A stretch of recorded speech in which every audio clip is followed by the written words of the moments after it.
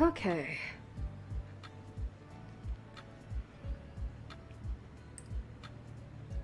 Just about, ready, everyone.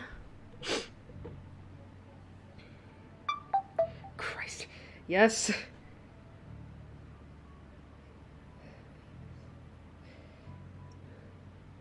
Fucking phone went off, because I guess...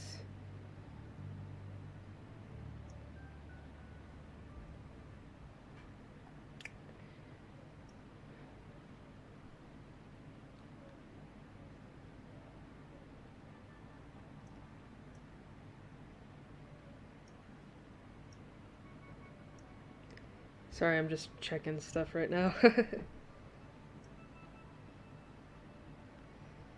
Oh, God, that's cold.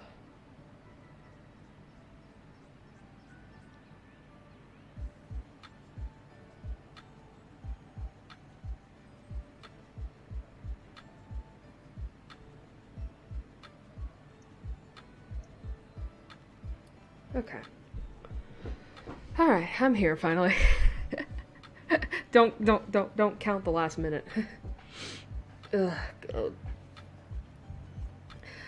I'm gonna say right now, I apologize for how I sound. I am congested.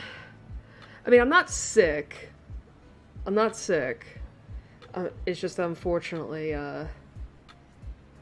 my sinuses are a little backed up. And, I can tell that my voice has changed somewhat from that, so I apologize if the voice acting is not up to snuff tonight or even next month, because this shit don't go away after a few days, it feels like. But hi, hello, I'm here. It's been a month since I last streamed. Feels weird, I'm not gonna lie. I think it's just because of the fact that it's like, considering how I spent most of last month just streaming twice a week, and then just complete radio silence, basically, for an entire month after. It's I think it's just kind of like, ugh. But I am back, at least for tonight. I did get rest this month, although surprisingly, you'd think. So, a couple weeks ago now, when I went to bed, all of a sudden one day my body woke up and was like, I went to bed after like, oh fuck, what, 6? I woke up at 10 and my body was just like, you're awake now. And it's been that way ever since. Where it's like, all of a sudden I am just going to bed early as fuck, when it's still nighttime out. Instead of when the sun was already above the sky. And I mean, thankfully I've been slowly getting it back to that with relative success. I'm now able to stay up after 5:30, so but yeah, that's how the last couple weeks have been in terms of sleep. But overall, I've been resting. Although surprisingly, it's like, I feel like this month I've just been getting more and more upset at even the most minor inconvenience. And I don't know whether or not it's just because, like, I feel like I've said this multiple times before, but like, I absolutely hate the cold. And how should I put this? Like, again, I don't like the cold because of multiple reasons, but I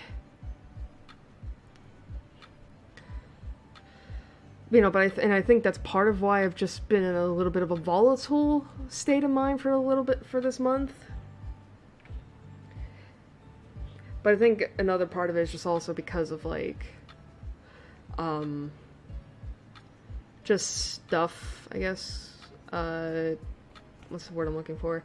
Just stuff, not going wrong per se, but just like popping up when you least expect it. You know? So I've had to deal with that. But, I mean, in terms of, like, my well-being, I'm fine. I'm perfectly fine, except for the congestion, but I've already explained that. But yeah. I think, but this past month I've just been writing non-stop, and I got another thing finished. Just, when was it? Tuesday, yeah. I finished another thing on Tuesday, and that's going to be posted throughout this week on Wattpad, AO3, DeviantArt, and Tumblr. So that's going to be fun, and then tomorrow or Tuesday I gotta start working on the final project of 2021, which I'm super nervous about. Like, it's something I've been looking forward to, but it's also like, oh fuck. But I'll explain more about that over the break, over the intermission. But you know, speaking of which, you might have noticed that the pre-stream screen looks different. And, you know, in that we actually have a background now instead of just a black nothing void. And I actually did this for both, I did it for the post stream, which you could see, and then I also did it for the intermission.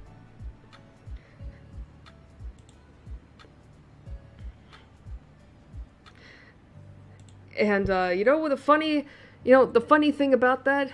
You want to know the funny thing about that? It was completely impulsive. like I was on Twitter late at night, and one of my mutuals retweeted like a backgrounds thing, it was a backgrounds color thing, and I was just like, huh, that would be interesting. And I got so and the idea immediately came to me that I'm like, maybe I should like have these as my part of my stream. So I just took the pictures. And just put them on OBS, and there we are. And for those who are wondering, this tech, I think it is free use. I believe it is.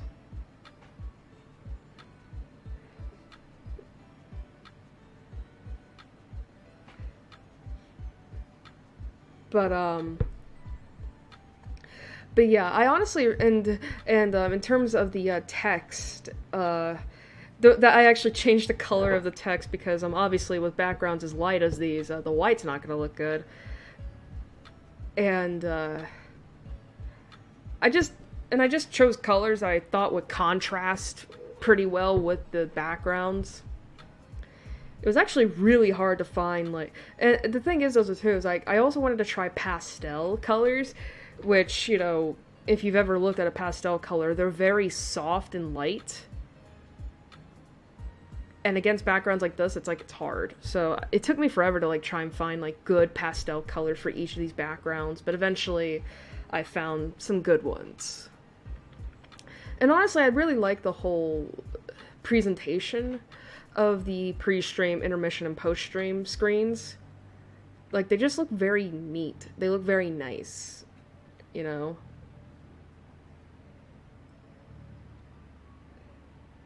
So, there's that. And it's actually kind of interesting, too, that I'm playing, like, a lo-fi remix right now, which also helps with the presentation. And obviously it's of Jubilife City yet again.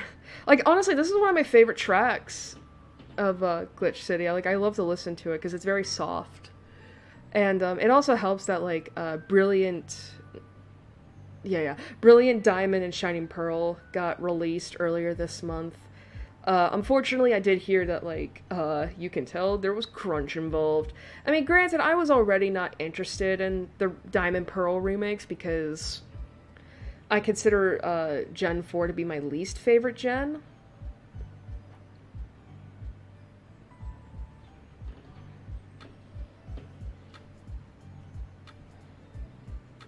So I just, and not to mention too, I just didn't like how the Diamond Pearl remakes looked. I'm not a fan of the very simple, minimalist style and all that. And from what I heard, it was probably a good thing that I didn't invest in it, because from what I heard, it's just outside of like a graphics update to the Switch, nothing's really changed from Diamond and Pearl to the remake. So I'm like, okay, that's good to know. Like, and the funny thing is though too is that like even if I had to play the Diamond and Pearl stuff, like I would have liked it if they at least had like the platinum features, the features that were released on platinum, but apparently they didn't even have that. So I was just like, oof. I mean, I feel sorry for the players who got that, especially because from what I heard, the game has a shit ton of soft locks, meaning like it's possible that like if you do something that I guess the game doesn't account for or something, you're completely not able to play the game after a certain point. And it's like, oof. You can tell this game was crunched on a deadline. And I'm not necessarily blaming Game Freak for that. Like, I know it's easy to blame them for something like that, but you also got to keep in mind that, like, as far as I know, Game Freak doesn't really work on any other titles except for Pokemon, huh? Aside from Pokemon. I mean, they did have their own game, I think last year. What the hell was it called? Like, My Town Hero or something like that. But it did not sell well at all. And I think part of it was just because of that. I think that game was also, like, rushed. And all of that. I mean, hell, I remember seeing some of the previews that they put out for E3 and all that last year, and it did not look good at all. So, I have no idea what became of that game. I just know that it bombed bad. So I think, but again, I'm not blaming Game Freak for how the Diamond Pearl remakes came out. I mean, I'm sure Brilliant Diamond and Shining Pearl are still fun to play, don't get me wrong. I mean, I know plenty of people who are having a lot of fun with those, but I think those same people would also be like, it could have been better, you know what I mean? And again, I'm not blaming Game Freak for how the game came out. I mean, that's more of the Pokemon Company's fault, because they want these yearly releases, and it's just like, dude, the more complex these games become, the more time that is going to be needed to be dedicated to them, and you can't just keep rushing them. And it also doesn't help that, like, Game Freak also had to... Wait, is Game Freak working on Pokemon Legends Arceus? I forget. I feel like... No? Maybe not. I don't know. But I do know at the very least that, like, that game is a lot more ambitious than the Diamond Pearl remakes. And, honestly, I'm hoping Pokemon Legends Arceus doesn't flop. That would suck, because that's the game that I've been looking forward to more than the Diamond Pearl remakes, because of just... Again, I love everything about Legends Arceus. Like, I love the aesthetic, I love the... Like, it's very much still, like, the mainline series, the main games, where you have to catch Pokemon and all that, and fight them and all that, but now you get different methods as to how to catch them, and you're not doing it for a Pokedex, and you're not battling 8 gyms. No, you're just going around the Hisui region and filling out an encyclopedia, which I guess is technically considered filling out a Pokedex, but it's more for research purposes, if that makes sense. Like, I'm still probably not going to be able to do that, but I think the idea of just being able to complete this Pokédex without any other distractions. I mean, obviously you gotta figure out, like, what the whole main story is and all that, because I'm sure as shit that, you know, the whole game is not going to be about just catching these different Pokemon. Like, Arceus has something to do with it. But, honestly, I'm just really excited and all that. I just love, and I also love the aesthetic. Like you can tell this is, like, feudal Japan, and it's like, it's something that really just hits right, you know? But yeah, I'm really hoping that game doesn't flop. Especially because it's like, bitch, I'm gonna be dropping an additional $100-something bucks just to get a new charging dock, because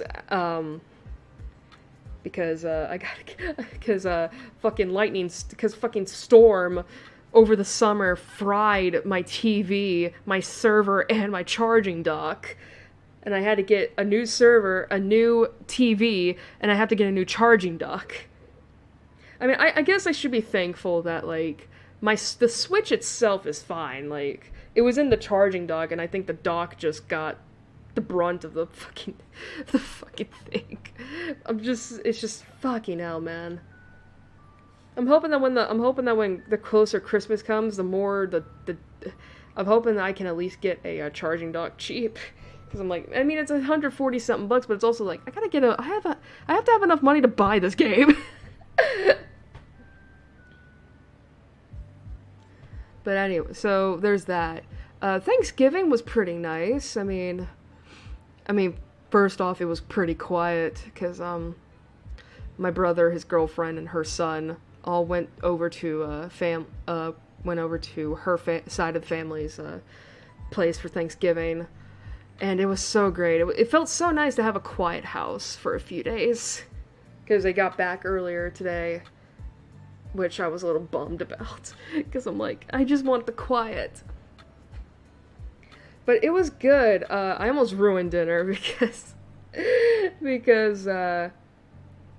let's just say that you have a pot, because you only have one pot that turns out to be too small for the dinner, and now you're having to worry about it overflowing.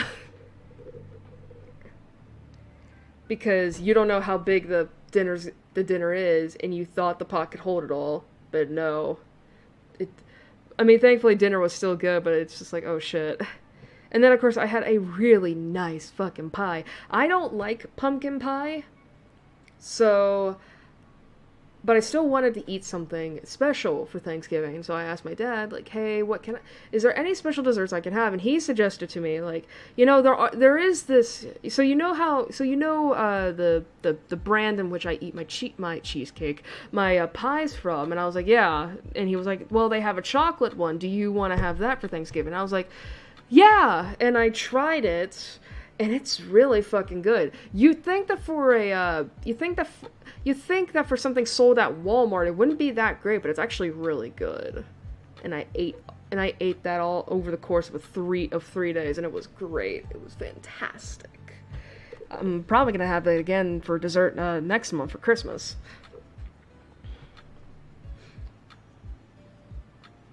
But other than that, really nothing has happened.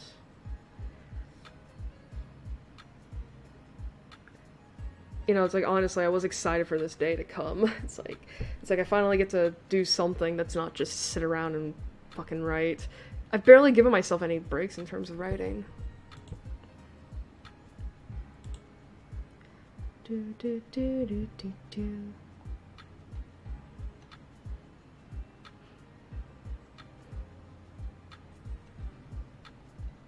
What the fuck? Sorry, I'm looking on Twitter right now and I'm just like, what the hell?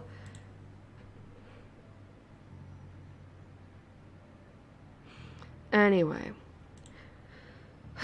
So we have been live for almost a half hour. But, so the game we are going to be playing.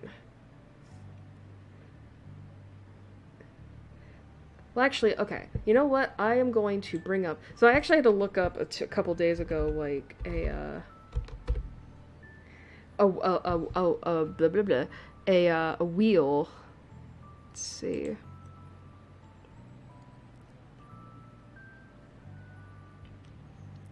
I'm gonna mute this just in case. Is there a...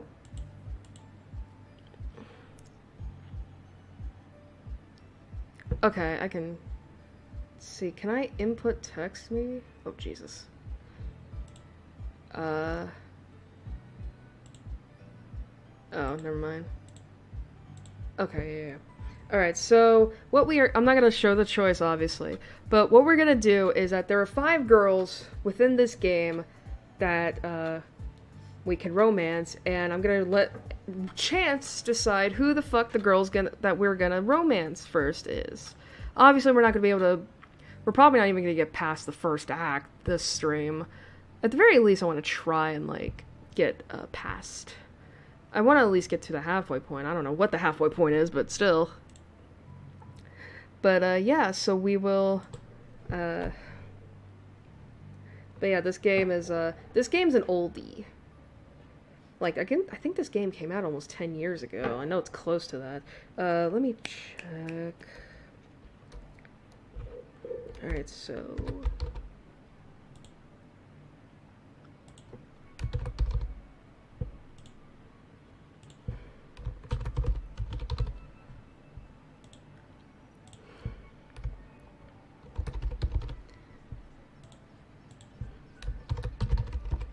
And there. Alright, so we have 5 girls to choose from, and... So we have 5 girls to choose from.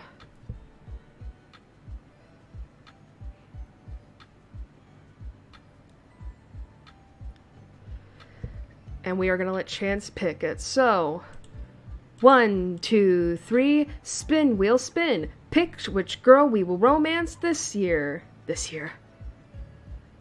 Oh! Oh, wow, her? Oh my god, really?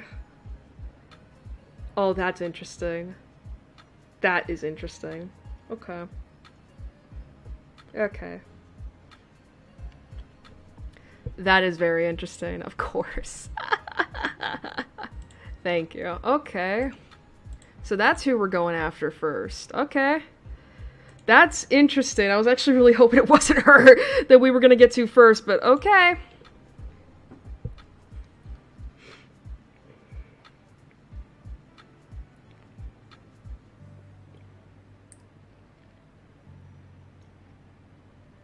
Alright, I am going to bring up a walkthrough here. Just to help me out, because the choices in the first act, even if you're not like... Because, I mean, the choices in the first act really, pretty much determine which route you're going to go on. So it's like, okay. I will look up game facts. Oh man, that's interesting though, that we get her. I mean, I know it sounds like it's awful that like, it's like, oh, why do we have to pick her? No, it's not because of that. It's because of the fact that, she's kind of notorious for being like, I mean, first off, she's usually the first girl like a lot of Let's Players pick. I guess because she is very pretty and all that, but also because she is very much fits the whole, I want to save her girl, you know what I mean? But it's also because of the fact that she's also, like, she's notorious for, everyone's first bad ending, because this game has multiple endings. I mean, obviously with the amount of girls, but they also have, like, bad endings, neutral endings, and then good endings.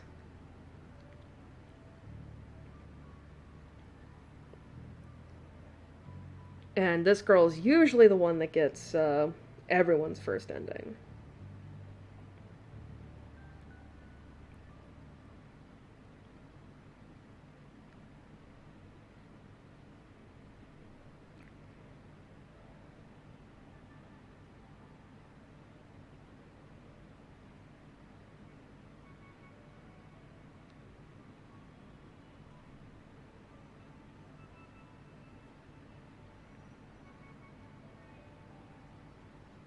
Okay.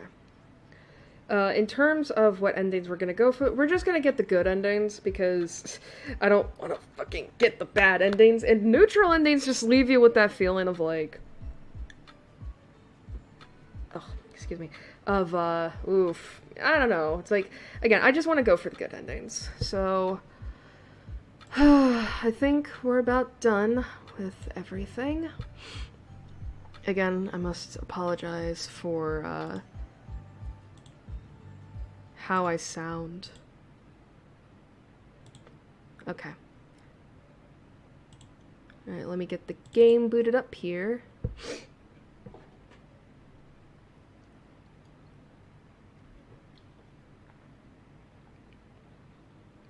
Uh-oh, SpaghettiOs.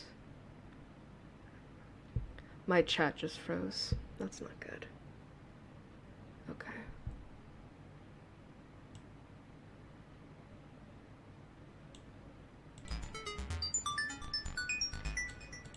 Okay. Alright. There we go. Alright, so this is our game here, ladies and gents. And NBs. Honestly, like, I don't know why it's not capturing my cursor for whatever reason.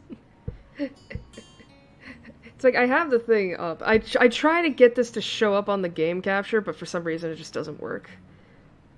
I really hope this looks good. Alright, let me pull up my stream real quick on YouTube.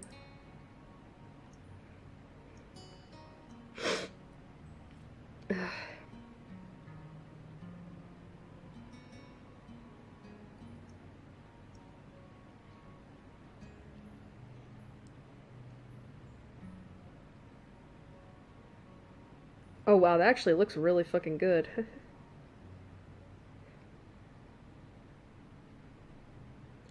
I'm looking at my stream right now on the YouTube. It actually looks really good. I actually applied a sharpen filter to the video because I figured, like, because unfortunately this is stretched to fit the screen.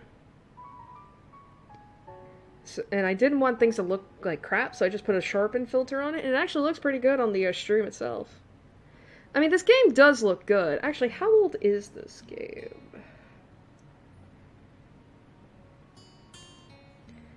I know it came out, like... So, the funny thing is about this game... Let's see...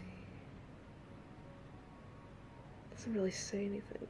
So, apparently this game is actually... This game, I know, came out, like, in the early 2010s. And it's developed by a studio called Four Leaf Studios. But the funny thing about this game and its studios is that this was made by 4chan members. And for those of you who don't know what 4chan is 4chan is this really old website where you pretty much shitpost and... I mean, I don't know how else to describe it. It's like, it's very much a website where it's like you can shitpost, but also be really horny, and it's very much like an amalgamation of just like image boards and all that. I mean, pretty much 4chan has the reputation of having a lot of shitposts, but also a lot of like harmful shit on there. So, and it's also really horny. So it's honestly amazing that 4chan members were able to create a game like this, because this game is surprisingly thoughtful on the characters, and actually, so the whole premise behind Katawa Shoujo, and I mean actually in the name itself, if you look up here in the right hand corner, you have Katawa Shoujo, and I think if I remember right, Katawa Shoujo roughly translates to crippled girls or cripple girls, which, by the way, never refer to a disabled person as a cripple. Please don't. That is highly offensive. I mean, granted, I don't know whether or not the Japanese language had a word for disabled in terms of like disability, but I digress. So pretty much from the title itself, the premise is basically that you are a student named Hisao, and you were recently diagnosed with a heart condition. I think they do explain what his heart condition actually is in the game, right in the beginning. And he gets transferred to a school that is specialized for disabled kids, and he pretty much meets these 5 girls, and and through a series of choices, he romances a girl, learns about her story, and and how should I put this? And and pretty much just helps her overcome her obstacles, pretty much. And all these girls have their own issues and problems and all that. Some, and some of them, and another thing is that all of these girls are disabled in themselves, and we'll see them as we go along. But the reason why I say this game is surprisingly thoughtful is the fact that you can tell they put a lot of effort into making all of the characters, not just the main character and his potential love interests, all the characters, into well-rounded characters that just so happen to be disabled. And they also put a lot of effort into researching these disabilities, and they do tackle some stuff that disabled people face and all that. Now granted, you're not going to get all of the issues, not all the things that disabled people face in society from just one girl. Like, it's very, it very much, this game in a way encompasses the whole thing of like a disabled person doesn't necessarily have the same experience as another one, you know what I mean? And in terms of my own experiences with the game, I did play through this game. I did play through all the girls, although surprisingly it was a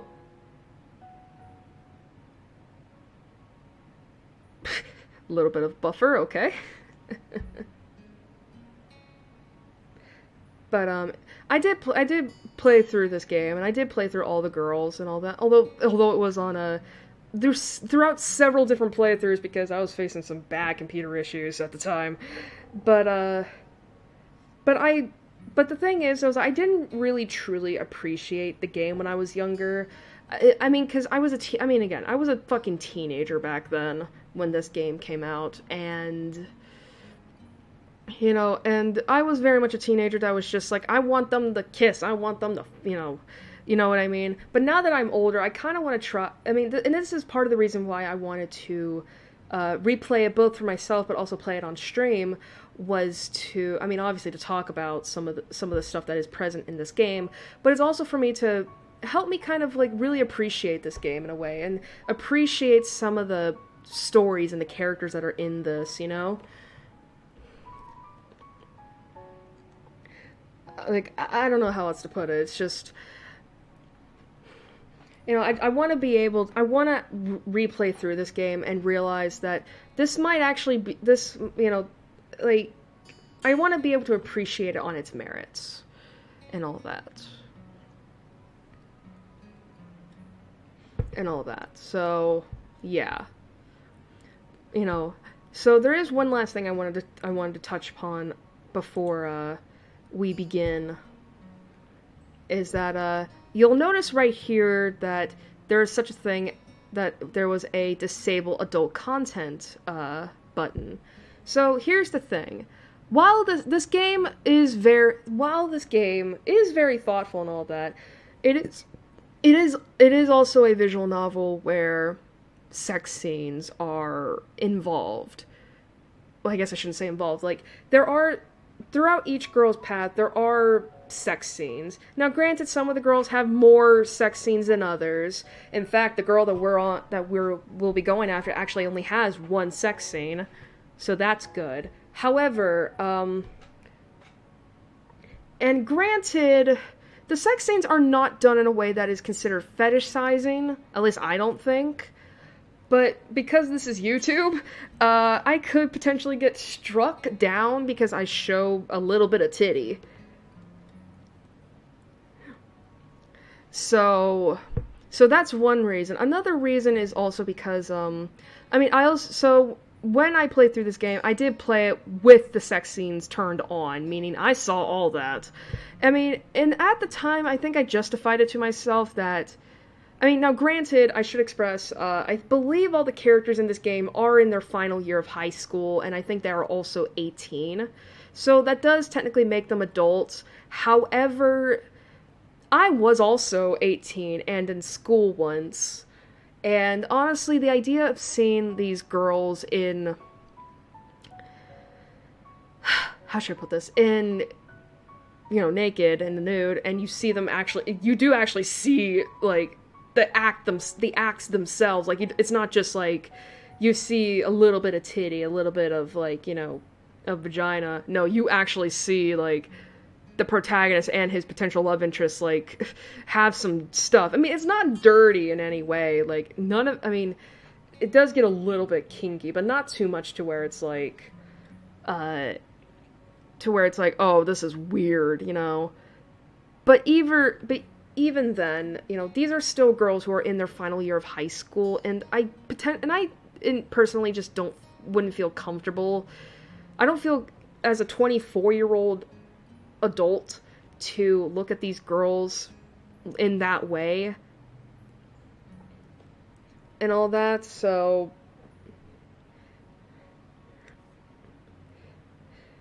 I disabled the adult content. I mean, not to mention too that, like, even if I don't have a way of censoring shit, so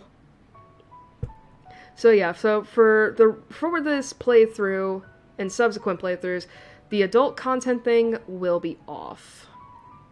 However, if you want to play this game for yourself, you just pretty much Google it, and I'm pretty sure you'll go to the website. The game is free, for the record. You do not have to pay money for it. I believe even, like, they did come out with extras for this game, too. Like, I think there's, like, an art book, there's a soundtrack, and I think those are free, too. Like, this game is completely free. You just have to download it. That's about it. So if there are any, I guess, dirty birdies in the future who want to play this game and want to see these sex scenes for themselves, all you got to do is either just download the game from the website or just Google it, because I think you can do that on Google, which is weird, but okay. But yeah, so with that out of the way, let's get started then, shall we?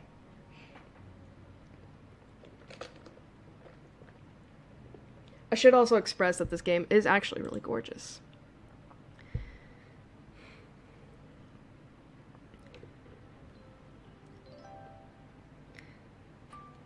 Alright.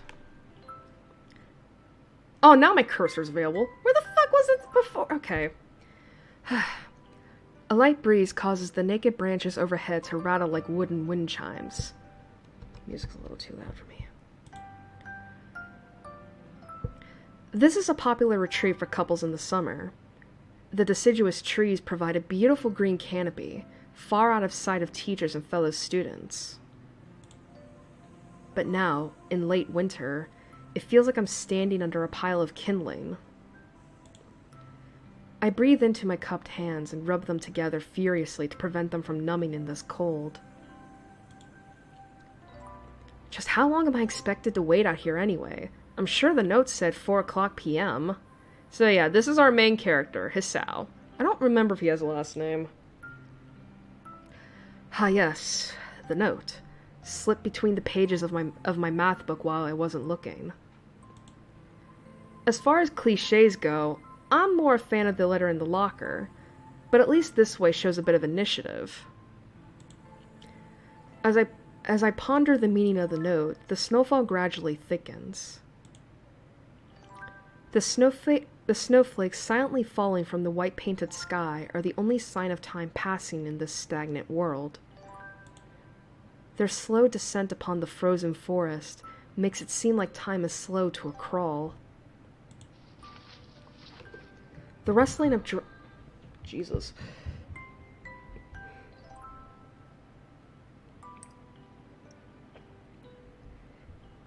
Sorry, I also have a 6-year-old boy running around the house like he's got nothing else to do. Probably hopped up on sugar.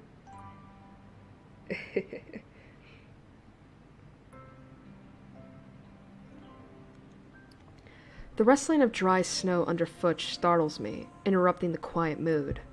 Someone is approaching me from behind. Oh boy, my voice is gonna sound so bad with this. Hisao? You came? A hesitating, barely audible question. However, I recognize the owner of that dainty voice instantly. I feel my heart skip a beat. It's a voice I've listened to hundreds of times, but never as more than an eavesdropper to a conversation. I turn to face this voice, the voice of my dreams, and my heart begins to race.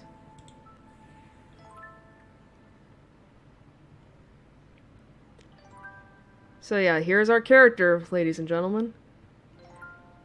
Iwanako? I got a note telling me to wait here. It was yours? Damn it. I spent all afternoon trying to come up with a good line, and that was the result. And this is our girl here. Pathetic. Yes. I asked a friend to give you that note. I'm so glad you got it. A shy, joyous smile that makes me so tense I couldn't move a single muscle even if I tried. Oh. My heart is pounding now, as if it were trying to burst out from my chest and claim this girl for itself.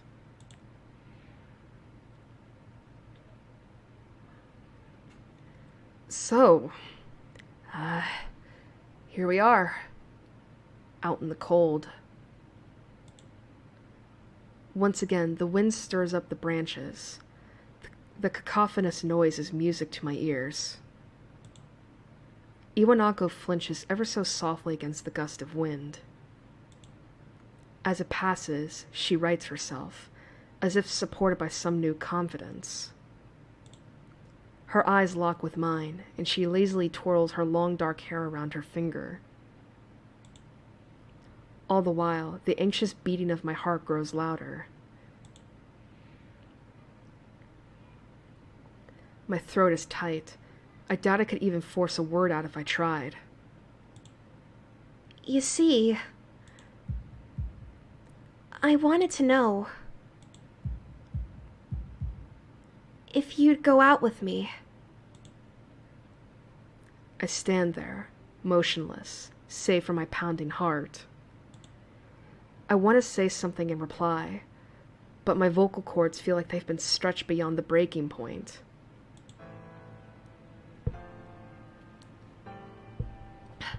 Hisao? I reach up to try to massage my throat, but this only sends spikes of blinding pain along my arms. Hisao? My whole body freezes, save for my eyes, which shoot open in terror.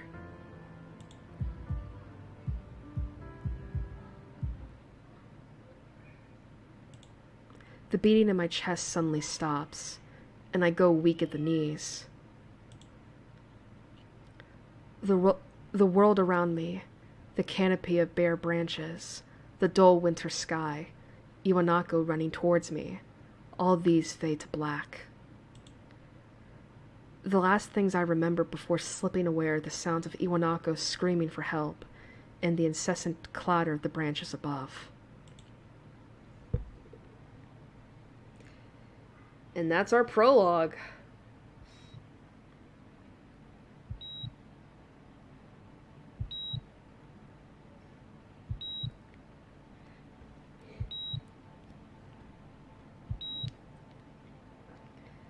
This game does have some animations, by the way. And they are really good.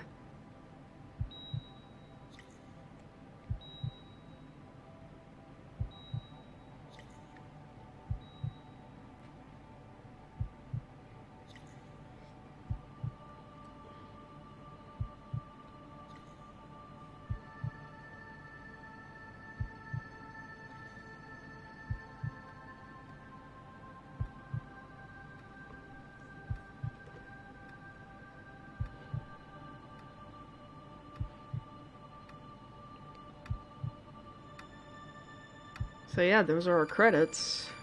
Those are all the people you have to thank for bringing us this game. I don't know if all the members are from 4chan. I think the writers definitely are.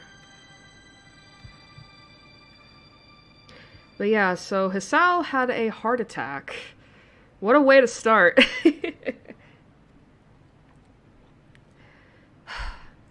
It's been 4 months since my heart attack.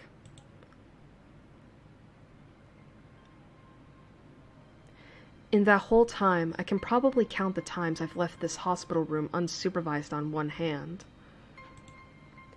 4 months is a pretty long time when you're left alone with your thoughts.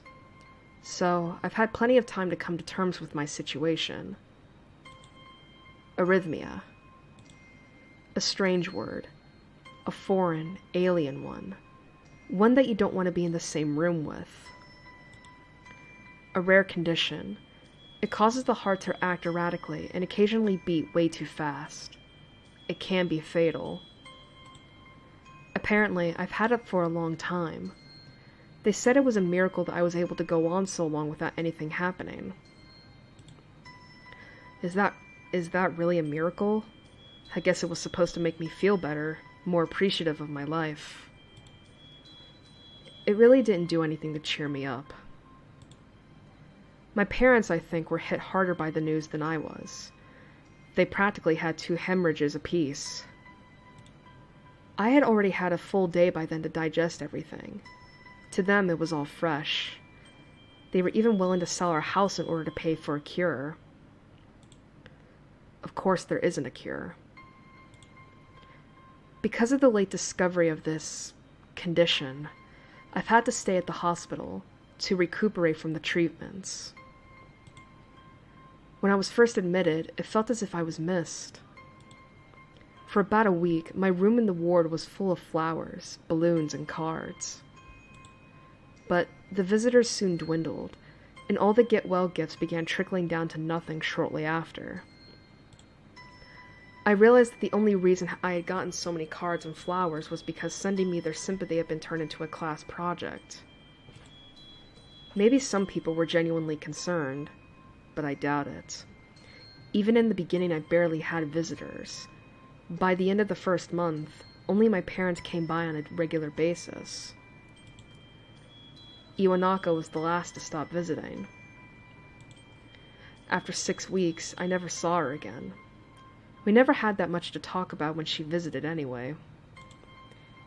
We didn't touch the subject that was between us on that snowy day ever again. The hospital? It's not really a place I'd like to live in. The doctors and nurses feel so impersonal and faceless. I guess it's because they're in a hurry and they have a million other patients waiting for them, but it makes me feel uncomfortable. For the first month or so, I asked the head cardiologist every time I saw him for a rough estimate of when I'd be able to leave. He never answered anything in a straightforward way, but told me to wait and see if the treatment and surgeries worked. So, I idly observed the scar that those surgeries had left on my chest slowly change its appearance over time, thinking of it as some kind of an omen. I still ask the head cardiologist about leaving, but my expectations are low enough now that I'm not disappointed anymore when I don't get a reply. The way he shuffles around the answer shows that there is at least some hope. At some point I stopped watching TV. I don't know why, I just did. Maybe it was the wrong kind of escapism for my situation. I started reading instead. There was a small library at the hospital, although it was more like a storeroom for books. I began working my way through it, one small stack at a time. After consuming them, I would go back for more. I found that I liked reading, and I think I even became a bit addicted. I started feeling naked without a book in my hands. But I loved the stories. That was what my life was like. The days became increasingly harder to distinguish from each other, differing only by the book I was reading and the weather outside. It felt like time blurred into some kind of gooey mass that I was trapped inside, instead of moving within. A week could go by without me really noticing it. Jesus, there's a lot of noise going on. Sometimes I'd pause in realization that I didn't know what day of the week it was. But other times, all the things that surrounded me would painfully crash into my consciousness, through the barrier of nonchalance I'd set up for myself. The pages of my book would start to feel sharp and burning hot, and the heaviness in my chest would become so hard to bear that I had to put the book aside and just lay down for a while, looking at the ceiling as if I was going to cry. But that happened only rarely, and I couldn't even cry. Today, the doctor comes in and gives me a smile. He seems excited, but not very. It's like he's trying to make an effort to be happy on my behalf. My parents are here. It's been a few days since I've last seen them. Both of them are even sort of dressed up. Is this supposed to be some kind of special occasion? It's not a party. There's this ritual the head cardiologist has. He takes his time sorting his papers, then setting them aside as if to make a point of the pointlessness of what he just did. Then he casually sits down on the edge of the bed next to mine. He looks me in the eyes for a moment. "Hello, Hisao. How are you today?" I don't answer him, but I smile a little, back at him. "I believe that you can go home. Your heart is stronger now, and with some precautions you should be fine. We have all your medications sorted out. I'll give your father the prescription." The doctor hands a sheet of paper to my dad, whose expression turns wooden as he reads it quickly. So many. I take it from his hand and take a look myself, feeling numb. How am I supposed to react to this? The absurdly long list of medications staring back at me from the paper seems insurmountable. They all blend together in a sea of letters. This is insane. Side effects, adverse effects, contradictions,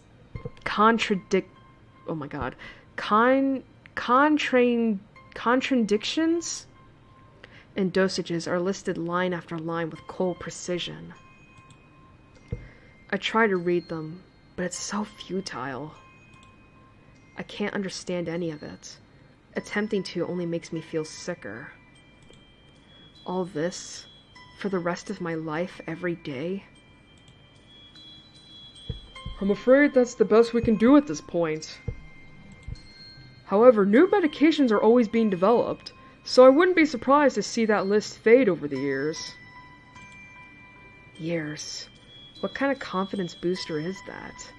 I'd have felt better if he hadn't said anything at all. Also, I've spoken with your parents and we believe that it would be best if you don't return to your old school. What? Please, calm down, Hisao. Listen to what the doctor has to say. Calm down? The way he says it tells me he knew full well that I wouldn't like it. Am I going to be homeschooled? Whatever of my concern shows, it's ignored. We all understand that your education is paramount. However, I don't think that it's wise for you to be without supervision.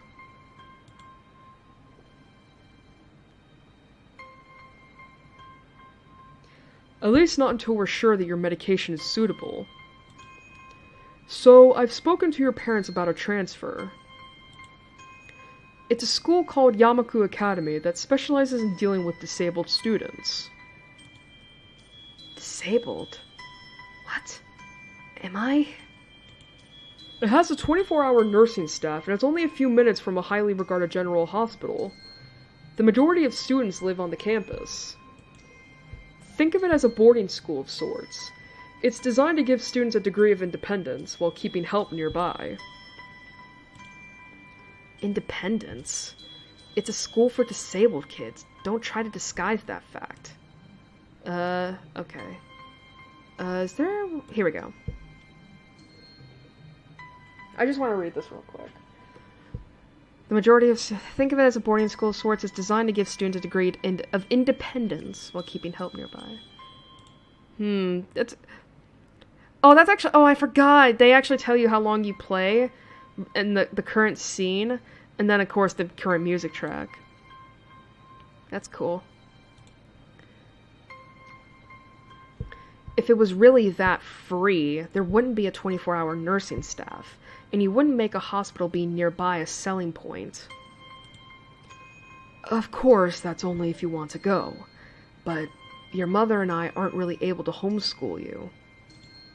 We went out there and had a look a couple of weeks back. I think you like it. It looks like I really don't have a choice. Compared to other heart problems, people with your condition usually tend to live long lives. You'll need a job one day, and this is a good opportunity to continue your education. This isn't an opportunity. Don't call it an opportunity. Don't call it a goddamned opportunity. Well, you should be excited at the chance to go back to school. I remember you wanted to return to school, and while it's not the same one... A special school. That's... an insult. That's what I want to say.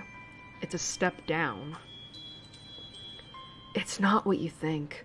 All the students there are pretty active in their own sort of way. It's geared towards students that can still get around and learn, but just need a little help. In one way or another. Your father's right, and many of the graduates of the school have gone on to do amazing things. A person doesn't have to be held back by their disability. One of my colleagues in another hospital is a graduate. I don't care. A person doesn't have to be held back by their disability. That's what a disability is. And do not worry, I will talk about all of this. We just need to get to a stopping point. I really hate that something so important was decided for me. But what can I do about it? A normal life is out of the question now. It's funny. I had always thought my life was actually kind of boring, but now I miss it. I want to protest. I want to blame this lack of reaction on shock or fatigue. I could easily yell out something now. Something about how I can go back to school anyway. But no. I don't say anything. The fact is that I know now it's futile. I look around the room, feeling very tired of all this.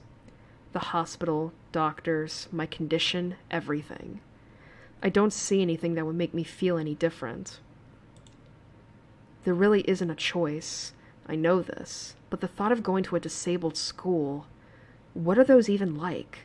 As much as I try to put a positive spin on this, it's very difficult. But let me try. A clean slate isn't a bad thing. That's all I can think of to get me through this. At least I still have something. Even if it's a special school, it's something. It's a fresh start, and my life isn't over. It would be a mistake to just resign myself to thinking that. At the very least, I'll try to see what my new life will look like.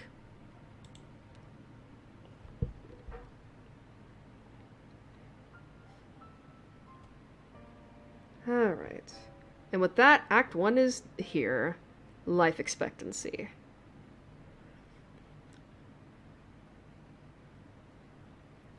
Alright, so... Alright, let's get that little bit out. Let's get that little scene out of the way. It is kind of interesting looking back at that and seeing that, like, wow, this is like... I mean, okay, so... So, obviously, you don't need to be born disabled, right? Like, disabled people, they're not just born, they can also be made, if that makes sense. You know? And I can definitely understand what it's like to be a person who all of a sudden, like, one day you think that you're normal, you're able-bodied and all of that. But then but then all of a sudden your life changes and now you're disabled for the rest of your life. And I can definitely understand the feelings that can come with that. I mean,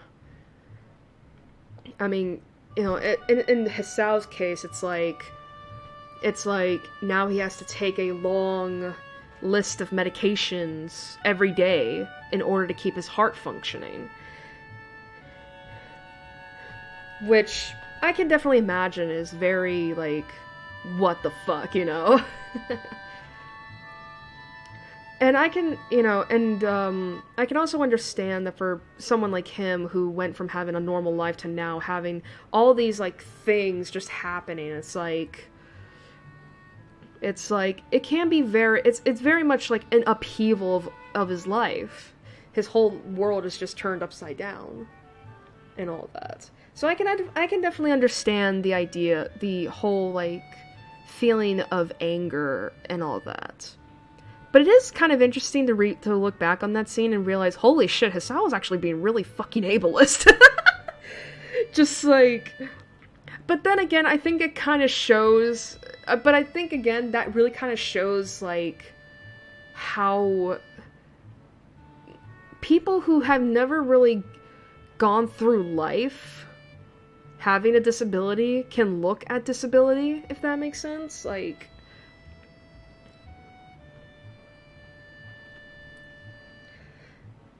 I mean, I guess speaking as, I mean, it's so weird to consider myself as a disabled person when it's like, I don't, where it's like, I don't know how to put this, it's like, autism is considered a disability, considering the fact that, like, you know, society isn't really geared towards helping people like me. Like, it's not, there's not a lot of accommodations made for us, if that makes sense. But in some regard, I am disabled, but I can still function, you know? And I can definitely understand the whole idea of, like, I don't know how to put this, it's just, I think what I'm trying to say is that, like, I can definitely understand Hisao's feelings and all that, but I also wonder if that scene is also to showcase how, like, how someone who became disabled can look at disability, you know, now that their life is, I hate to say this, like, it's bad, but irreversibly changed, you know? But obviously it's like, you know, your disability does not have to define you, like, you can be yourself, you just so happen to be disabled, you know? But it's actually kind of interesting to think about this, because, in actuality, when I was first, diagnosed with autism, I was very much the same way. I was like, I don't want my life to change. I don't want to have these helpful accommodations. I mean, unfortunately, like, I honestly wish that my parents kind of forced, like, because, I did have the choice of attending, special ed classes at school and all that. That probably, you know, that I now realize would have definitely helped me in the long run, but back then, you know, when you're someone, you know, when you're a kid who already struggled with wanting to fit in and be normal and all that, and then to be diagnosed with something that pretty much just labeled you as abnormal, quote unquote, I chose to implicitly make my life harder by trying to fit in with allistics, you know, to fit in with neurotypical people and all that. And my parents, like, and it's not entirely their fault, like, they wanted to respect my choice. But I do sometimes wish that maybe they shouldn't have done that and just stuck me in special ed classes against my will, just so I didn't have a suicide attempt at some point in my life. You know, but there were times in my life where, even though I was technically considered disabled, God, this is gonna sound so awful. There were points in my life where I was just like, well, I may be this, but at least I'm not that, you know, at least I'm not like those autistic people, you know, like, and those were honestly thoughts I had when I was younger. And God, I wish I could go back and tell my younger self, like, please don't ever think that way about your fellow autistic people. Like, you're not better than them. They're not lower than you. You all just, you all have the same condition. Don't fucking, like, just don't be that way. Now, but still, it is interesting to read that scene back and completely understand where Hisao's getting at. But if you are a disabled person, I can also understand the absolute anger at him, being like, "What the fuck, dude?" But another thing that I should have actually mentioned this is that obviously this is a game that is set in Japan. Now, I don't know how Japan looks at disability as a whole and disabled people, but if it's anything like how Japan looks at mental illness, where it's very much a stigma, then I think I could kind of understand Hisao's, view on disability and all that. I mean, granted, America isn't that great with disability either. I'm not gonna sit here and say that, like, oh, America's the best. No. Obviously, we know how healthcare can be. But imagine being disabled and having to, and again, and be like Hisao, where you have to take a shit ton of medication every day. And having to deal with healthcare in America like that. But anyway, let's just go back here. But now we are in Act 1. The gate looked far too pompous for what it was. In fact, gates in general seem to do that, but this one especially so. Red bricks, black wrought iron, and gray plaster, assembled into a whole that didn't feel welcoming at all. Actually, it's kind of interesting, too, that, like, Hisao was just like, it's not really free if there's a hospital nearby, and I'm like, do you know? It's like, considering that this is a school for people who live with disabilities, like, obviously there are going to be kids that look disabled and all that, but then you're going to have kids like Hisao, where their disabilities are much more internal, and all that. And Hisao's just like, it's not really free if there's a hospital nearby, and I'm like, considering that there are plenty of medical conditions that can literally kill you, I think it's pretty great that a hospital is nearby for emergency care if need be. He really tries to make this sound so much worse than it is. I wondered if it looked like what a gate for a school should look like, but couldn't really decide.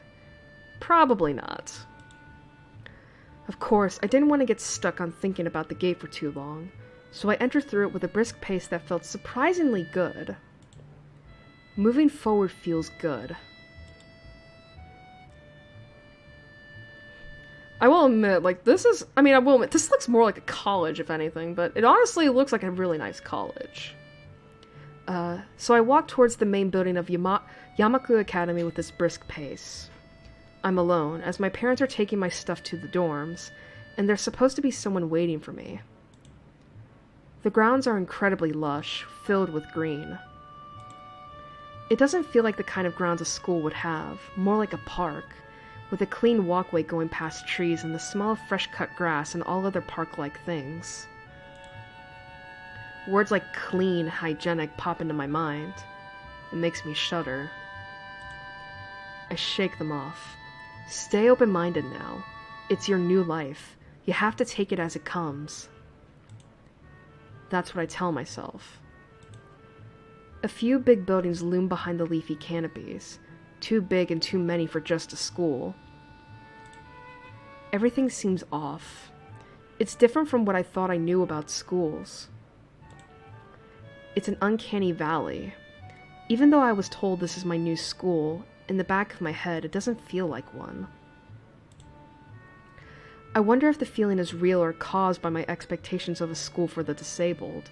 What, you'd think it was going to be run down and just completely looking like the projects? Speaking of that, I don't see anyone else here. It's kinda eerie.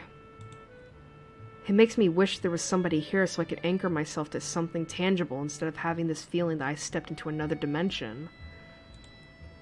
The trees hum with the wind, and the green hues flashing all around me catch my attention. It makes me think about hospitals again, how they say that the operating rooms are painted green because green is a calming color. So why am I feeling so anxious despite all this greenery? Honestly, you could be having a little bit of PTSD from hospitals. I mean, and that would make sense considering that Hisao spent like a good portion of it, like 4 months in a effing hospital room. And I think anyone can tell you that staying in a hospital for that long, it's not great. It's not great. I mean, even if you know that, you're there so that you can get help and all that, it doesn't feel good. I mean, I'm someone who stayed in a hospital for the better part of a week. Only after I stand in front of the haughty main building, I surprise myself by realizing why the gate bothered me. It was the last chance I had to turn back, even if I had no life I could return to. But still, after entering, there was absolutely no way I could go back anymore. Feeling nervous and with this realization set in my head, I opened the front door.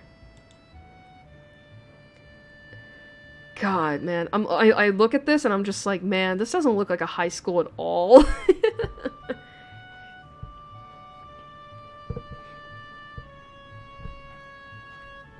God, if anything, this looks like a community college building. A tall man with bad posture notices me as I enter. We're the only people in the lobby, so it's only logical. Okay, so we do know his name. I didn't remember. Alright.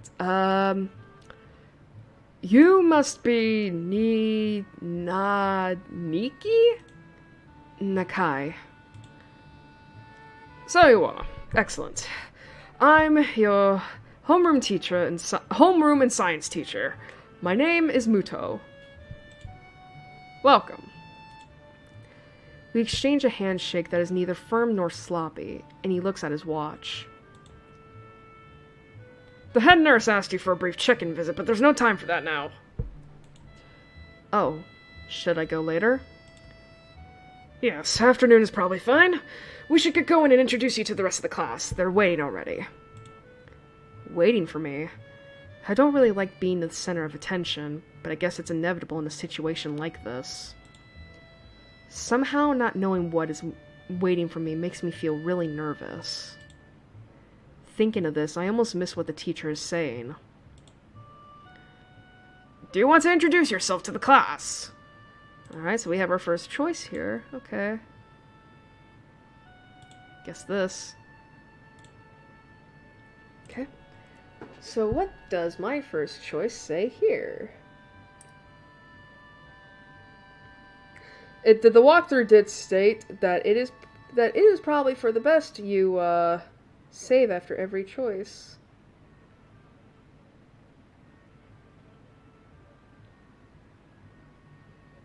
As soon as I get done with Twitter.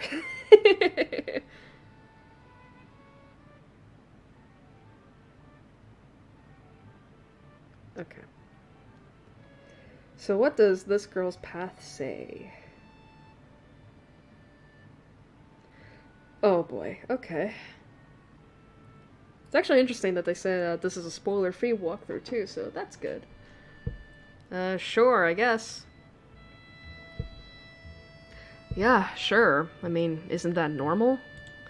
Of course, but not everyone likes to be at the center of attention. I'm probably one of those people, but I guess I should be the one to give the first impression of myself. I would not do this, by the way. Right. But it's no problem. Let's go then! My heart is pounding in my chest, and it keeps me thinking about my condition as I follow the teacher up the stairs. The third floor down the third floor corridor is marked as the classroom for class 3-3. So I don't know if anyone knows this about Japanese school conventions, is that usually you can tell what student is in what year by their class number. So because this is 3-3, Hisao is a third year. And in Japanese high schools, third year is usually the senior class, meaning they're the ones to graduate. Or 12th grade.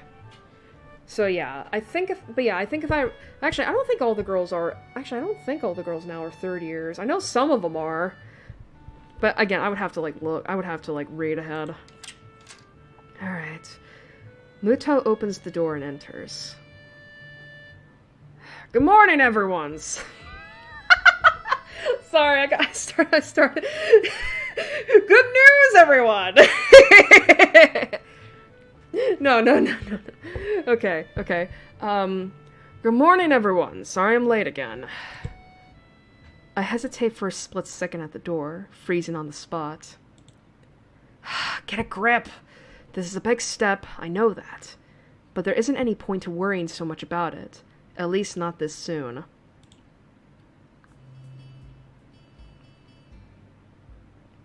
I follow the teacher into the classroom and look around, partially so I won't have to meet the curious gazes of my new classmates. It's pretty spacious. The ceiling is unusually high, and there's lots of space left over around and in between the desks.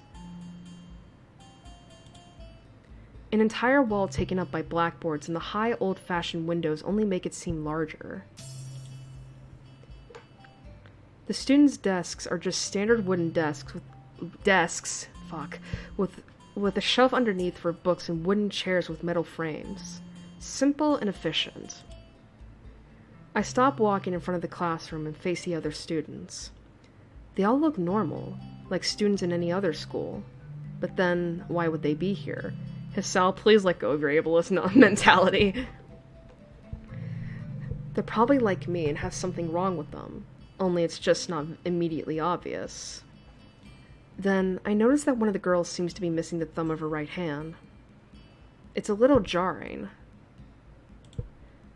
Despite the natural tendency to listen when someone's talking about you, I tune out the teacher's speech halfway through while he introduces me to the class. I notice a flash of dark hair and see that someone is looking at me.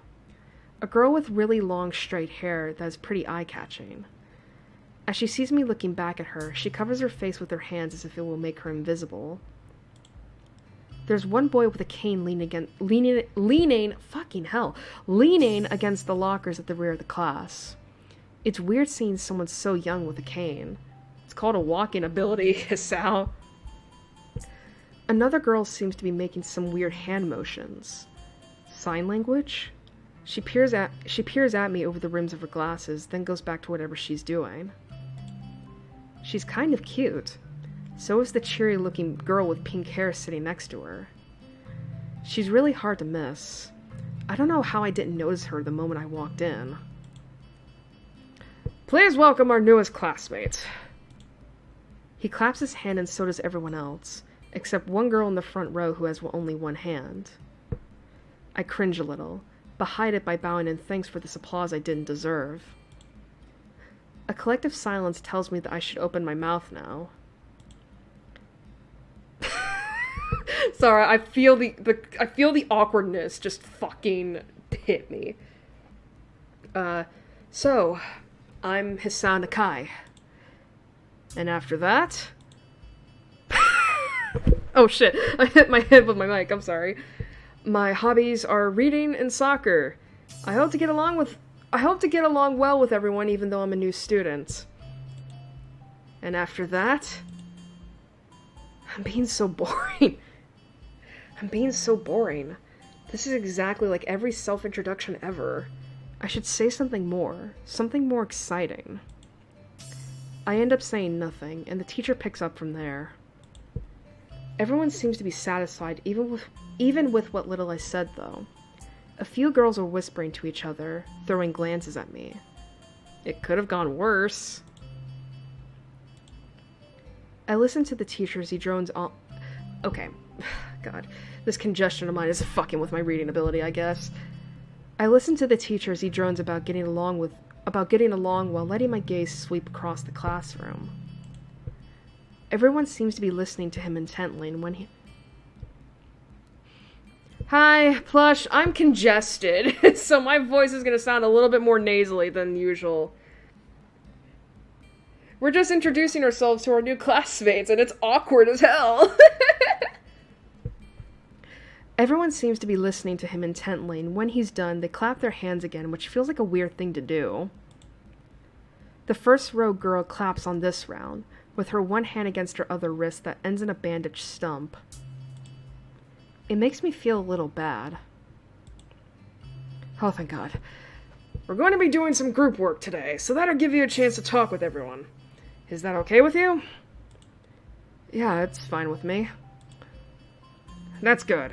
You can work with Hakamichi. She's the class representative. She can explain anything you might want to know. And who else will be able to do that better, right?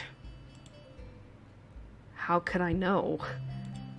The teacher passes out the day's assignments and announces that we'll be working in groups of 3. It hits me that I don't know who Hakamichi is. Slow. The teacher seems to catch my helpless expression. Alright, Hakamichi's over there. Shizune Hakamichi.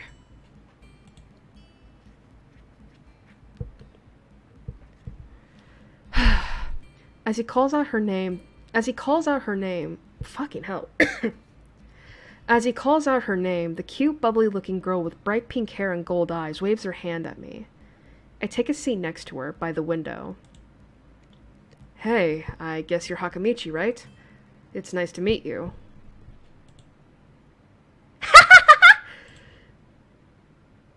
What? I'm caught off guard by her laughter. It's nice to meet you too, but I'm not Hakamichi. I'm Misha. Misha. How do Japanese names work? This is Hakamichi. Shi-chan. By the way, this is one of our love interests. Specifically, this girl right here. Ooh, music's a little bit loud, isn't it? Let me, turn it down a little bit.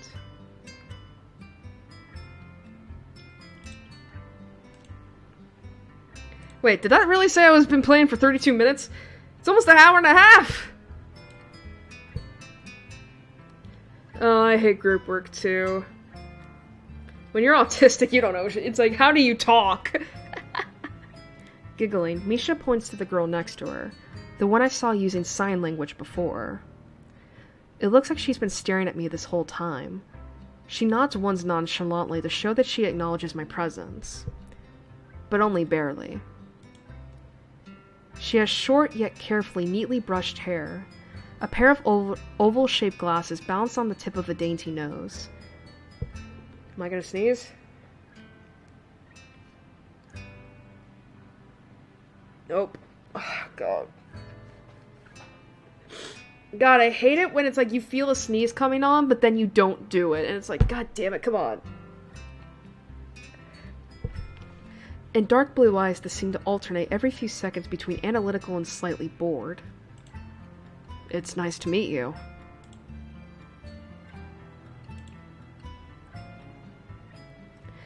She immediately looks at Misha, who smiles and makes a few quick gestures with her hands. Hakamichi nods and makes a few gestures of her own. I start to wonder if the teacher was messing with me, saying things like, "You'll be able to talk to people, and who better to explain things to you?" What's communication? What's having basic social skills?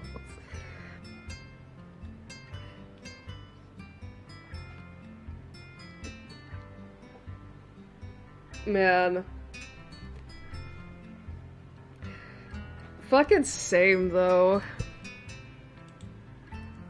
I can see you're a little confused, right? Right? But I understand why you would think I was Shi-chan. Shi-chan is deaf, so I'm the person who translates things back and forth for her. I'm like an interpreter. She says it's nice to meet you too.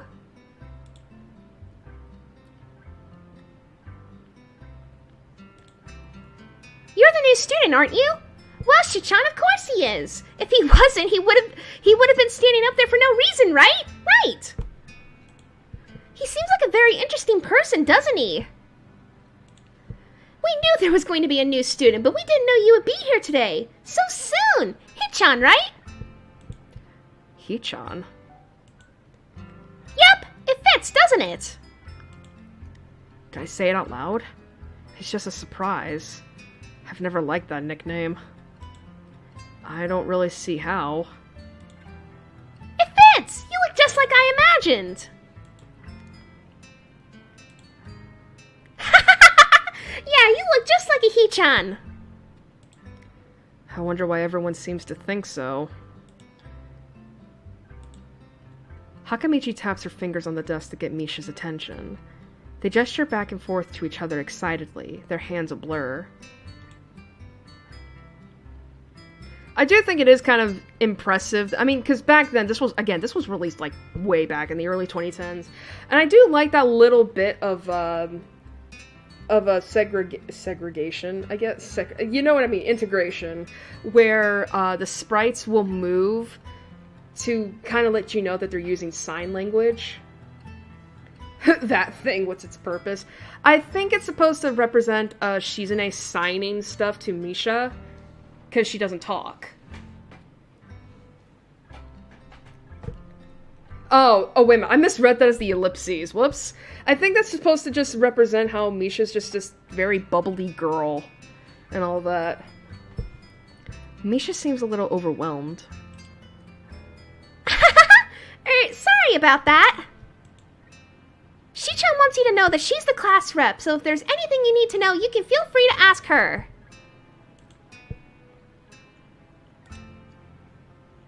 Do you like the school so far? We could show you around a little if you haven't had the time to walk around and familiarize yourself with it. Misha stumbles with the hard word a bit, making it stick out in her otherwise fluid translation. Thanks, that would be pretty helpful. Yeah, I just kind of came straight to class today.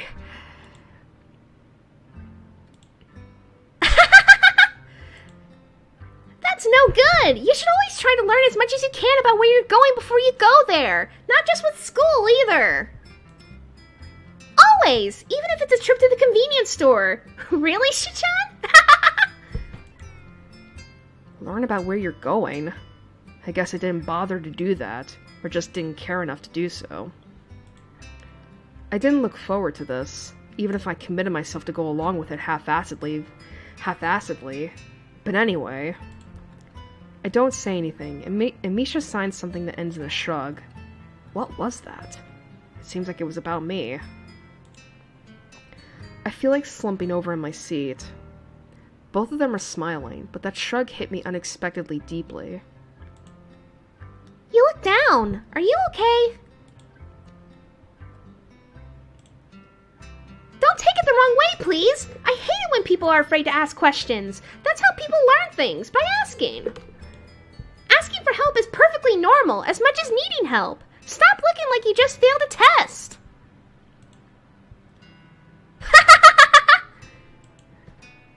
Alright. Ah, and another thing, you don't have to call Shichan something so formal like Hakamichi or class rep all the time.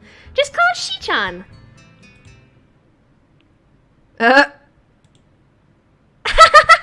Okay, maybe that's too casual. Maybe Shizune would be more appropriate? Yep, Shizune is fine. Okay, that would be a lot easier for me. I feel a lot more at ease. Both of them seem so friendly, so I feel like an idiot for being so apprehensive earlier. Especially about Shizune, who I assumed would be all business. Well, she still seems like that. Just less so, I guess. Huh? Oh, right, we haven't even touched the assignment. We should start work now, or Shichan will get mad. The assignment's also kind of long, so we should start now if we want to finish it before the end of class. That too! Pouty face. Shizune glares at the two of us impatiently. I don't need to know sign language to understand that. Okay, I get the message.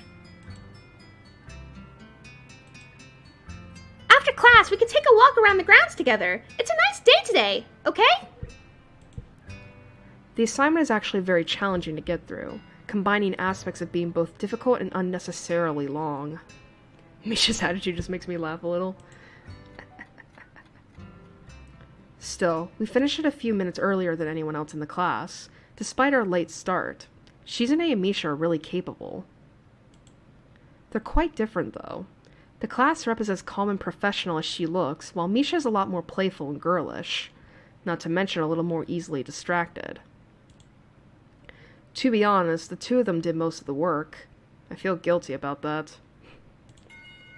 Oh, the clock tower bells ring, signaling the end of the period. Time for lunch. Without knowing what else to do, I follow Misha, who is beckoning me into the hallway and down the stairs. We descend even below the lobby where I meet Muto, down to the bottom floor. Just like everything in this school, the cafeteria seems too spacious and oddly modern in contrast to the classic exterior. Its big windows open to the courtyard, towards the main gate. It's the cafeteria! Her enthusiastic statement of the obvious makes people around us stare, but Misha doesn't seem to care, so we proceed to the line.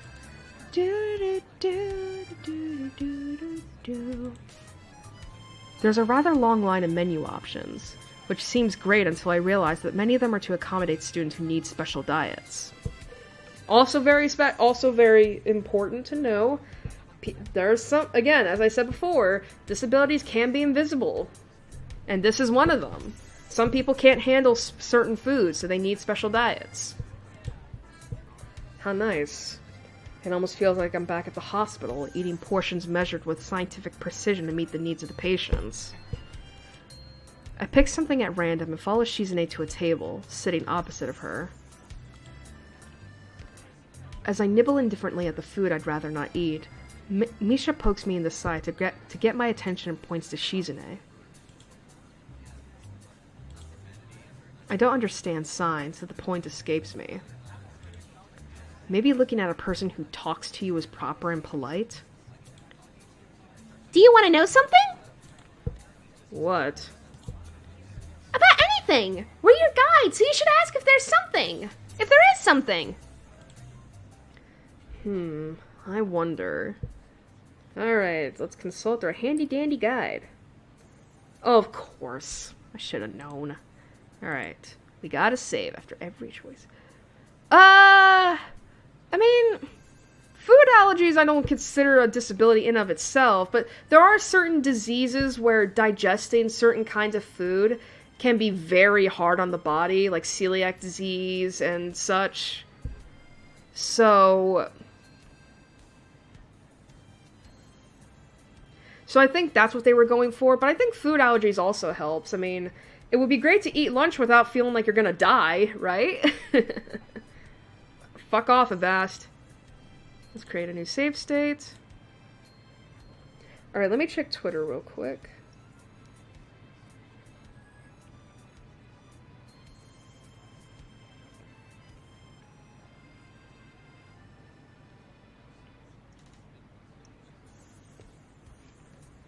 Alright. The library. Excuse me. Oh yeah, is there a library in the school? Lately I've gotten into reading a lot, so I'd like to check it out. Excuse me. Misha gives the kind of frown that makes it clear she doesn't consider reading a healthy hobby, but then picks up her smile again. There is! It's on the second floor. We can show it to you sometime. Thanks.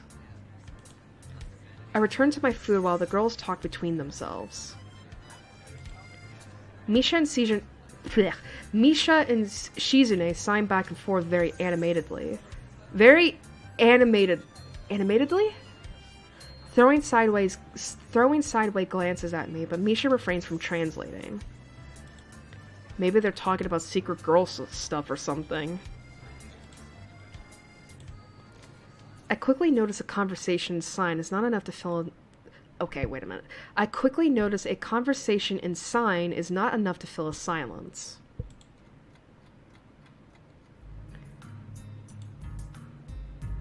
Seriously, the music in this game is really good. We arrive in the classroom early, but we're not the first. Exactly. Reading is very important. You gotta expand your vocabulary.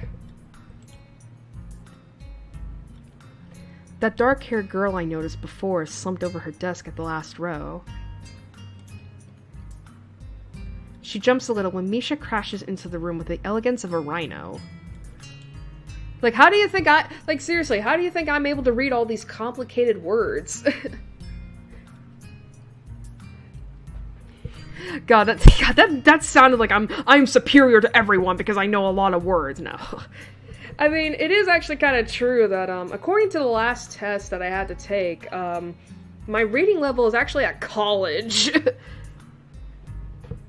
And that test was taken a few years ago when I was in junior year of high school. So, she shrinks deeper into her seat. I can feel her tension all the way from here, as if she were slowly turning into stone just from our presence. Misha and Shizune either don't notice or don't mind it, as they walk directly past her to their seats and begin to converse. I'm left wondering about her, even when the classroom slowly fills with other students and finally the teacher. Getting into the rhythm of school feels strange. It's as if my brain remembers how this is done, but my body doesn't. Well, no shit, Hisao. It's more like you spent 4 months of your school life in a hospital. You're not going to be completely in it the first day. Towards the end of the class, I start yawning and counting the minutes left. I shouldn't be this tired on my first day of school. Maybe it's the long time spent in the hospital that made me like this. I'm even feeling physically weak and lifeless. Yeah, I can tell you right now that, like, spending an extended period of time in a hospital just tires your ass out. I mean, I remember when I was laid up in the hospital for a gallbladder surgery for a few days. Like, I hardly slept. Like, I'm pretty sure that I accumulated, like 12 hours spread out over the course of several days. So the day after I got home, I just fucking passed out because I was just so tired. It's like I was tired. Let's see. I used to like to read a lot of graphic novels, mostly the latest book I've missed. Oh, Pet Sematary? Oh man, that's an old book though. Like that shit is very old.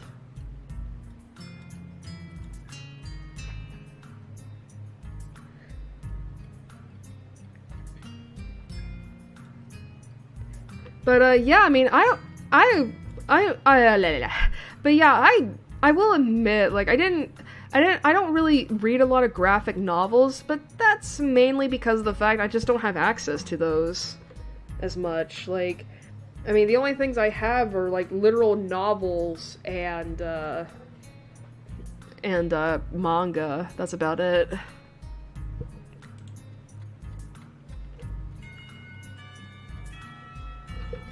Before long, the final bell rings. School is finally over for the day. I'm just a crappy artist who goes to school. I'm not laughing at you, I just love the way that was delivered. Excuse me. I just don't know how to make friends. Fucking save. Listen, you'll get through it eventually, believe me.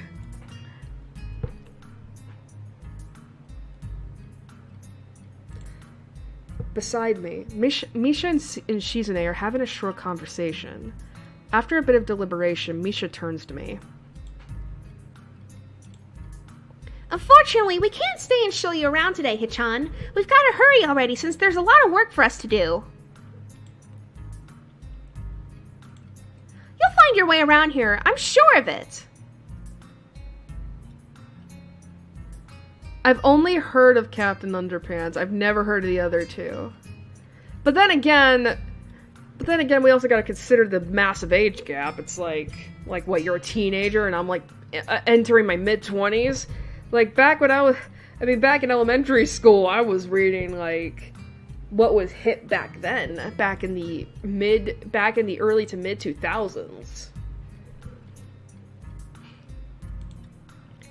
Wait, the teacher said I'd have to see the nurse. Where do I have to go? Is that so? We can at least show you that much. Come on, the nurses have their own building, so we have to go outside. We joined the flow of students making their way down the stairwell and outside, with the girls pointing out other senior classrooms in the same hallway as ours. When we get outside, the girls make their way to the smaller building right next to the school. It's built in the same style, so it looks like it's actually a part of the main building. This is the auxiliary building here. There's a lot of official and important stuff inside, like the Yamaku Foundation office and all the nurses' offices. They even have a swimming pool. How is that official? Wait. Let me read that real quick. Like the Yamaku Foundation office and all the nurses' offices, they even have a swimming pool. How is that official? His style, there are some people who need physical therapy. Like, and water can be and hydrotherapy can be considered a part of physical therapy. Don't be silly, Hachan. It's for physical therapy, of course. It could be. I mean, I think a lot of these backgrounds are like real life pictures, just with a filter put over it. I mean, that's not that weird nowadays. Anyway, all the nursing staff facilities are in there too. The head nurse's office is on the first floor.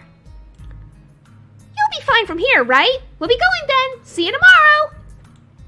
Yeah, thanks. Bye. A whole building for stuff that has nothing to do with the actual education?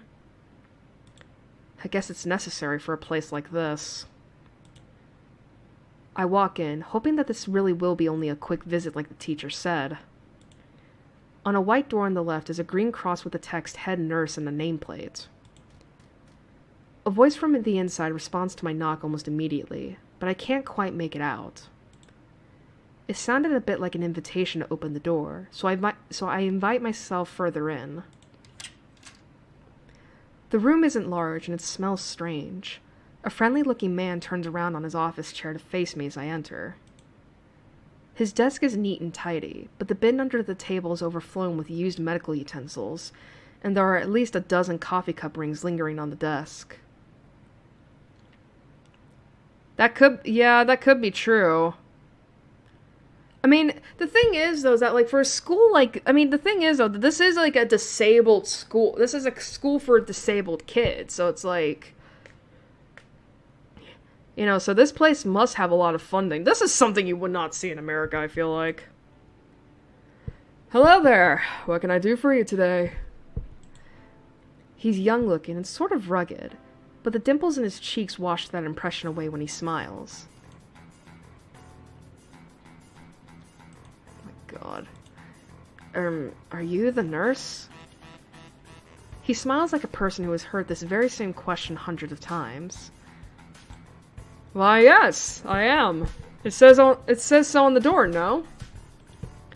You could call me by my name, or just the nurse like everyone else. Of course.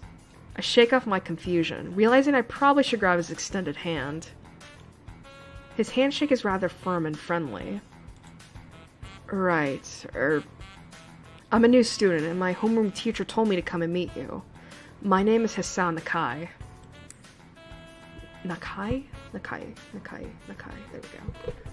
Sorry, I gotta remember that with Japanese names, you gotta stress out the first syllable and every other syllable after that. His eyes light up with revelation, and he snaps his fingers. Oh, you're that Nakai.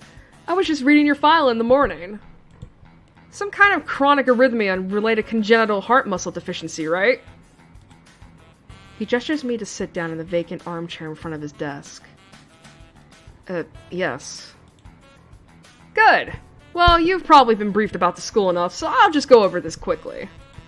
We have all kinds of facilities available, mostly physical therapy and such. There's always someone from my staff around, even at night, so never hesitate to call us if there's a problem.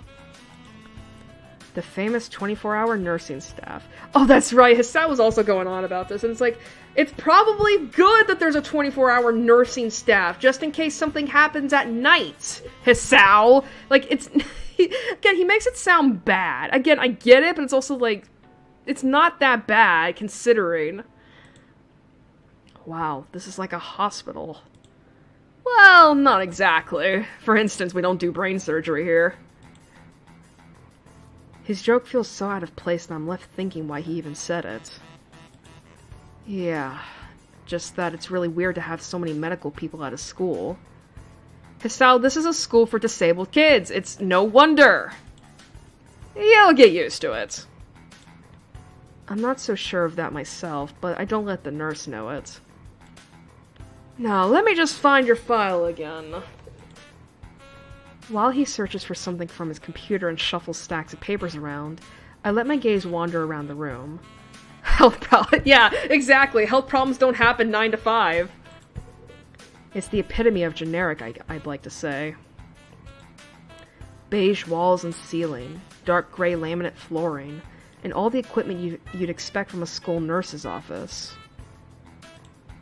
Even the ridiculous educational posters are hanging on all 4 walls, reminding me to eat properly 3 times a day and from all the food groups. Smiling, the nurse draws a thick file from a stack of similar... Oh boy, this is a word I always have problem with. Smiling, the nurse draws a thick file from a stack of Come on, Airi. Similarly thick files and opens it. So, you already have medication for the arrhythmia. Just remember to take your pills every morning and evening, or it won't be much help. Apart from that, do you do any sports? Rash stuff, like, I don't know, boxing? He grins to his own joke, but I don't. Well, I played soccer occasionally with some classmates. Alright, I'm afraid I'm gonna have to recommend you refrain from doing that, at least for the time being. Oh. My lack of reaction makes him raise an eyebrow, but really, I'm not too bothered by him forbidding me to kick a ball around. I guess I never did it out of burning passion for the sport, just to have something to do. Any kind of concussion might be very dangerous to your heart, and risking another attack is not a good idea. Was the previous one caused by a sudden concussion to the chest area? There's no mention of the cause in your papers. Oh my god, how do you explain that to the doctor? It's like, yeah, I got a heart attack because a girl was confessing to me. Not exactly. I sidestep the question acceptably, and he glances at me over his papers, with a more serious expression on his face. Still, you need to keep your body healthy, so some exercise would do you good. We have physical therapy and such available, as I said, but I don't think you really need such heavy measures. Just get some light exercise regularly. Brisk walks, or even light jogging, jumping rope, that sort of thing. Swimming, maybe? There's a pool here. So I was told. You were! Very good. At any rate, and I'm sure you've been told this before, you just need to take care not to overexert yourself. He wags his finger to emphasize the point. No need, really. I've heard this 1,000 times already. I had an anime moment. Oof. Absolutely no unnecessary risks. Take care of yourself. Okay. He goes over my papers one more time and sets them on the desk, obviously content. Good. That's it then. Come meet me if you ever need something. I'm ushered out before I even realize it. A quick visit indeed. I end up standing in front of the main building in the auxiliary building. Oh, this is... Wait, no. I was gonna say, is this one of my favorite tracks? Yeah, this is one of my favorite tracks. I wasn't sure. I end up standing in front of the main building and the auxiliary building. Although to my eyes, they still look one and the same. It's the first real look I get at the other students, so I watch people coming out of the school, going towards the gate or the dorms. Everyone seems to know where they're going. And I still keep thinking that most of them don't look too special for being students at a special school. Then again, neither do I. Man, I do think that is kind of, I do think that is neat that they do that they keep emphasizing how Hisao was like, man, these kids at this school don't really look like they're disabled at all. But then again, neither do I. Like, I kind of really like that. And it kind of, you know, because it really goes to show the point of, like, you know, that just because these people are disabled doesn't make them any different from you or I, you know? Good I mean, it is a nerd. I mean, it was just to get, like, a briefing, I guess. Does that make me one of them? Yes, Hisao, you're disabled now. I was gonna say get over it now. Yes, Hisao, you're disabled. You need to kind of accept that. One of us? I should go somewhere too, to prevent me from getting lost. It's around dinner time, but I feel tired instead of hungry. The weariness in me only grows as I trudge towards the dorms, set a little way apart from the main building complex. There's a garden of sorts between the school and the dorms. Shrubbery, flowers, and the overbearing smell of fresh cut grass that fills the atmosphere. Oh, the robot's here? No. It dawns on my tired mind that the smell feels novel because I haven't been outside at all for so long. The dorm building is big and made of red brick. Like the others, it feels way too pompous for what it is, so I push forward, going inside.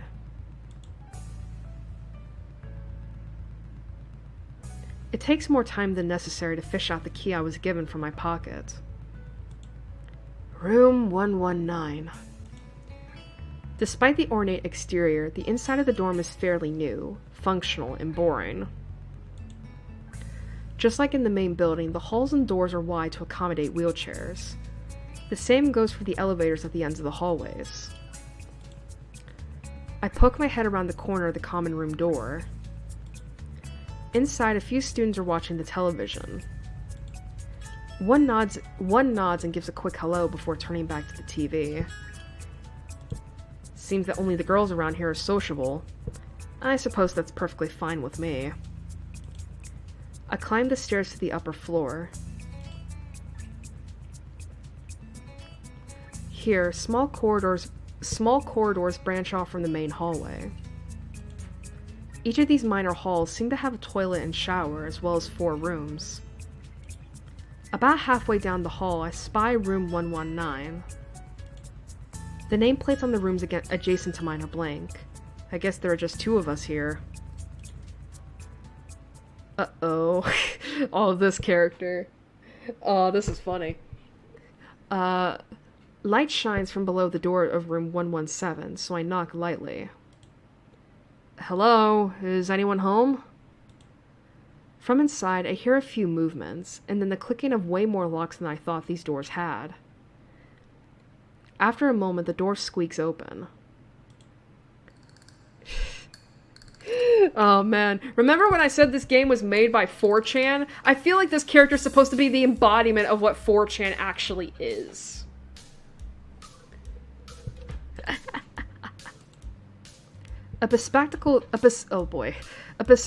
Oh my god, I just fucking realized. Is this Harry Potter?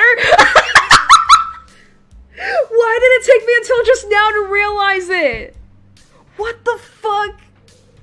I mean, the scarf is what is killing me right now. A bespectacled boy is standing in the doorway. He's looking at me very intently through his extremely thick eyeglasses. Who is it? Blind? No, at least not completely. Why would he have eyeglasses if he was? Yeah, this game is actually...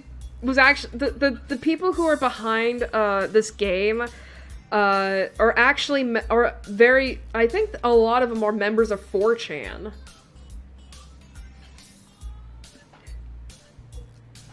So, and it's surprising considering.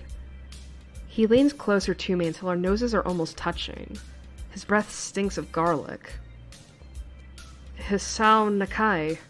I'm moving into the room next room. I thought I should introduce my... His face suddenly brightens in realization, and he stands back upright, thrusting his hand out in a smiling greeting, almost straight to my diaphragm. Oh, sup, dude? The name's Kenji. Hi. I take Kenji's sweaty hand and shake it, still a little rattled by the sudden change of attitude and vehement welcome. Does this man like garlic bread? I don't know.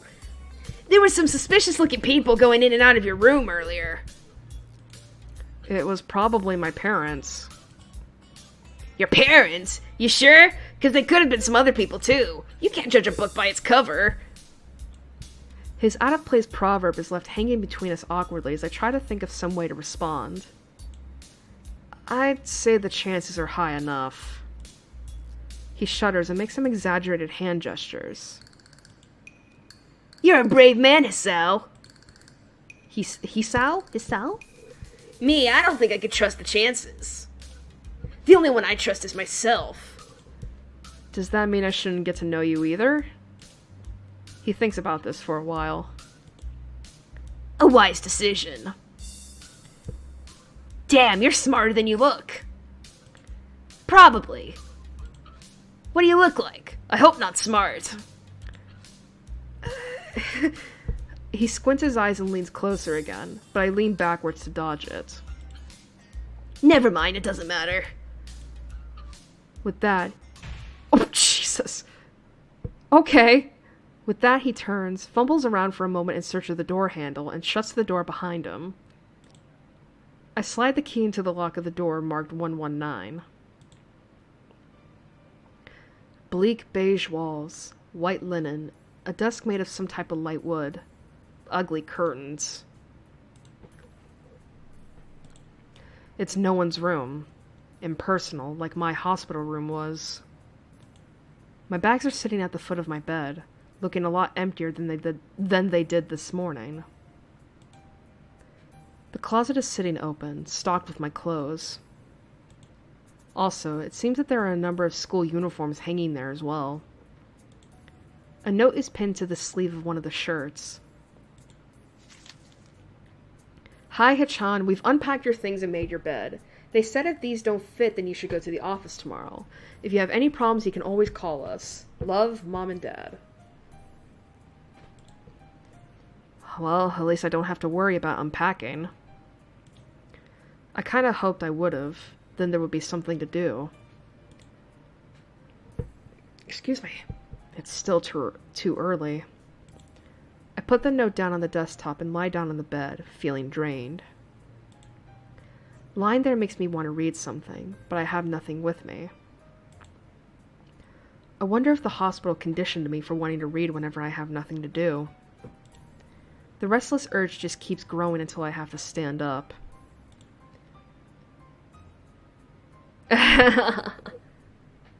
Well, I don't know if you're able to, like, nail posters to the wall when it comes to a place like this.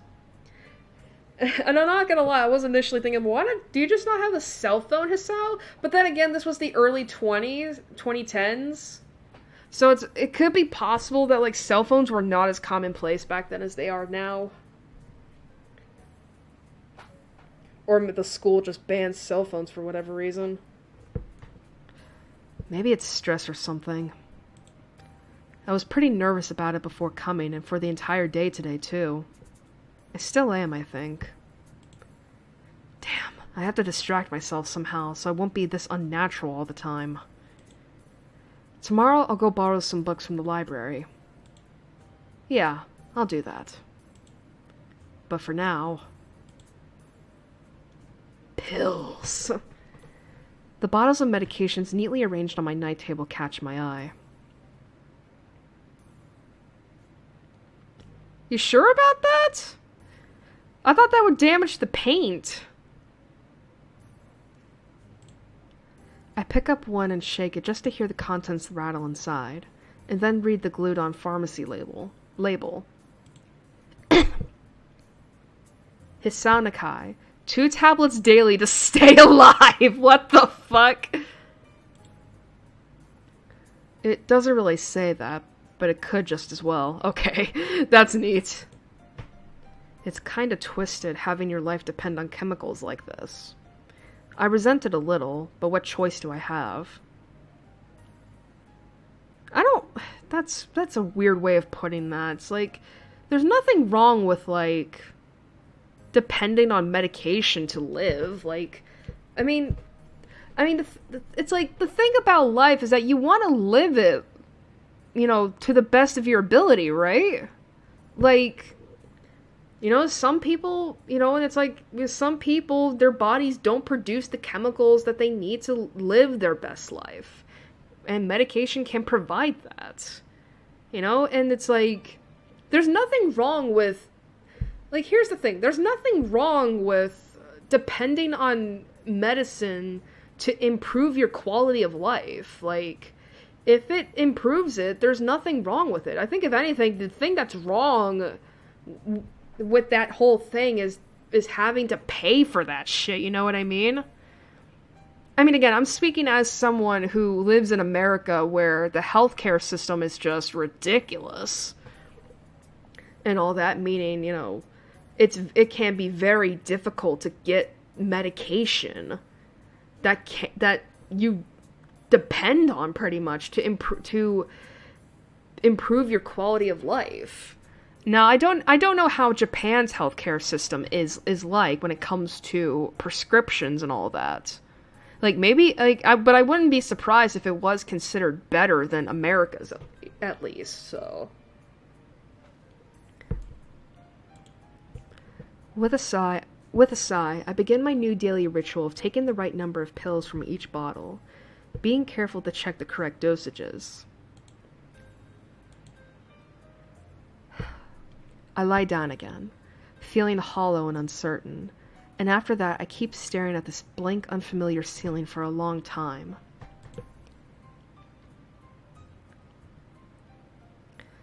It doesn't start looking any more familiar, not even after darkness falls and long shadows draw across my room like fingers.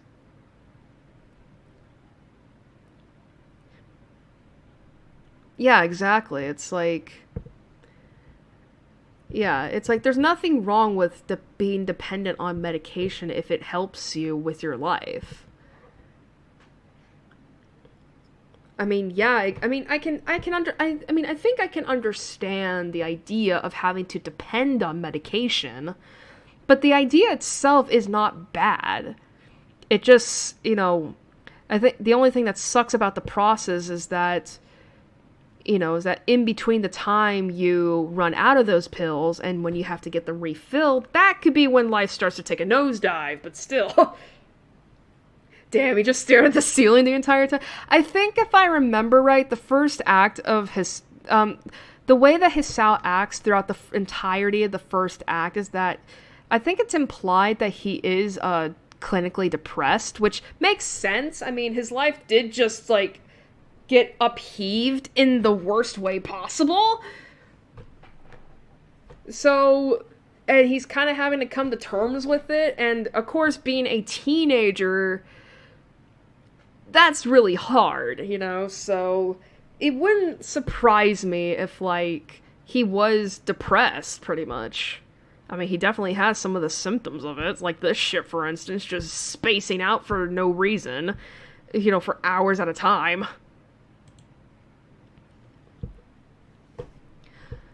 The sheets feel slightly more comfortable, warm and nest-like against the chill that passes for room temperature here. Soon the lighter shade of darkness that is the ceiling looks like every ceiling does at night, and it becomes the only thing I recognize anymore. The night beckons me to sleep, and I feel the coldness of unfamiliarity and fear creeping up my spine once again. I keep drifting further away from the world I knew.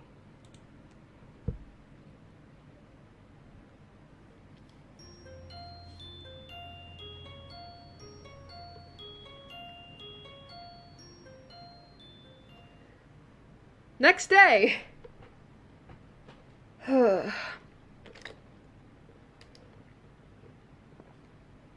We'll keep going for a little bit.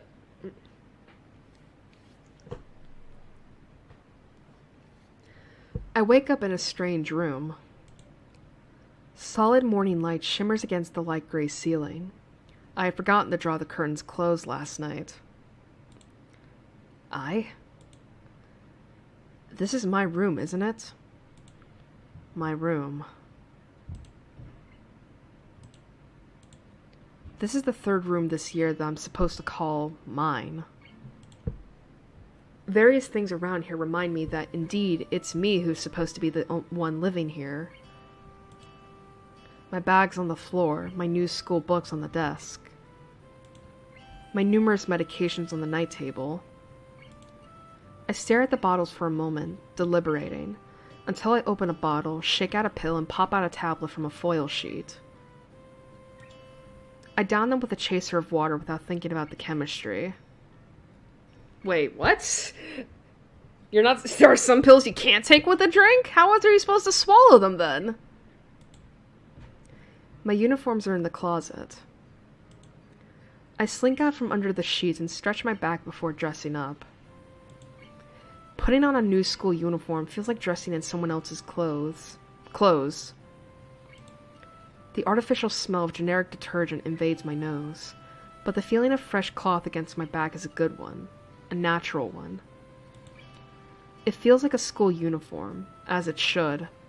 It's not much different from what I used to wear before. That goes for other things too. So far, this place seems more or less like a normal school. Except for the people. I think back to my talk with Kenji yesterday, Misha's constant laughter, and Shizune's sweeping sign language gestures. Well, I've only met 3 students so far. Maybe they aren't that normal, but I'm sure others are. Maybe they aren't that normal, but I'm sure others are. Hisao, this is ableist as fuck. Swallow with spit. Ew, why? Or perhaps people like them are what passes for normal around here? Yeah, what does pass for normal around here? What do people do? This is... God. Again, I mean, the attitude does improve over the course of the game, but it's like, Jesus Christ, this is some... this is not right language. I didn't see a lot of kids hanging around after classes yesterday, so maybe there are clubs. If so, I wonder if I should join one. All through class, the question remains on my mind, so I decide to ask Shizune about it when we split into groups. After all, she did say if I had anything I wanted to know, I should ask her.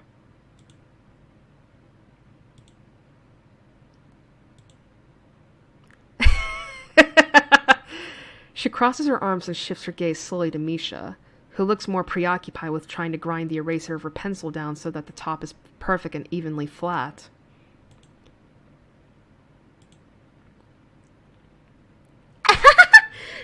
Sorry, Shichan. Is there something you wanted from me? Oh, I see. That's a good question, Hichan. My first thought is that means she doesn't know, which is worrying. Maybe I'm being too negative. Well, anyway, Misha, please don't prove me right. Oh, that's right! Everyone is encouraged to join a club. A lot of people do so because there isn't really anything else to do. There are also school events like the festival coming up in a few days. Almost every student in the school tends to help out with it, doing whatever. So, you actually transferred in at a busy time. Maybe you can help out too. Sure. What's the festival about? Misha freezes. I don't know, Hichan. The truth is, it's a local event, and I'm not from this area, so... She starts signing desperately to Shizune, asking her to bail her out. Shizune adjusts her glasses at the end of an oddly grandiose flourish and starts signing hard and heavy. Huh? Oh! Who cares? Okay. Misha puffs out her chest as she shouts Shizune's words out at me with a disproportionate amount of pride. I'd be very surprised if we made it to the festival this stream. Like, this first act does take a lot of time to get through. Too loud. I could see heads turning to look in our direction. Not so loud. Human beings evolve with each new generation. The ideals and beliefs behind a festival will inevitably change with time. Now it's about delicious fried food and amusing little games that you play to win prizes. The teacher clears his throat very loudly, batting his long wooden pointer against his other palm like a baton. He shoots a pointed gaze at us. Finally noticing where we are, Misha stifles a yelp and quickly quiets down. Shizune doesn't seem embarrassed at all, though, brushing it off without a care. We are in the middle of class and should start working. That's right, Shichan. What? That's right. Hichan, are you asking because you're interested in joining a club? It could have been my eyes playing tricks on me, but I think I saw a suspicious glance exchanged between them. Misha's tone has also changed, although it does that every other word anyway. Yeah, I was thinking about it. Misha and she... Yeah. God, that is... Man, why do I have such a hard time trying to, like, pronounce these two words together? Misha and Shizune look at each other again. I'm about to ask what they have in mind when something dark flutters in my peripheral vision, catching my attention. Out of the corner of my eye, I see the girl with long dark hair get up from her desk and slip silently towards the door. It doesn't seem like she was working in any group, and no one seems to notice her but me. I glance at the teacher, who's also looking at the dark-haired girl go. Why doesn't he say anything? Hichan? Is something wrong? Do I look as uneasy as I feel? Or was Misha just looking at me looking after the girl who left? No, nothing. Oh, that excited face. Okay, well, like we were asking, you don't have any plans for lunch today, do you? I thought I would go to the library and pick up some books. Not really. Do you want to have lunch together then? Sure. Yay! Okay, Hichan, perfect! The rest of class passes uneventfully. The girl with the long hair never came back. Before I have the time to put any more thought into where she could have gone, the teacher informs us that it's time to stop working. Shizune looks more than a little annoyed that we only just barely managed to finish all our work on time. I'm just glad we finished it at all. It's not a contest or anything. Yes, it is, Hichan! Impossible. Really? Really. I've noticed this before, but it's kind of funny how Misha's always moving her hands and signing not only everything she says, but what anyone else is saying at any given time. This is also one of my favorite tracks.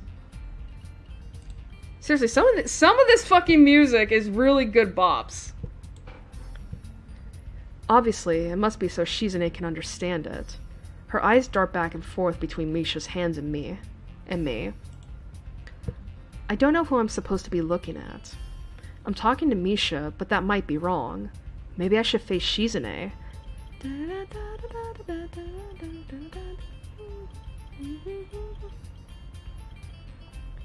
I'm used to looking in the direction of the person whose voice I'm hearing, but really... Shizune can't hear me. But it would be disrespectful to talk to her only through Misha. Then again, isn't that what she's doing? No, she's at least looking at me. This is all very confusing and will take some time to get used to. It's not a contest because contests are competitions over a prize. If there's no prize on the line, it's not really a contest. Shizune's eyes flash dangerously with a competitive glare. She stares at me, as if surprised that I'm challenging her. I think maybe this is a contest to her. I never noticed before how dark and blue her eyes are. It's truly an alluring gaze. Are you sure, Hichan? Very sure. You're wrong, Hichan, because I don't want to be the slowest one in the class. Therefore, what's on the line is my confidence in my abilities, and the prize is the satisfaction of proving them.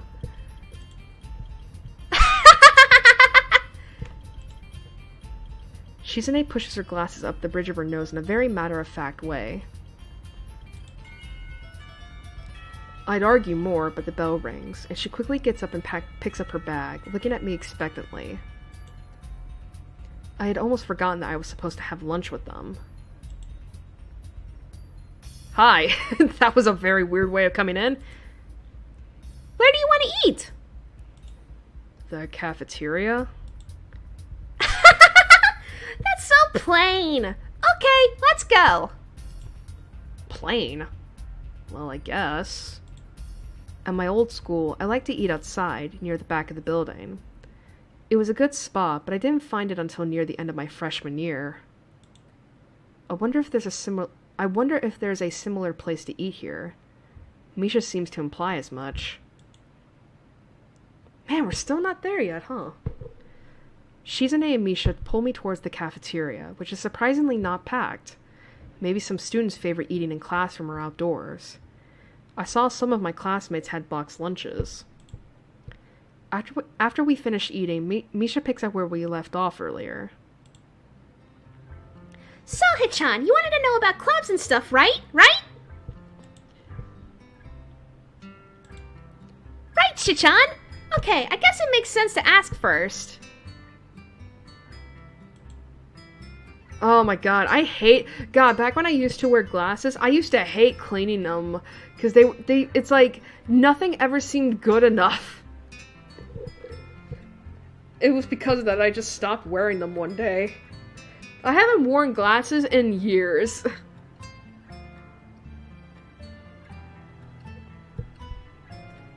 Like, I think it's been like, what, 4 or so years now since I stopped wearing them? Exchanging little nods of confirmation, they turn to face me again, and Misha straightens her posture as if she's about to deliver a speech. Hichan, do you have anything you're really interested in? I used to play soccer, but I'm not really into it. I don't follow the teams and players or anything like that. As of late, I usually just read a lot. There is a book club, right, Shichan? Right, but it seems like they have all the members they can possibly have right now. Sorry, Hichan, it's a really popular club. Ah, okay. But more to the point, Hichan, does this mean that you don't have anything already in mind? Not really. Good! Great! That's great, Hichan! Really great! Why is it so great? No reason. Oh, bullshit! Well, Hichan, other than clubs and the upcoming festival, there is one other thing. Student Council! I see. DDLC! No! I didn't know this school had a student council. That was a very melodramatic setup, though, just to tell me that. I'm pretty sure the two of them know this, because Shizune looks a little embarrassed about it, and Misha is laughing. Shizune quickly retakes control of the discussion, in a manner of speaking. After all, it's still Misha who has to voice whatever she says.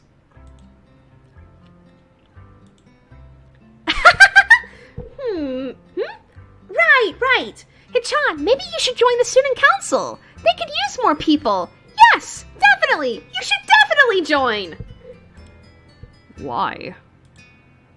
Well, for one, we could hang out every day, Hichan. Shichan and I are both in the student council. Actually, Shichan is the president. I'm starting to get the suspicion that Shizune and Misha might not exactly be the most unbiased people to talk about this with. As if reading my mind, Shizune quickly adjusts her glasses and signs something to Misha.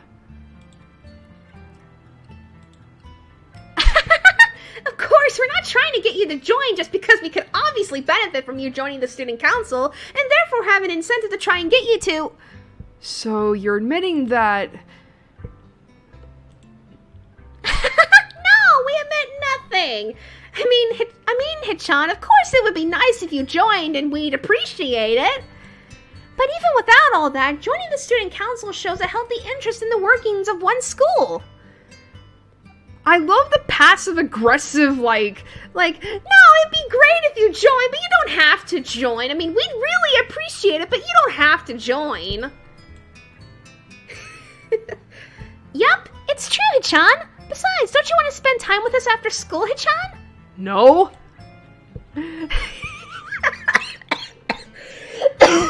Excuse me. I can't tell if she's being genuine or if this is just really good acting. Both of them seem to be trying hard to look their cutest, although they are already pretty cute to begin with. Well... So it's settled then! Welcome to the student council, Hichan! I haven't decided anything! What? No! No! Aww, see, Shichan, of course it wouldn't go so easily. Yup, that's right though. It would be boring if it went that smoothly. Oh well, Shichan owes me candy now. You were betting on it? Hey, my life is not a game here! Shizune seems very intrigued by this when Misha signs it to her. The aggressive glint returns to her eyes.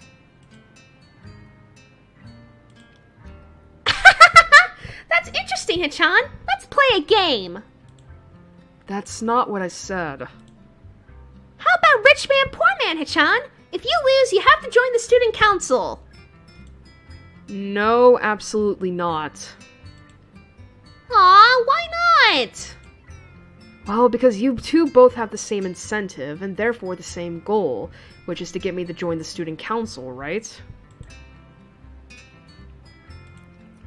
Yep! Yeah, that isn't my goal. But what this means is that both of you can team up and I'll be at a clear disadvantage. So I'll have to decline.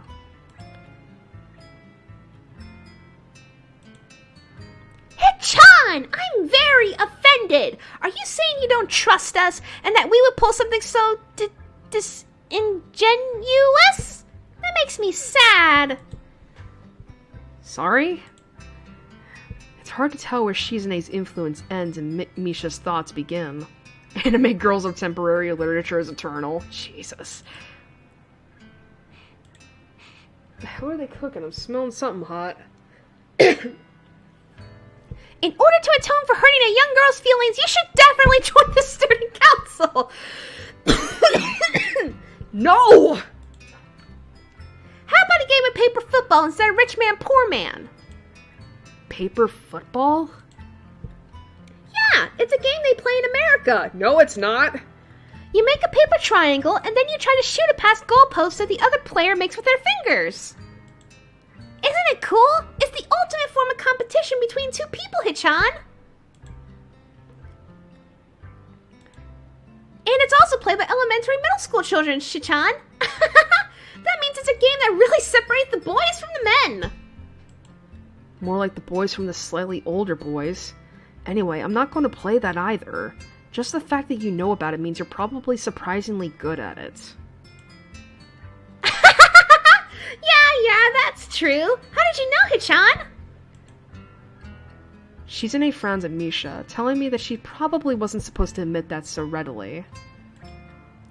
I wouldn't say that I'm happy with their attempts to get me into the student council, but I'm a little curious about what the student council does here. I've never been on one before, or even known anybody who was a member, so it interests me. I also kind of like Shizune and Misha, so maybe it wouldn't be so bad. Okay, Hichan, how about Risk, the game of world domination? I don't know what that is. It's really fun, Hichan. You fight for control of the world, with armies and everything. That's not what Risk is here in America! Sounds like Shizune would be good at it. If you want to play, we can after school. Aw, really, Shichan? We can play just for fun, Hichan. Shichan hasn't played in a long time, so if you want to, there are no strings attached. Well, okay. Okay! Perfect! We'll see you after school in the student council room then, Hichan. Wait, why there? Because that's where we keep the game. I grimace to tell them how much I don't like this, but it's more for show than anything. So in the end I agree, but only after getting Shizune to acknowledge that I don't mean anything concrete just by accepting to take a look around and play a game with her. Lunch ends and we go back to class. By the way, we still haven't met the other 4 love interests. We've only met the one. During afternoon classes, the long-haired girl comes back and sits down in her seat without a word. Again, no one seems to notice, or if they do, no one says anything. I want to ask Misha about it, but I don't want to be nosy.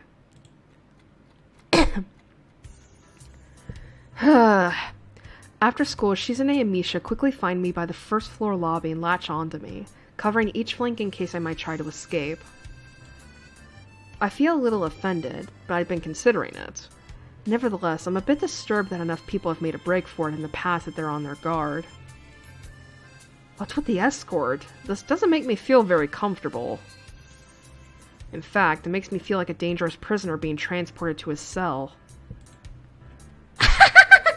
What's wrong, Hichan? No, Shizune is a love interest. Misha, I'm gonna say this right now, Shizune is the love interest here, but Misha is not.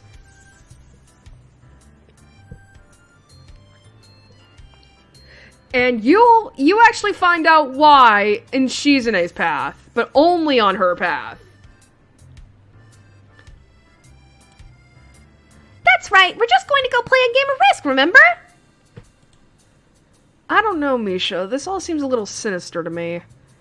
I start thinking that when we sit down to play the game, they'll tie me down and torture me until I agree to join the student council. Well, that's highly unlikely, but still. For some reason, it just seems like it would be so plausible.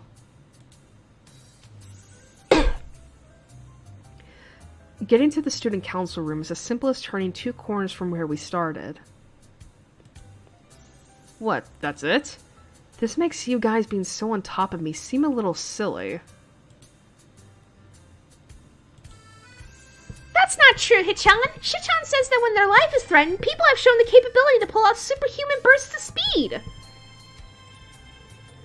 Life is threatened? Her expression unchanging, Misha signs something amusedly to Shizune, who makes a baffling face and puts her hands behind her back, looking pleased with herself. Misha feigns deafness and hums cheerily.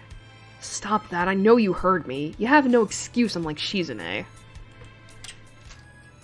Shizune opens the door to the student council room. It's a very plain, sparsely decorated room, although it is quite large, maybe even a little larger than a classroom.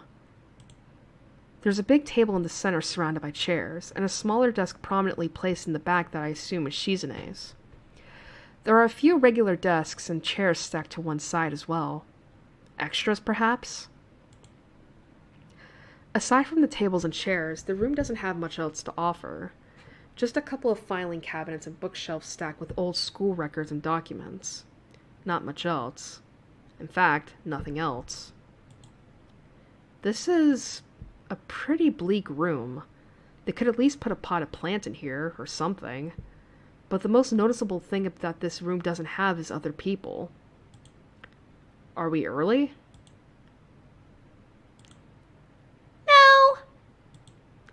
What do you mean, no? Does it mean nobody else is coming today? Yeah, that's right.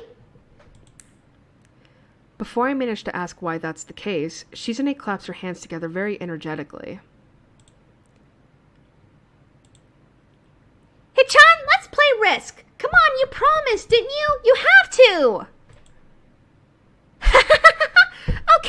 Okay. Do you want to know the rules? We can explain to you while we set everything up. While Misha is talking, Shizune takes out what looks like a board game from behind one of the filing cabinets and throws it on the table. Actually, this looks kind of interesting.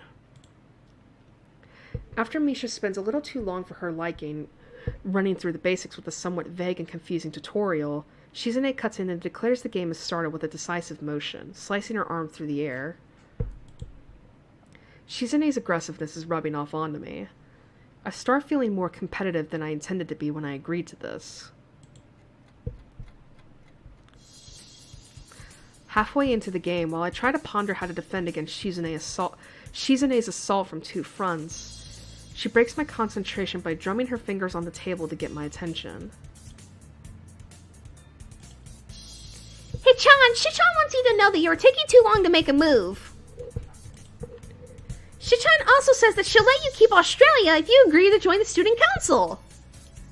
I thought this was a game with no strings attached. Just the fact that she would dangle that over my head as an offer means that she knows I care about the outcome of this game. And anyway, no. Shichan admires your fighting spirit and would be a benevolent dictator who will spare your people if you agree to join the student council.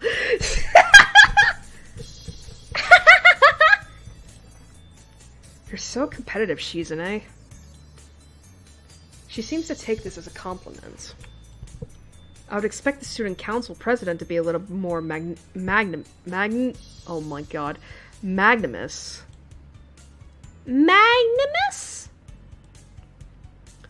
She doesn't seem to know what the word means or how it's signed, so she pulls out a piece of paper and writes it for Shizune, who in return signs it back to Misha.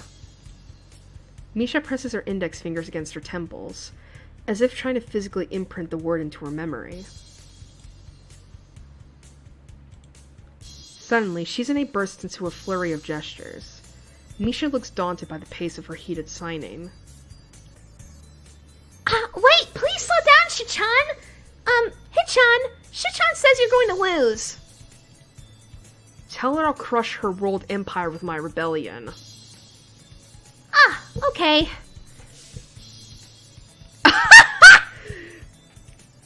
Those eyes of hers shine with childlike mischief. She says you have no chance if you keep playing like this. No, you won't. Alright, handy dandy guide. Alright.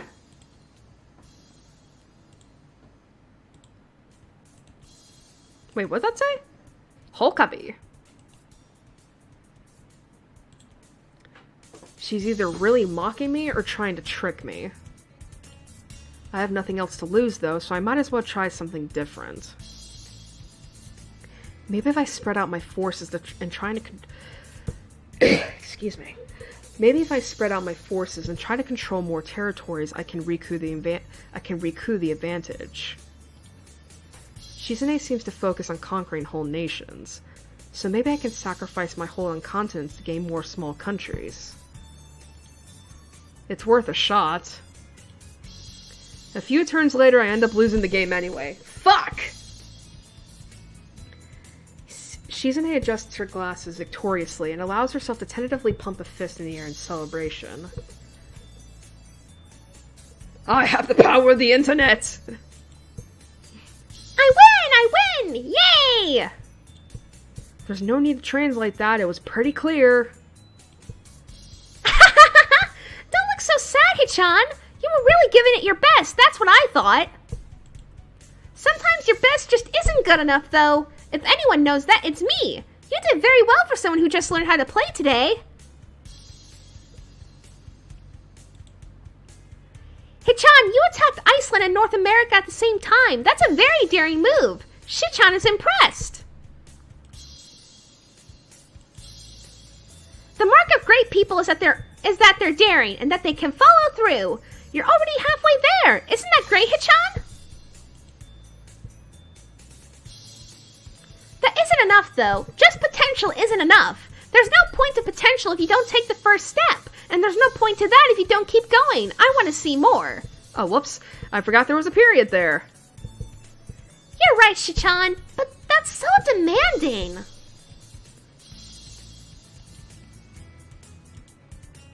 Hi. Shizune leans forward, suddenly looking a lot less playful and more like the serious person I expected her to be from the start. Hichan, would you like to join the student council? She really doesn't waste any time, does she? But it's only my second day of school, so I'm hesitant about committing to something so early.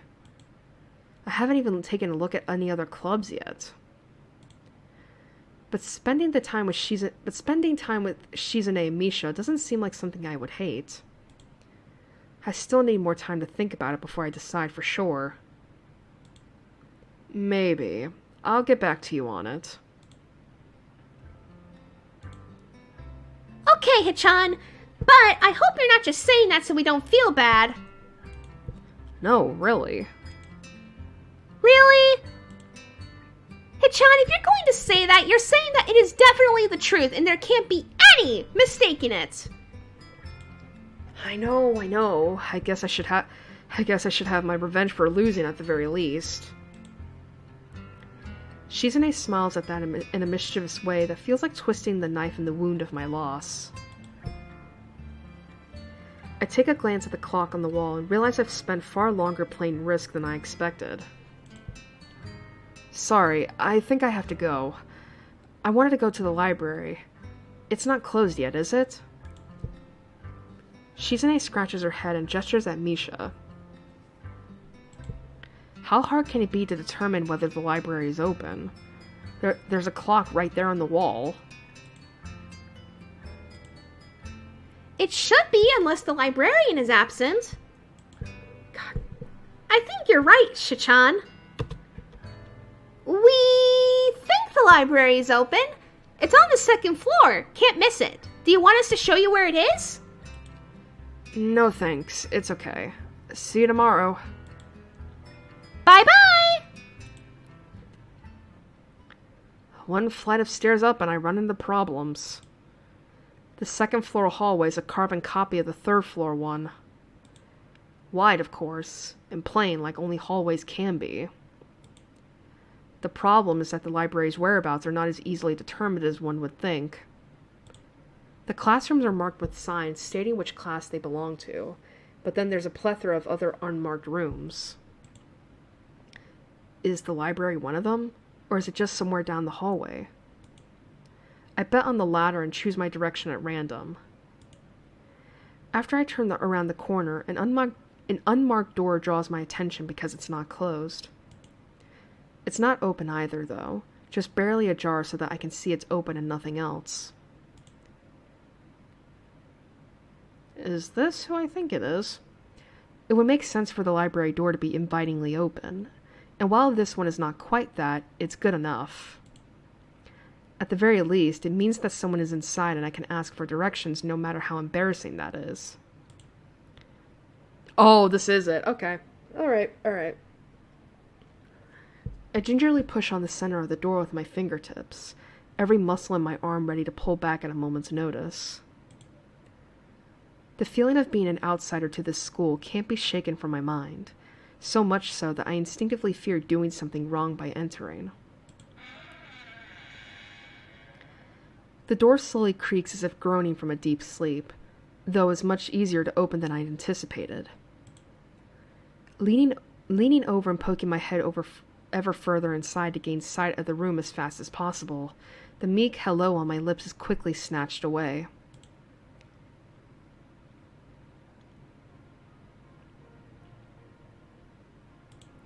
This is not as I was expecting. I mindlessly let the door open to its full extent, taking in the sight of the solitary figure taking center stage in the otherwise abandoned room. The situation steals my voice. leaving me standing at the doorway staring at the beautiful girl. Evidently having taken her time to assess the situation, the girl gently puts down her teacup and opens her eyes, but doesn't look at me. "Hello there. May I help you?"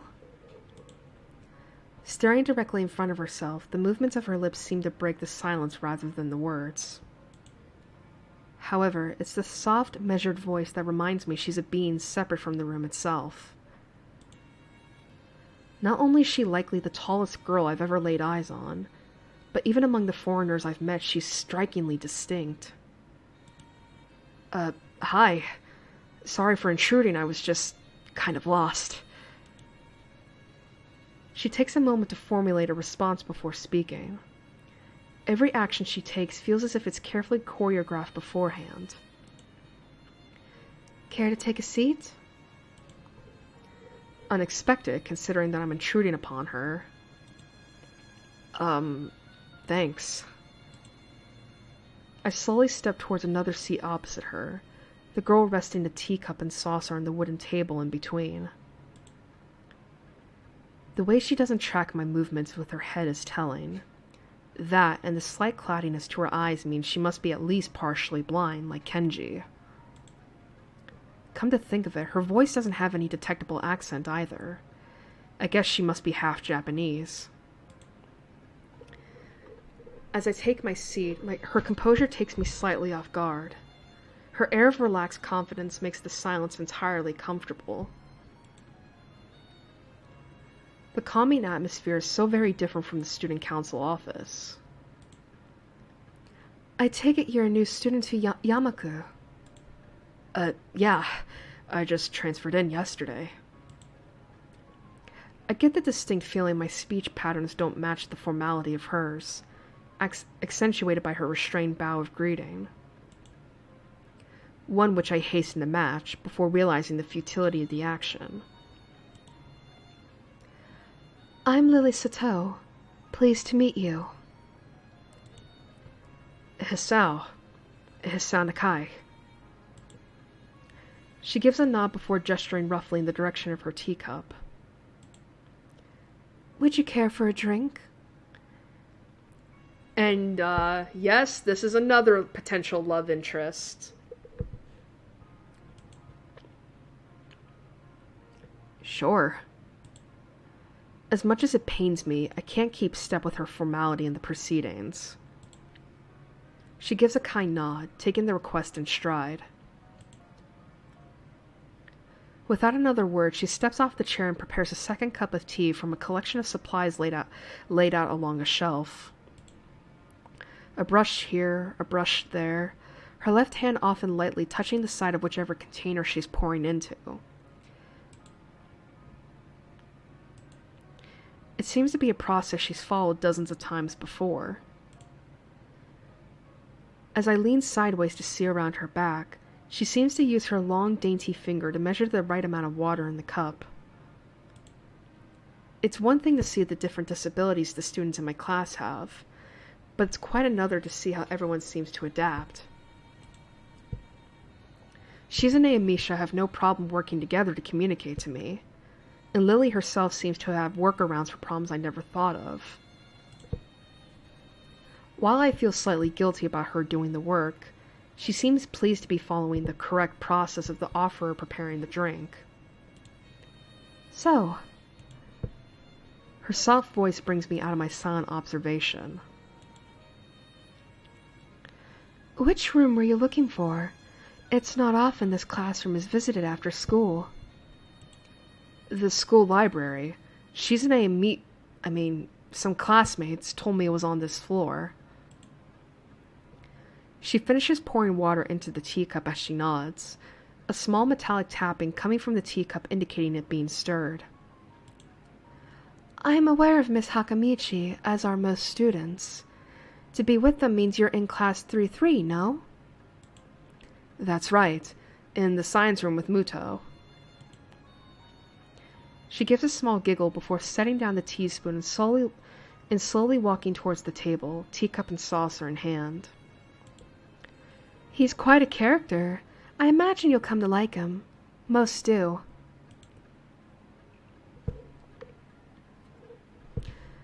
As she sets down the tea, I gently take it and have a sip. I'm really more of a coffee person, but this seems like a rather bad moment to bring it up. Nonetheless, the smell's quite nice. I hardly think it'd be hard to choke down. Thanks, Sato. It tastes really nice. She smiles and quickly waves her hand in front of her face. Lily, please. There's no need to be too formal. She says this in spite of her exceedingly well-bred speech. Oh well. I guess I should try... Oh, Layla's barking. Yeah, it's probably nothing. I guess I should try and ask her about herself, as it really does seem as if she's catering to me. So, which class are you from? Sal got that general pro tag look. Well, of course! I mean...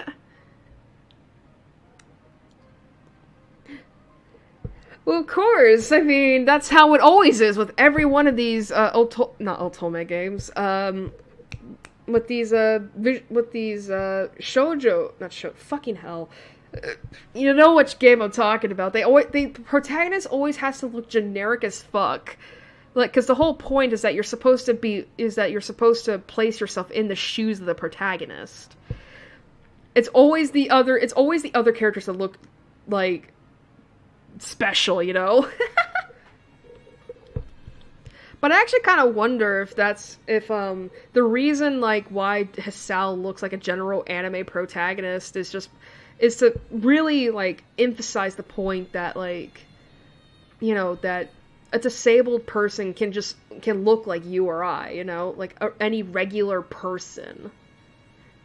I mean, I would be surprised if that was the case, but still. So which class are you from? I imagine it's one of the third-year classes. Correct. I'm in class 3-2, which is on the third floor, same as yours. It's taught by Miyagi, and it's specifically for both blind and partially blind students. I see.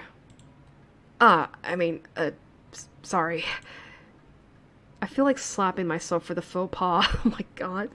Looking at her face, though, she doesn't seem the least bit put off by it. My. There's no need to change your speech on my account.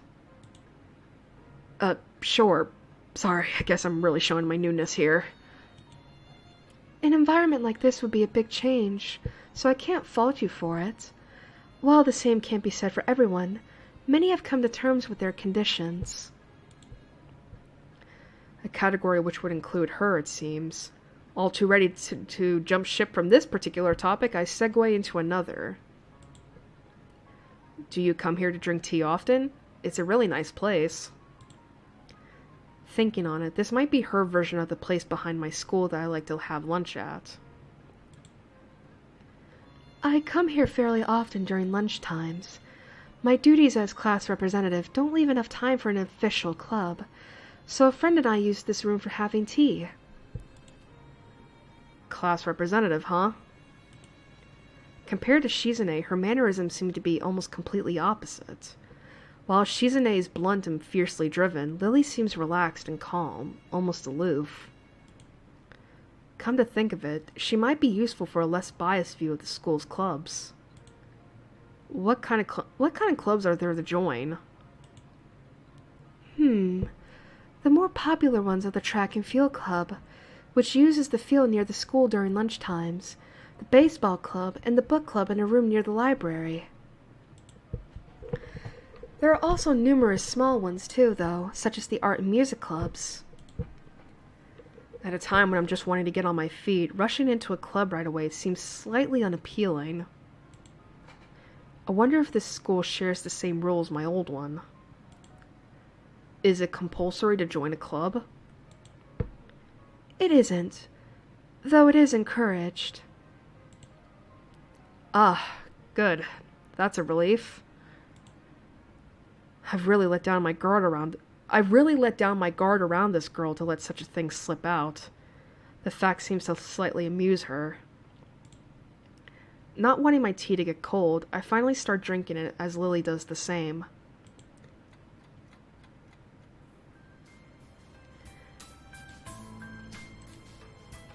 As I look over to the window over her shoulder, I notice the light coming into the room has a distinctly orange tint. Even here, time doesn't stand still. Huh, the time's gone quickly. Sorry? Right. She's blind. Of course she can't see the sun setting. It just looks like the sun's starting to set. It seems to come as a surprise for her. I guess she must have lost track of the time.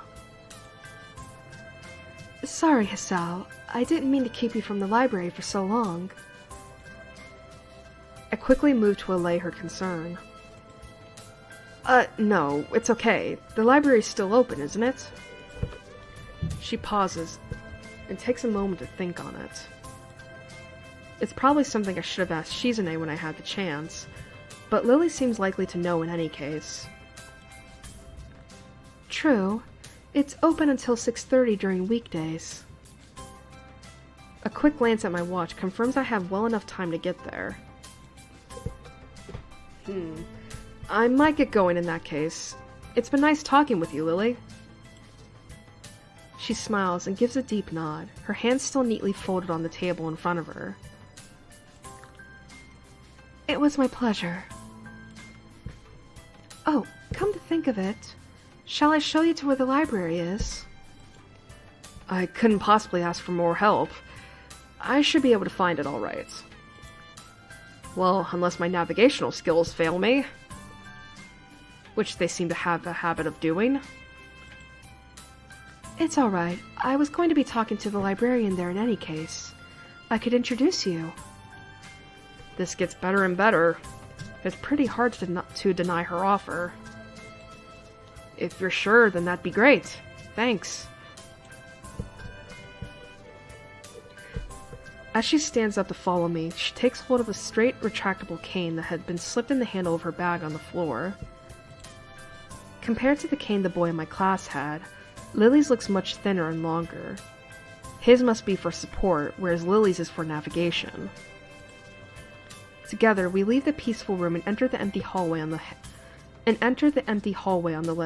way to the library. Holy fuck, that was hard. Side by side, my pace carefully slow to match hers, we slowly walk through the hallway. It doesn't take long for us to arrive at the door to the warm-looking room, apparently situated in the center of the floor rather than either wing. Ladies first. She gives an appreciative smile at the gesture, taking the lead as we file in. I will admit, I do like that Lily's sprite does have her cane with her, just because usually when it comes to media portraying disabled people, they tend to really minimize their disability,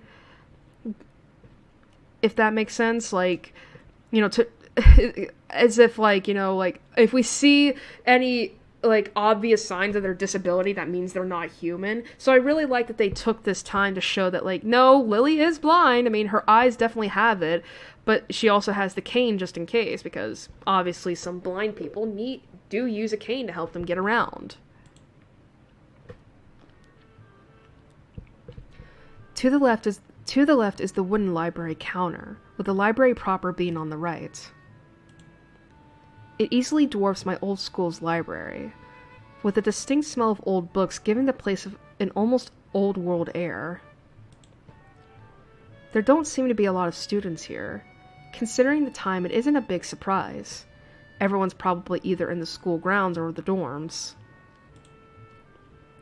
Yuko, are you here? She says it to thin air since the librarian doesn't seem to be present, and of course Lily can't see this.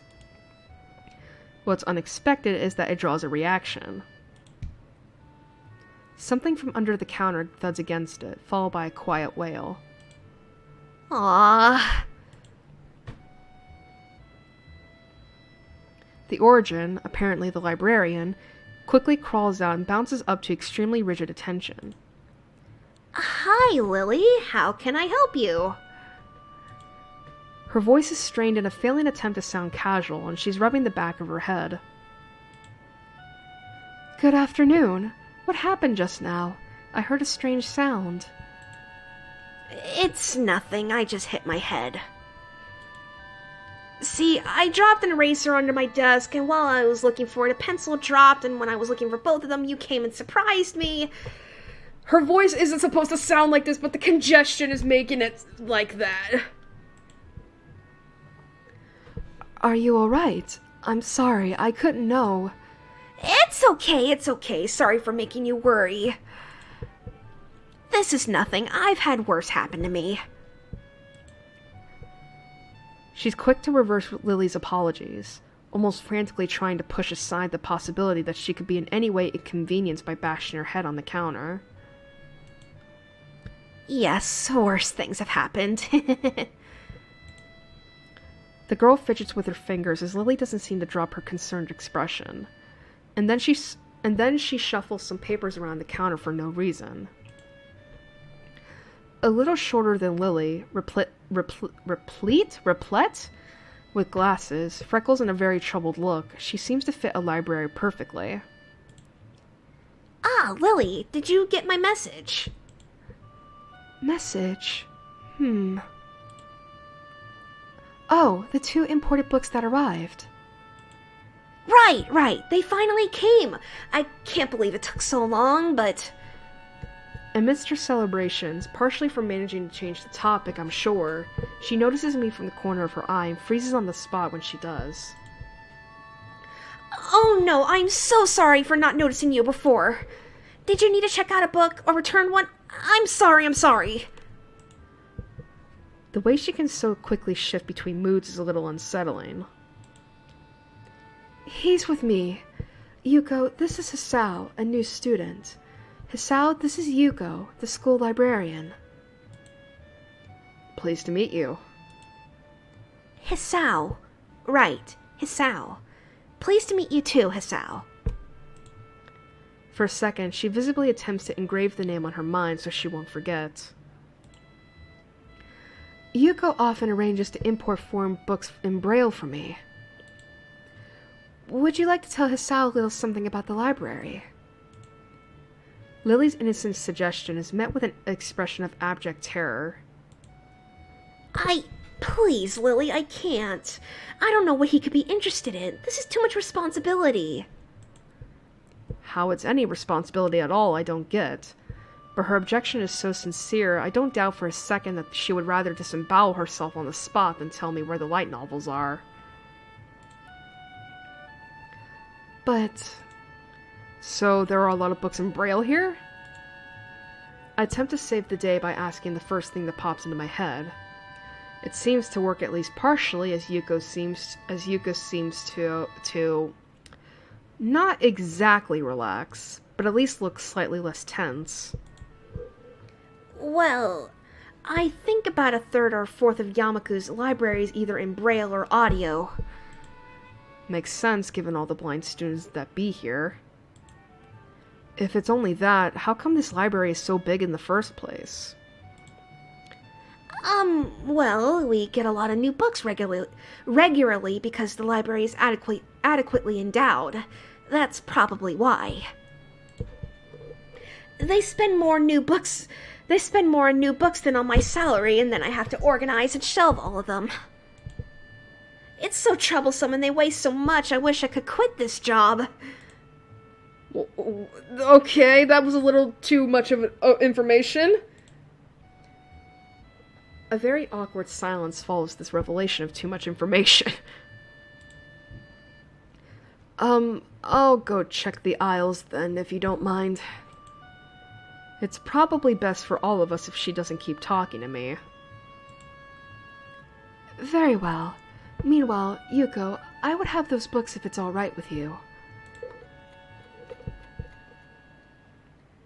My first impression was right. The library is surprisingly big. Ambling down the narrow aisles, I study the spines of the books in random order, occasionally sliding one out to read the blurb, taking it with me if it looks good. In a few moments, I have a respectable stack of books in my arms. I guess I'll never be stuck for choice in here. The normality of the library sinks in. Sure, there are large print and Braille books scattered throughout, but it is what it is. A library. Huh. I wonder if large print, like... I wonder if large print is supposed to indicate, like, dyslexia and all that. Because I do know that, I mean, that is a disability. Like, you are disabled if you got dyslexia. Because it does affect your way in processing information. It's as if the calm mood from the room I had tea with Lillian snuck with us in here. Unless it was here to begin with. Something about that puts me at ease, just like before. I reach the end of the aisle and find a collection of desks, set up for study or personal reading. Going a little further, though, I discover a nice quiet corner at the back. While the rest of the library has the odd students sitting at a desk either reading or stealthily sleeping, the back is pretty much deserted. As I glance around, I see someone who I recognize sitting on one of the several beanbags.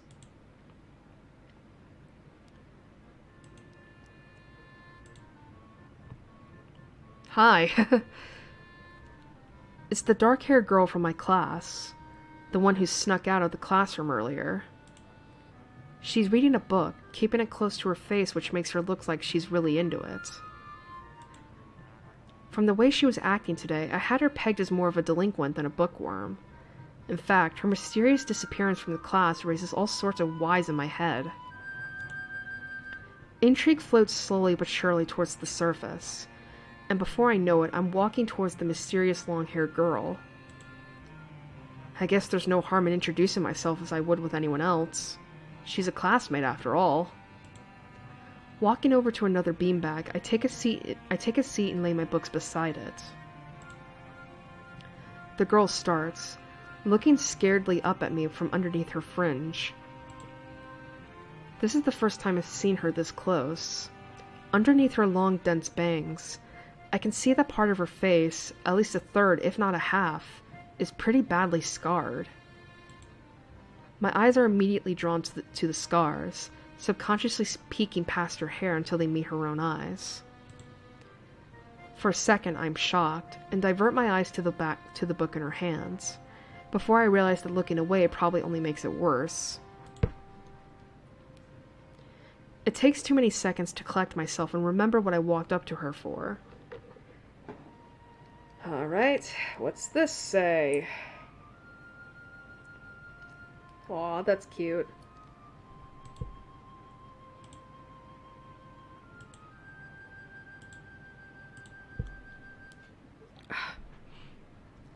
Let me check that again. Okay, just making sure. Sorry, I didn't mean to startle you. It's okay. The girl certainly doesn't look like it's okay, but I let it slide. So, do you mind if I sit here? She seems to be very uncertain whether it's okay or not for me to sit, but finally she nods, just a little.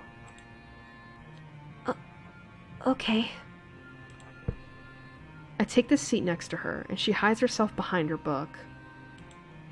Life of Pi. Never heard of it. Man, that got adapted into a movie some years back. So, sorry again for startling you. I'm Hisao. She looks up from her book, stalling a little before replying. No. We are in the same class. Her speech is stilted and so quiet that it is barely audible even in this still library. Somehow I think that my delinquent impression of her was wrong. Hanako. I'm Hanako. I resist the urge to say that's a nice name, just to have something to say, but really it's the only thing that I can think of. I feel like an idiot. Everyone here must be used to being different to each other, and here I am being all bothered and fussed about that kind of thing. Don't let me interrupt your reading. I'll just check these books if you don't mind. She nods a little and sighs a little sigh of relief. So I try to read the covers and the introductions of the books I picked up, and she buries her face in her book. Uncomfortable silence consumes us. And by the way, yes, this is another love interest. We got 2 more to go. My eyes still wander to her direction, and I sneak peeks at her flowing hair and the scars it's hiding. After a while, I realize that she's doing the same and only pretending to be immersed in life of Pi. My god, why are you still up then? Go to sleep!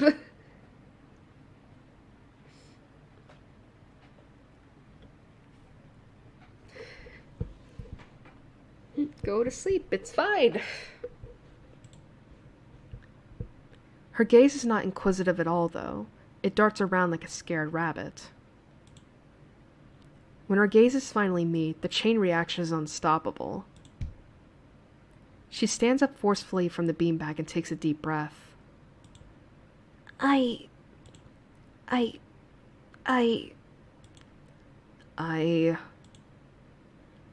go do something. Without warning, Hanako takes off and runs towards the counter. Her hair-like takeoff catches me so off guard that I don't manage to go after her until she has a good head start. Good night, plush. By the time I reach the counter, she's nowhere to be seen. Lily and Yuko are happily chatting away. Knowing that I won't be able to catch Hanako myself, I approach the girls. Hey, did you see, or notice a girl run past here? Maybe. What did she look like? Long, dark hair, kinda shy. She had, well, some scars on her face. You wouldn't be talking about Hanako, would you? Yeah, that's her. I saw her reading and tried to talk to her, but I think I scared her off or something. Oh dear. Yuko, would you excuse me? I had better try and find her. Sure, I'll just hold on to these until you come back. What's going on? I'm sorry, but I'll have to explain it to you some other time. Right, I'll see you later then. Lily hastily grabs her cane and hurries out of the library, leaving me alone with Yuko. I don't think I'll ever get the hang of this place. Did I do something wrong? What did you do? Nothing. I was just looking for some books and then she got in this fit and ran off. The most offending thing I can think of was that I might have looked at her general direction a few times. Well, she is a very timid girl. You have to be very careful around her. She can be very jumpy, I think, and she's not accustomed to talking with other people. Isn't that a bit strange? I wonder. It's just how she is, I think. Yuko doesn't sound all that convincing. Then again, maybe this is just the norm around here. Everyone has their own problems, or else they wouldn't be here. But how should I deal with these people? Forcing myself to act overly casual only makes me feel phony. Like I was supposed to be ignoring the elephant in the room. Yuko fidgets, looking like she wants to say something to that but resists it. I think it's an elephant only if you feel that way. I guess she doesn't have a good sense of self-restraint. It makes me smile, and she blushes heavily. What? That sounds stupid. No, it sounded really wise. I guess you're right. It's more about me than anyone else. Neither of us has anything to add, so Yuko fills the silence by shuffling some papers around. People who have papers on their desks really like doing that.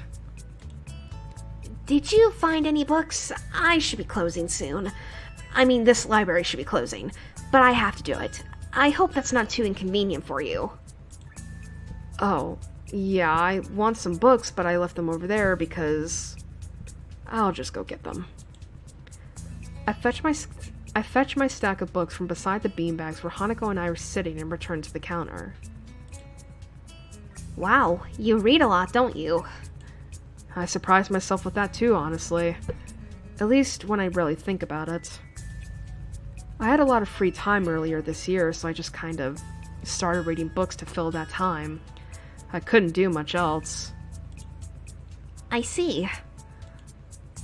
But she doesn't say anything else, and just checks out my books for me. I guess this is what they call tact.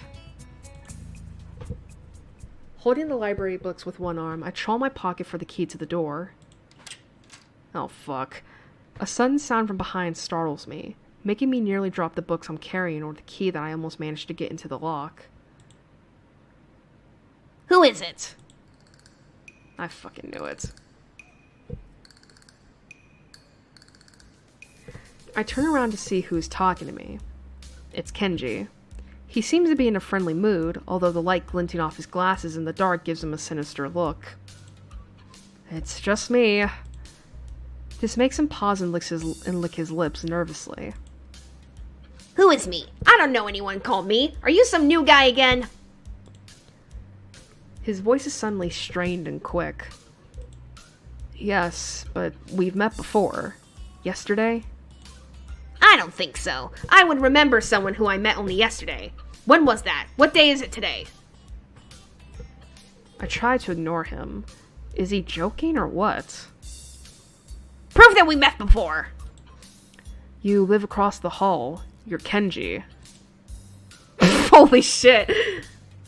Kenji jumps back, his eyes filled with an uncomprehending fear. How do you know my name? Damn it, this can only mean one of two things. Either we have met and you're telling the truth, and I just can't remember it, or you're a spy!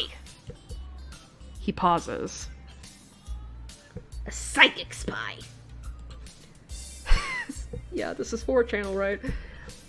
His eyes dart around me, trying to peek into my room, although it's hard to believe he can see anything through those thick glasses. His mood swung from friendly to manic in less than a minute. I'm not psychic. How do I know that? I'm not a mind reader. Kenji points a finger at my face damningly. Unlike you! Stop that, man! We met yesterday! What's wrong with you? I live in this room! Lies! If you think you can pass as Hasao because I'm legally blind, you are sorely mistaken! You don't even look like him! I mean, the resemblance is real slim. Maybe at a distance, but who do you think you're kidding?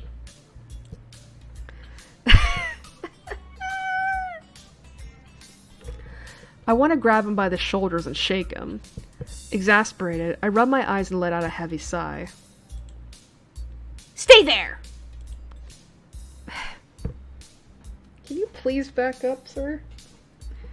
Kenji comes closer, one careful step at a time. I stay still, lest he assault me physically, although I doubt he could do much damage even if he did. Oh wait, I see it now. Damn, it really is you!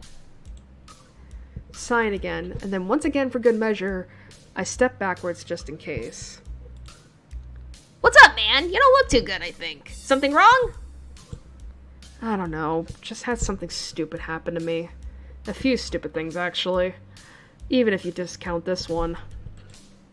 I can't get a proper touch on other people here, and I have no idea if it's because of me or because of them.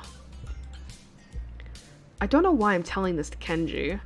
It's not like we've had any contact either, excuse me. That's rough, dude. Yeah, I'm sorry about calling you a psychic spy and all, but you can never be too careful. It's the hard reality we live in. I'm slowly starting to think that Kenji isn't necessarily living in the same reality as the rest of us. You see, this is how it is, this world. There is no justice. You see, even when I lose, I win, because I don't lose the lesson. What does that even mean? It doesn't matter. He dismisses it flatly with a wave of his hand.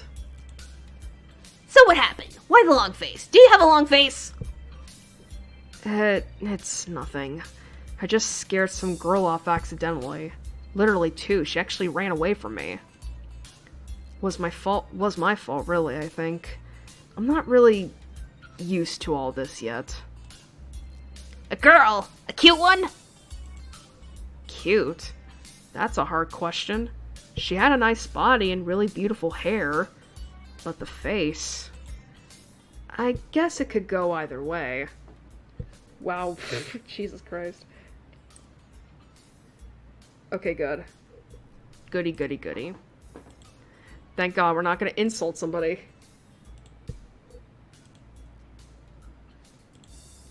Yeah, cute, I guess.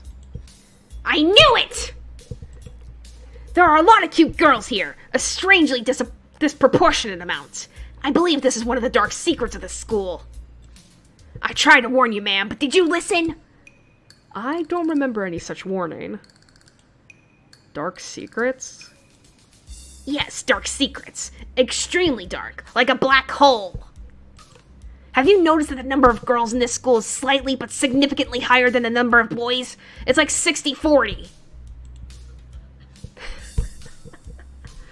He turns his head to the left and stares off into the distance at nothing. Why is it like this? I mean, to the untrained eye, it doesn't appear to be that bad. But that is a full 20%. One would think that a school with such a huge pool of women would be a man's dream. But no! What I'm about to tell you could blow your mind. Are you ready? I don't know where this is going, but I think I won't be missing much by cutting out now. No, I am not ready. I only get as far as turning the doorknob before Kenji starts talking again, showing that he doesn't really care if my mind is blown or not.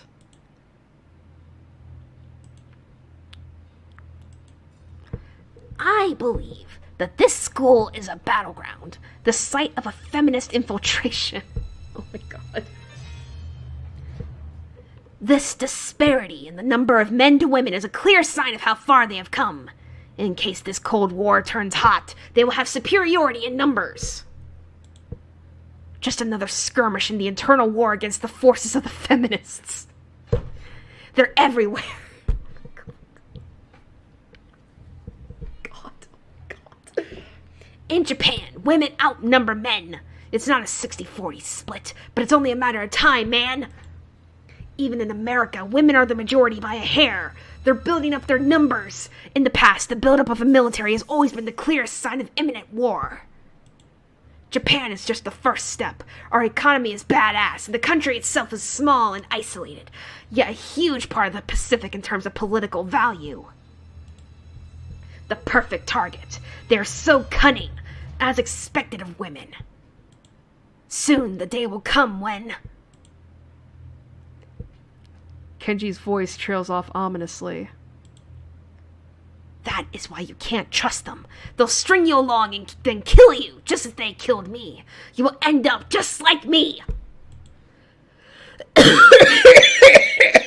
Oh, hell no. I'm good. I can't stop myself from blurting it out. Hey, what the hell does that mean? You said it, not me. It's the best I can think of. So, you're not supposed to say something like that? Damn, so rude! Where was I? Oh yeah, vast feminist conspiracy. Stop it! Stop! I lost you way back there somewhere. Somewhere around feminist infiltration. Too hard to follow? It's cool, I have some grass and stuff in my room, and puppets. You like puppets? No puppets. You don't like puppets, okay. Graphs are still cool though, right? He speaks energetically, responding almost before I'm done talking, moving his hands in an animated way as he continues to rant on. This is too strange. I had him pegged as relatively normal, but it's clear that I was wrong. Something on your mind, dude? Just thinking about what it's like to be the last sane man in an insane world. Kenji frowns, looking deeply upset. You mean that's you? That can't be, because I'm the last sane man in an insane world. That is my dream, and you can't just steal a man's dream. What the hell? That can't be two last sane men. It would invalidate the whole last part. And that part is kind of important.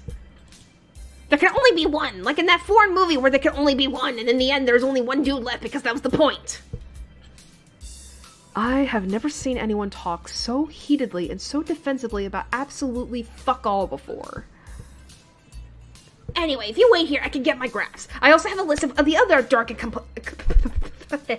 Excuse me for a moment, I bit my tongue. Anyway, if you wait here, I can get my graphs. I also have a list of the other dark and complex conspiracies that this school holds as tangled as... Quick, finish my analogy for me. Be a pal. I'm going to go to bed now. It's extremely late. That doesn't sound like an analogy, but whatever.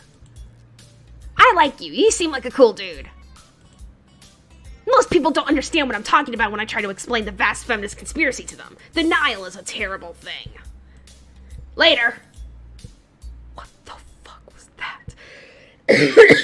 Before I die. He claps me on the back and then vanishes into his room so quickly and quietly it's like he didn't even open the door, but instead walked right through it like a ghost.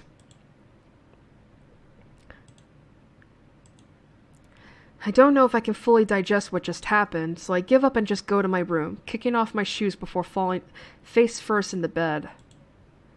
It takes me some time to relax and get up so I can get started on homework. It's because the sheets are cool and comforting against my cheeks, and it feels good just lying there with my eyes closed. This school is like some kind of bizarre and surreal island. It's isolated on top of a mountain, and each person is stranger than last. I just can't seem to fit in. What irony. One would think that fitting in a place that's made for people who are unfit for anywhere else would be easy.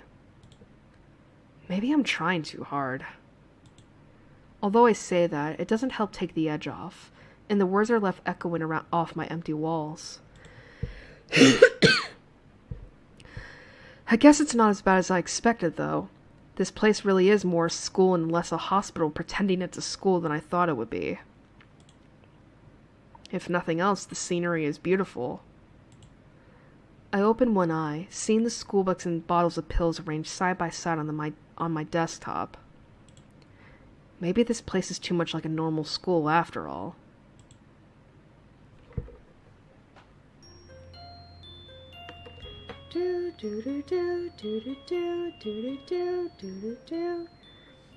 Alright, this might be where we take our break.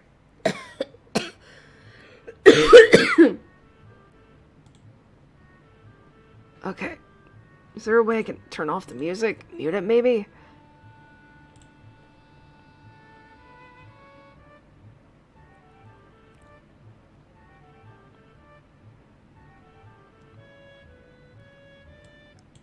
Alright, let's mute the music for...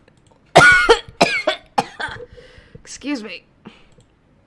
Alright, let's get to a break real quick. Excuse me. I don't know, I'm sorry that I'm coughing so much, but again, I'm congested as shit.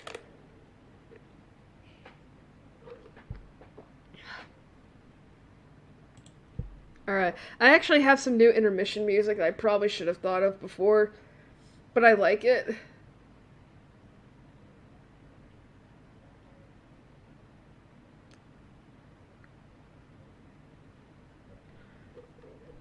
Oh my god. It's more lo-fi music.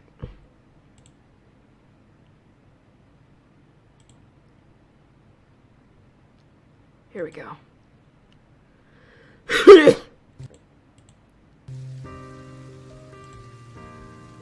It's a little loud.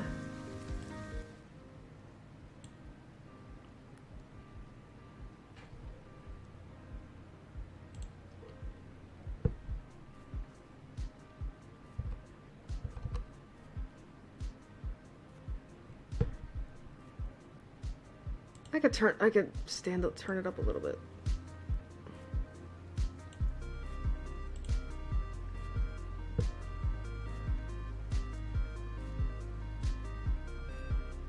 I don't even know if that's still loud.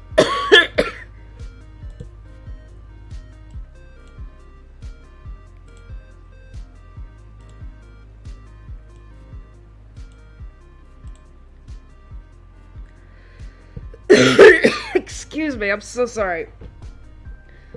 Alright, let's fucking just...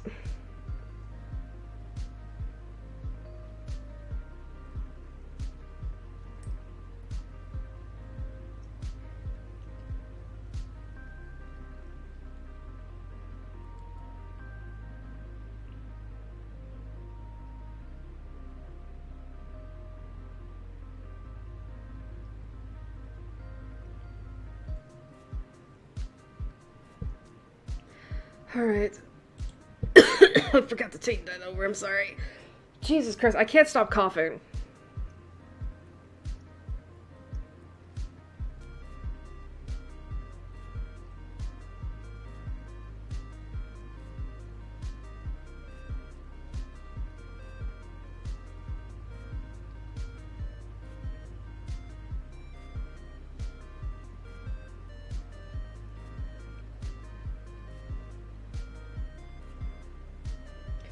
Alright, let's get some quick drinks and a little bit of something to eat, huh?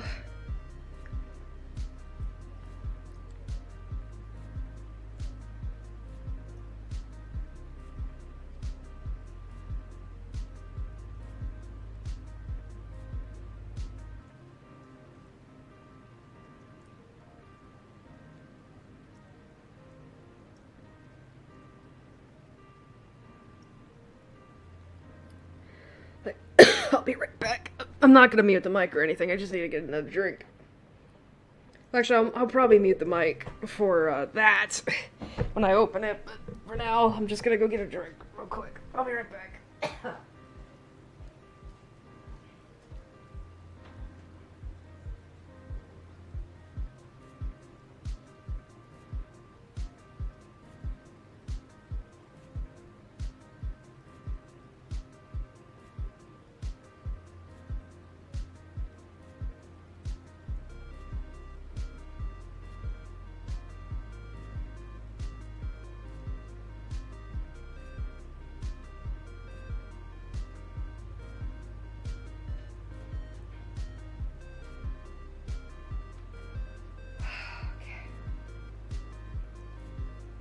Oh, man. Ooh.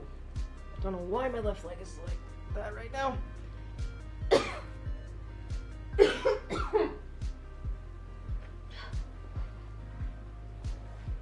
Alright. Got my cushion all set up, actually.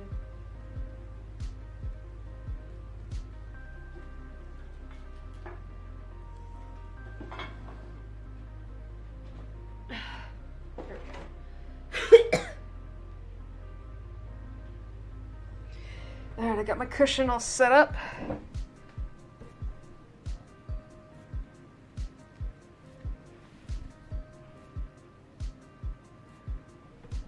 Oh, I thought I dropped more frames again. I was like, when did that happen? Okay, let me mute real quick.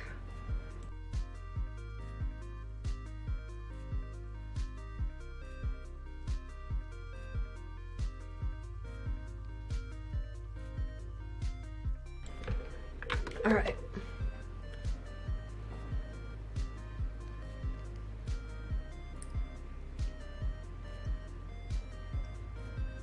I honestly should look up more lo-fi music, considering.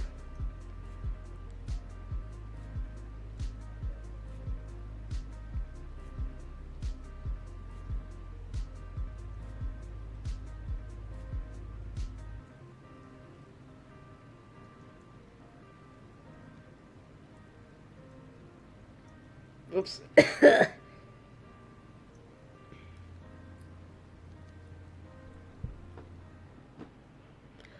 Oh, God.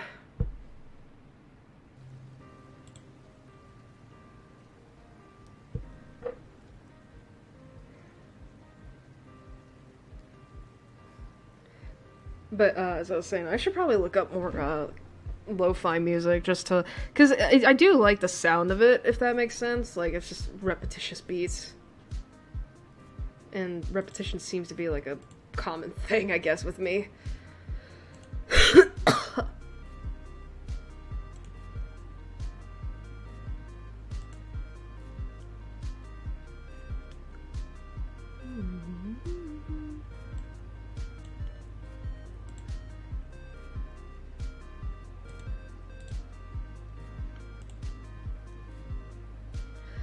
How are we enjoying the game so far?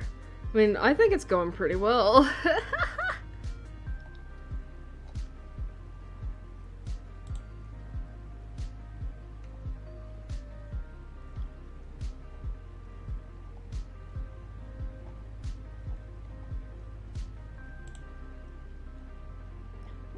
Oh, excuse me.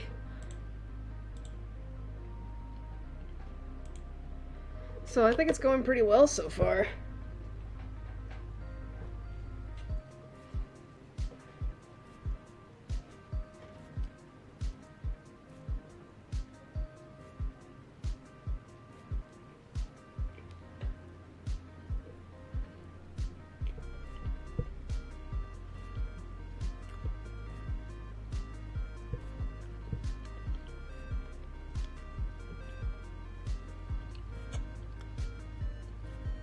I think the only thing that is a little that I didn't account for was the fact that it would take us this long to meet the 5 girls.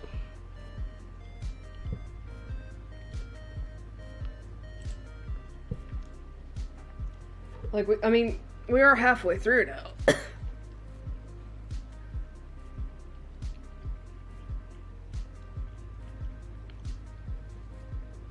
But,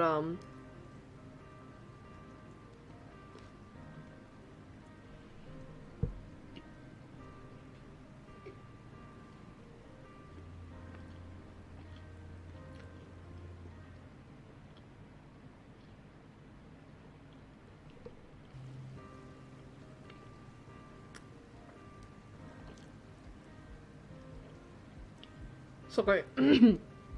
Sorry, I'm also eating.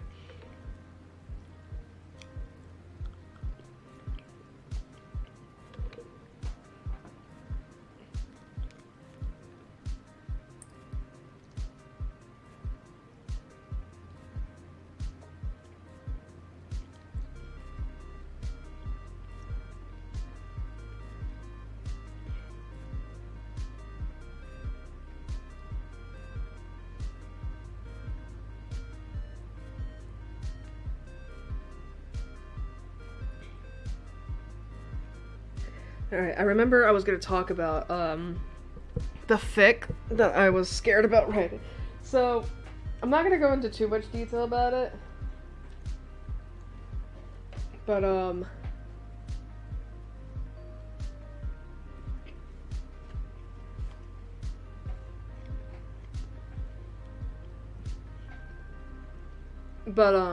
it is a fic that I'm kind of scared of writing. Not because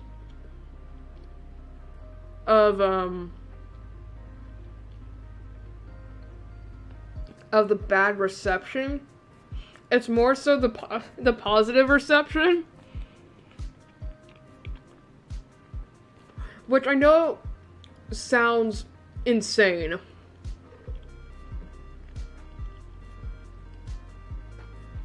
but it's like, here's my thought process.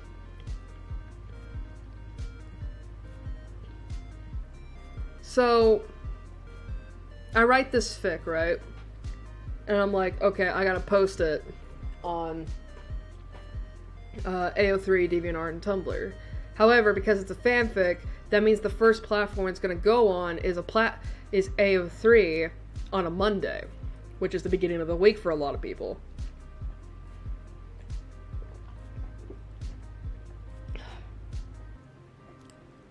And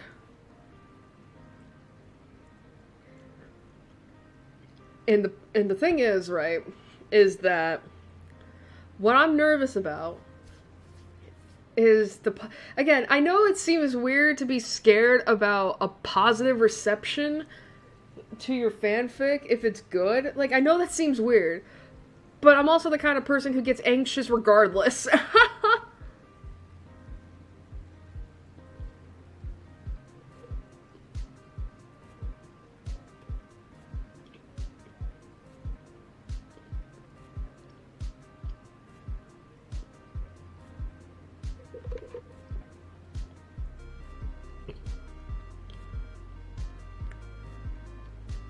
But here's the thing.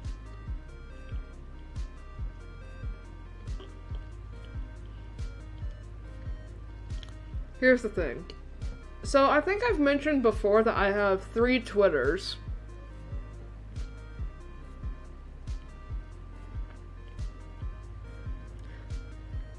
Like, one of them is, of course, the main one that I use, and it's the one that I use to announce streams and all that, and also just vent about real life.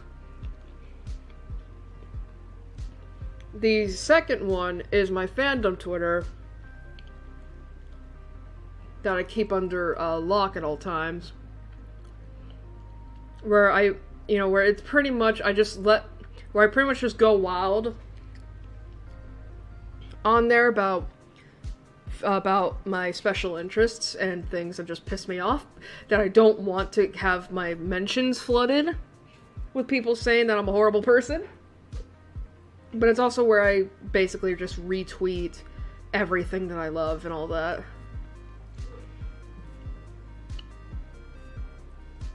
And then my third one is my writing Twitter. And that's basically anything, and that account is basically where I tweet about upcoming projects, fics, or just talk about my OCs a lot. Although I haven't done the latter in about a fucking year and a half, maybe.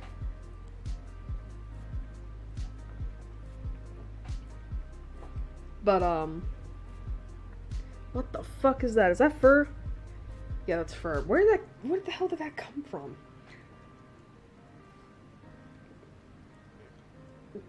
But anyway, so when it comes to posting fics and all that, I mean, obviously I can't post it on Twitter like as it by itself. I have to share the link of the fic on Twitter on there, of course.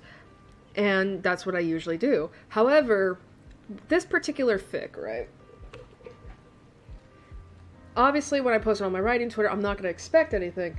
But, and this is actually and this has actually happened to me when I found out, like, a year now, almost a year ago.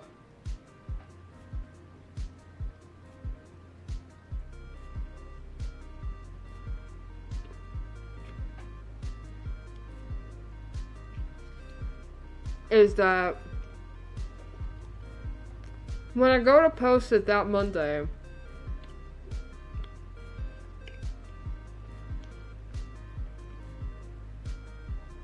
on my fandom Twitter, I follow several people who I know for a fucking fact lurk on the ship tag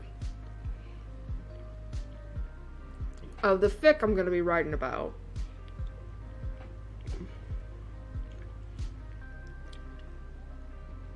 And the thing is that more likely than not, before I even find out anything on my AO3 feed, I'm gonna find out if these people read my fic on my Twitter. And I can't get away from that. Because I got notifications set on my phone. And I'm really scared of seeing that.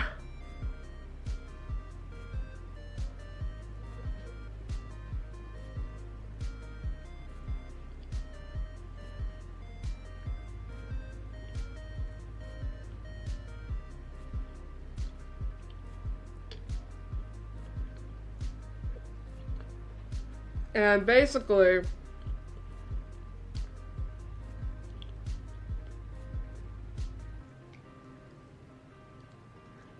what I'm thinking about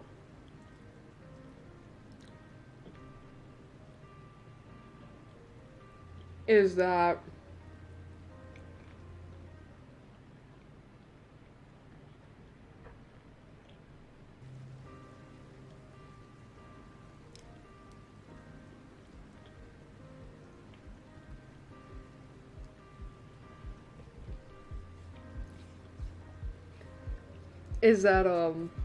I'm scared that, so, this incident that I'm talking about that happened to me, and believe me when I say it did happen, you can choose to believe me or not, but it did, is that, last year, I think, was it last year or earlier this year? Actually, I think it was, no, it wasn't, it was this year. I don't remember if it was around this time, though. But basically, last year, I was in the process of writing a fanfic, not a ship fic, but a fanfic. That was 3 chapters, and around this time, I think I was in the process of writing the last chapter. However, the other 2 chapters were on AO3 and every other platform. And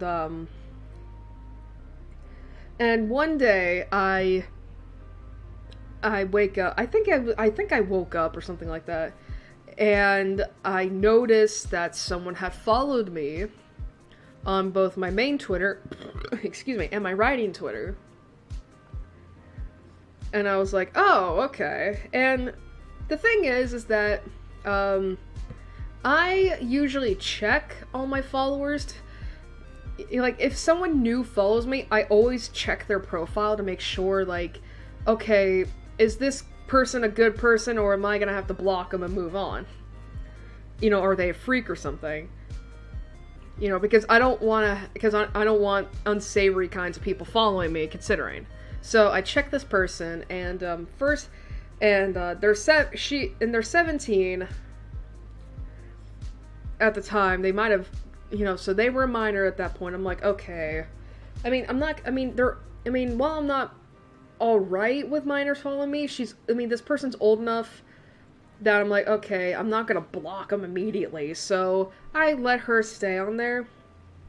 And I'm looking through her profile on Twitter. Because because again, it's part of the whole thing of, like, determining, like, should I block her and move on or whatnot. And I'm looking through her tweets, and she tweets out, and she has some pictures up on her feed. And I initially thought nothing of it until there were words in the pictures, and I saw a certain phrase, and I was like, wait a minute. So I zoomed in on the picture, and it turns out that it was an excerpt of the chapter of the second chapter that I had written and posted, like, recently, a few weeks before, and this person took 3 screenshots of that, and they put their own caption pretty much on there, and the thing is, though, she was not insulting my work at all. Like, she was being very respectful, but it was still so, like shocking that this person was reading my fanfic and basically screenshotted excerpts of it and posted it on Twitter with her own captions.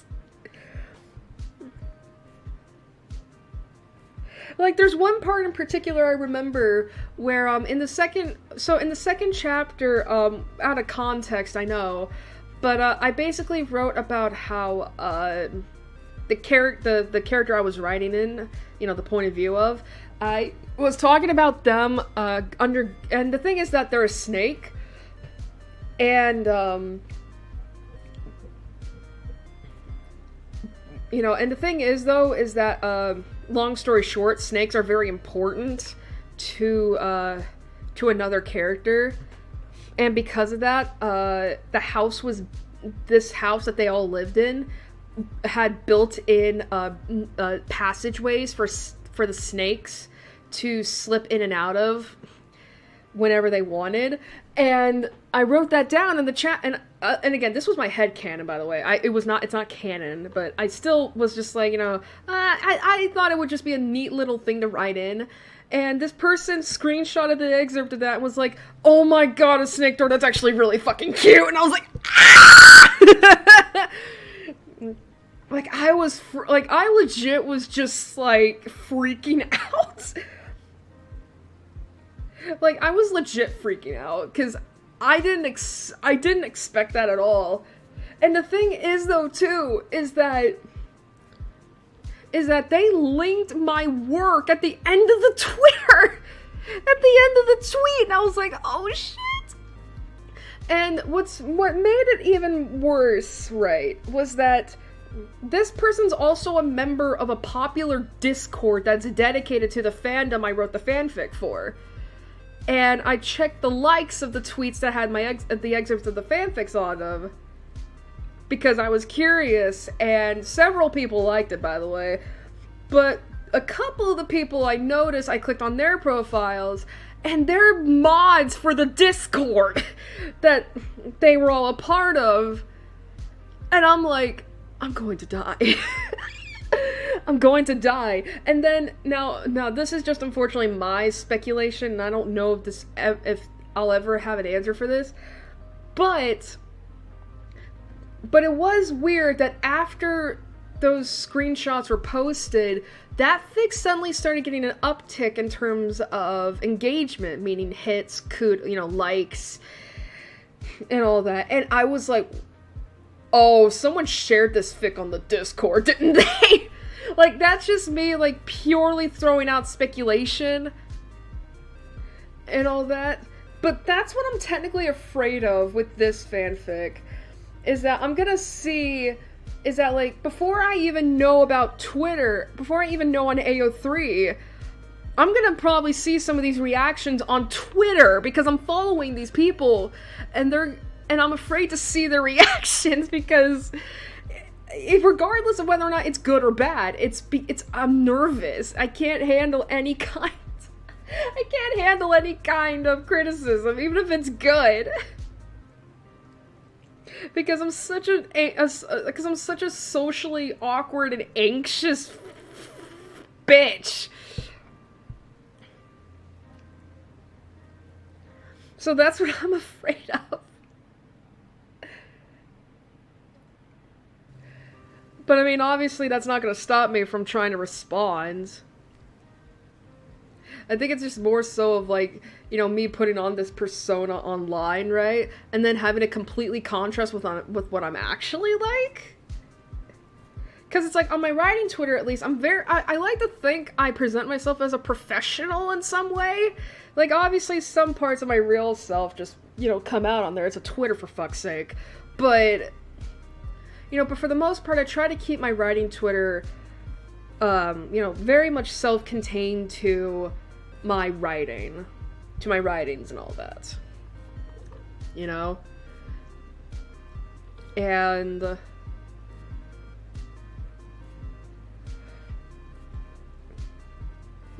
and I'm afraid, and it's like,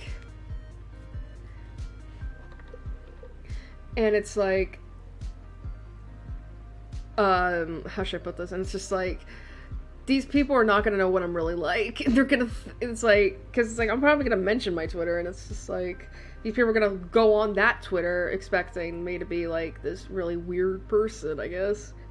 Like, I don't know how to put it.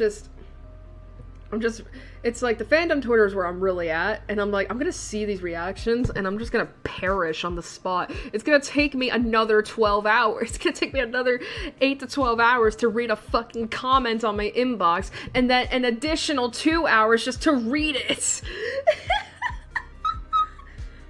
Like, that happened earlier this year with my Terraqua fanfic, and I have a feeling it's gonna happen again with my Dazatsu fanfic.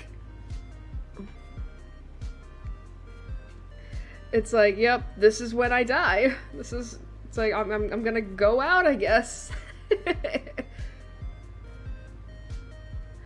I mean, but either way, I definitely think the fic will probably get a nice reception and all that. I mean, I have noticed that my writing does seem to be better than it was a few years ago when I first started out. I think it's just more so, like, not only the reception, but also just, like, the pressure. Because it's like, this is a fanfic for a fandom that I'm, I guess, heavily involved in. If that makes sense. I don't engage with a lot of the people in there, but it is still a fandom I'm entrenched in, pretty much. Because it's like, oh my god, autism brain going brrr. Just go brrr, and all that. And then, of course, this is a fic, this is a ship fic, which, by the way, I've only written 2 of in my entire life. Well, actually, no, that's a lie. I've written 4 of in my entire life. But this is the 3rd one that I'm going to be publishing. And so not only is it a ship fic, not only is it going to be for a fandom where my autistic brain is just like, I must know everything and anything about it, it's also going to be for my OTP. The top ship that I have. And the pressure's on. The pressure's on, motherfucker. So that means I gotta make sure, and considering that this is also gonna be the last thing I'm gonna write for 2021, I have to make absolutely sure that it is good, it is great, it is fantastic. Now granted, I don't know whether or not I'm gonna be able to post it before the end of 2021. I'd like to, but it's not gonna be a disappointment if I don't, especially because,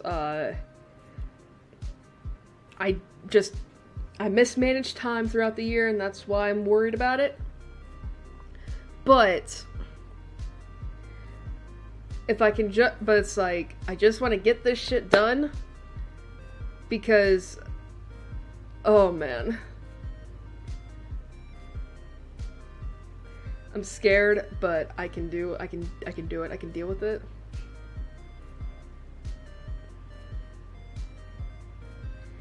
Alright, I think we'll be getting ready to go back at some point, because I think we spent over a half hour.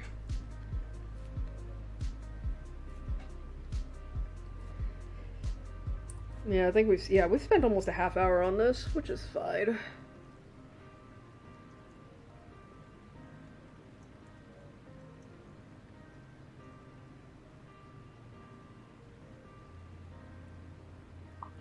Let me just retweet this real quick.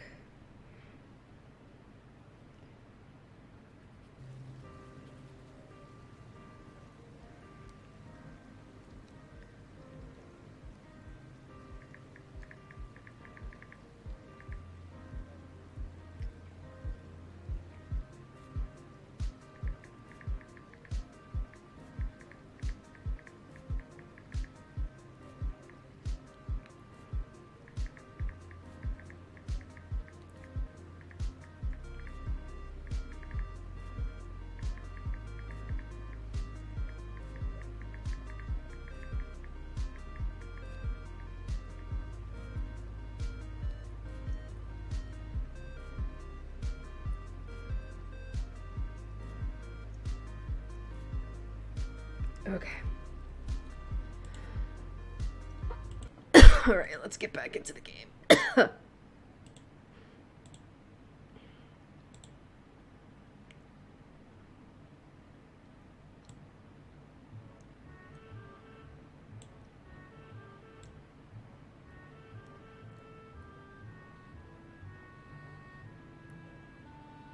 Forgive me if the music is kind of loud. Alright.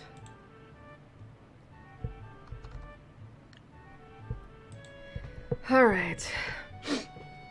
One last sip.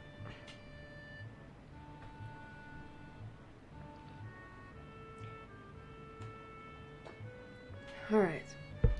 I feel very tired this morning, probably because yesterday itself was a very tiring day. On top of that, I woke up far earlier than necessary. After saying hi to Shizune and Misha, I start doing the work as instructed from the board. It already looks like today is going to be heavy. I think we'll end the stream once we have,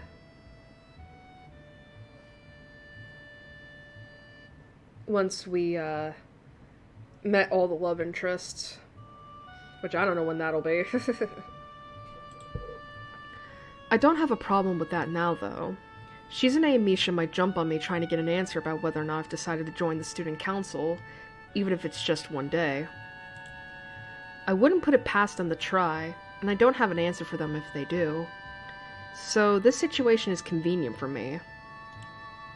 About 10 minutes into class, Hanako walks in and takes a seat, but no one looks at her. The teacher doesn't even comment on her lateness. Fuck.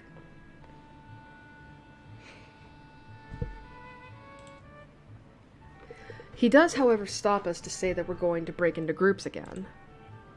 I turn my head and see that Shizune and Misha are looking at me. Shizune gives me a smile that is equal parts cute and menacing. This is a smile that says, "We have you now, there's no escape." Hichan! It looks like we're together again! Yay, yay! Oh, hi. Misha leans sideways while Shizune pushes her desk closer to mine. There really is no escape now unless I were to jump through the window. Jumping out the window isn't the best option, sadly. What's wrong, Hichan? Oh, Hichan, have you been thinking about what you said yesterday? You said that you would think about joining the student council, didn't you? It's okay, Hichan. We were talking about it after you left, and it would be rude to expect you to already have an answer for us this early, right? Right!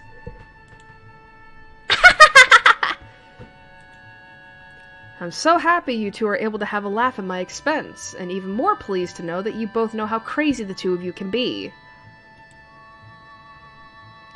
Now that that's over, Shizune snaps back into serious mode and smacks today's assignment with the back of her hand in an overly dramatic and important way. When I actually look at the stuff, it's mostly just reading. In fact, there are only 2 problems. I almost want to say something about how her rush to get started seems a bit much, considering the small amount of work. In fact, Shizune probably knows how little there is, and simply doesn't care. Yeah, it seems like the workload doesn't matter to her as much as the fact that there is work. The actual amount is unimportant. She approaches everything with the same level of ambition. While I'm reading, I let my eyes wander around the room and catch Hanako trying her hand at solving the problems. It looks like she's working alone. I can't remember seeing her working with other people before. Thinking back to how shy she is, it's understandable. Hey, that girl over there. Huh? Who, Hichan? Her. Hanako. Over there. Does she always work alone? I think so, Hichan. Do you feel sorry for her because she's alone? I was just thinking that maybe she could work with us or something. No, I don't think that would be a good idea, Hichan. Why not? Hichan wouldn't get along with her. Why? Misha shuffles around the question, letting out a laugh that sounds very strange. It's nervous, but still has that lilting up and down quality present in everything she says. Just because, Hichan. By now, Shizune has noticed our conversation, and it makes me realize again how Misha has been signing everything she has been saying this whole time. What, Hichan? The friend of my enemy is my friend? Is my enemy? That sounds so harsh. I'm not going to say that. You said it anyway. I know, Hichan. It's fine if you over here. I wonder if this is Misha's way of keeping things fair, since without her, I wouldn't be able to understand a thing Shizune is saying, and vice versa. Is that also why she signs all the time? So there's never a conversation Shizune will be left out of? Anyway, we should start on the problems now, Hichan. We finish with time to spare, and I decide to ask if there are any alternatives to the cafeteria, as frankly the food so far has been subpar. This sends Shizune and Misha arguing among themselves about their favorite restaurants. All of them are downtown, so I don't think we have time to go all the way there. And what about the bill? Are they arguing just for the fun of it? Maybe. They seem so distracted by it that they don't even notice the start of the actual lunch break. I look over my shoulder towards the back of the classroom. She seems to be studying her notes from the previous class. It's an odd sight. Everyone else in the class is busying themselves with the lunch break. Socializing, gossiping, rearranging desks, the ones with actual boxed lunches mixed in and chattering like everyone else, only interrupted by short bouts of eating. But when I watch Hanako, it feels that I'm the only one who can see her, almost as if she was invisible. sort of hiding in plain sight. Is she being bullied? Is she isolating herself from the rest of the class on her own accord? I see her look over her shoulder towards the classroom's rear door.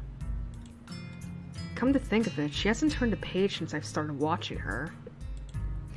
I guess she's waiting for someone. What to do?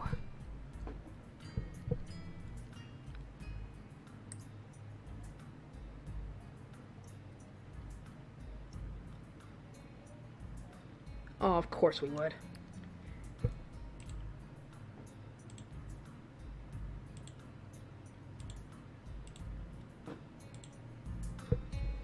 I still feel bad for making her run away yesterday, so I'd better say something. Hey there, Hanako. Hisao? Well, at least she remembers my name. Hey, I just wanted to apologize for yesterday. I didn't mean to startle you or anything. I'm just new here and thought I should get to know my classmates. Oh, look at that face. As Hanako looks up at me, I notice her scarring once more. It's a little bewildering that you can barely notice it from across the room, but it's so noticeable from close up. That's okay. It was my fault. Nah, that wasn't anyone's fault, it just kind of happened. So, are you waiting for someone? I saw you looking at the door before. Yes, Lily. Oh, you mean Lily the blind girl? Wow, that's totally not insensitive, Hisao. Hanako only nods in response, and I can't help but wonder if defining people through their disabilities is a faux pas the worst kind or just normal here. I guess that explains why Lily took off after her yesterday. She seems like a nice girl. Are you two friends? Yes. As if hoping for Lily to appear, she checks over her shoulder again. I think I'm making her nervous again. I hope I'm not disturbing you right now. God, that's weird that the fucking music just cuts out. No, that's not it. It's just easier if Lily doesn't come here. Oh, because it's hard to get around the classroom? Not really. Hanako's gaze drifts past my shoulder and towards Shizune. Shizune? Hanako nods again. What about her? Don't they get along? Hanako shakes her head. Clearly this is something she doesn't want to talk about. It does make a strange sort of sense, Shizune and Lily not getting along so well. Communication between the two would be all but impossible. It's hard enough talking to Shizune through Misha, even when you can see whose hands are talking. Hanako is so focused on Shizune that I'm the first to notice Lily at the door. Oh, she's here now. Hanako spins around to confirm this.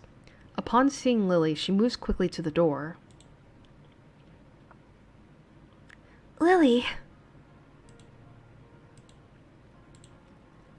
Ah, Hanako. Good morning. Is the president here? Yes. Hanako glances over her shoulder at Shizune again, as if to confirm she can't hear them even though that's impossible. I suppose we best be off then. Lily's sigh and tone of what seems like frustration makes me raise an eyebrow. I guess there's some kind of enmity between the two. It's intriguing, but that's not really something I'd ask about. I'm sure if they wanted me to know, then they would tell me. It's only my third day here. I should be trying to make friends, not finding out why people are enemies. Still, it's a little funny to find out that this school has little feuds, just like my old high school. Even if people are more tolerant of others, they're still going to get on each other's nerves. Hey Lily, how are things? I'm sorry I made you run off yesterday. Oh my, is that Hisao? I didn't realize you were here. It seems that Lily is a little embarrassed about being so frank in front of me. Sorry, Lily. I thought you realized. No, it's alright, Hanako. Hisao, please don't worry about yesterday. It was just a misunderstanding. If you say so. I'm still working this place out. Well then, I think you'll find most people here a lot more forgiving than elsewhere. If you're feeling a little confused, please don't be afraid to ask questions. Sure, I'll remember that. Lily. Lily gives a small nod of acknowledgement. I'm sorry, Hisao, but we must be off. Hanako really doesn't look all that comfortable here right now, and Lily still seems a little embarrassed. I wonder if my apologies really made any impact. Mind if I accompany you two? I know I'm kind of pushing it, but Lily hems quietly, still smiling. I'm sure that we could accommodate you, can't we, Hanako? She looks at Lily, then at me, and then she freezes, wide-eyed. Sure.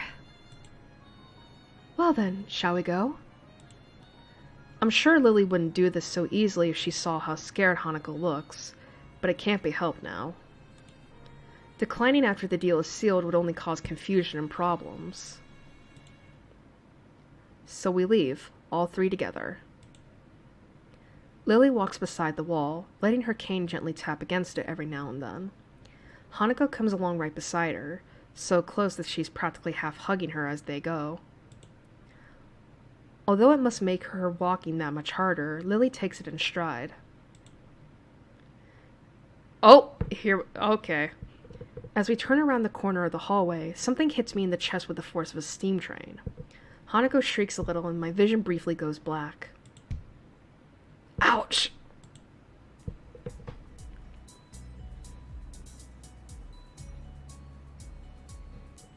Oh, this is another bop too.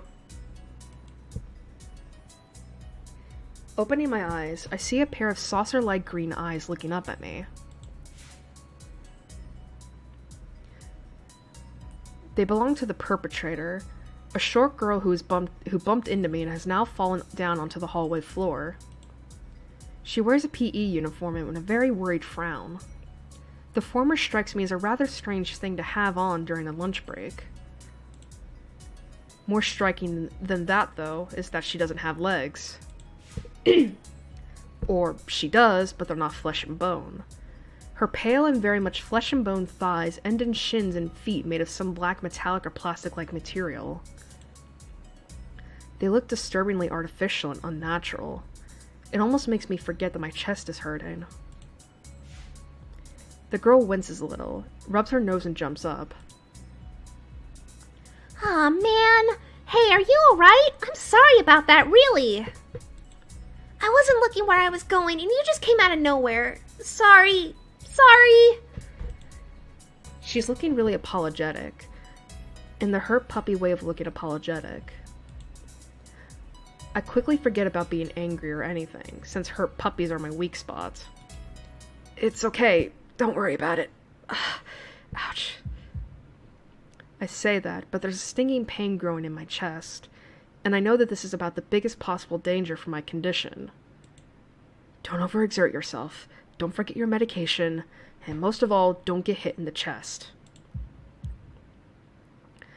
I try to rub my solar plexus to chase the pain away, holding my breath in an attempt to hear my heartbeat. Calm. Calm. It seems normal. Hey, should I get a nurse? The worried, high-pitched voice of the girl snaps me out of it. I stare at her for a few seconds dumbfounded, until I realized that I probably looked worse off than I really was, doubled over myself and looking all tense. Damn, I'm overly worried about my heart. Well, no shit! No need. I'm fine. Managing to say something in response, I pull myself upright, feeling my sore ribs one last time, and take a deep breath. She just knocked the wind out of me. Big time. But it's nothing more than that. You sure you're okay? I hit you pretty hard. It's okay. I said I was fine and nothing's broken. No harm done. That's good. I was... Hisao, what happened? She's not quite up to speed for obvious reasons, but she sounds very worried. More than what the situation deserves, really. Someone just bumped into me. Nothing serious. Just winded. Sorry, it's my fault.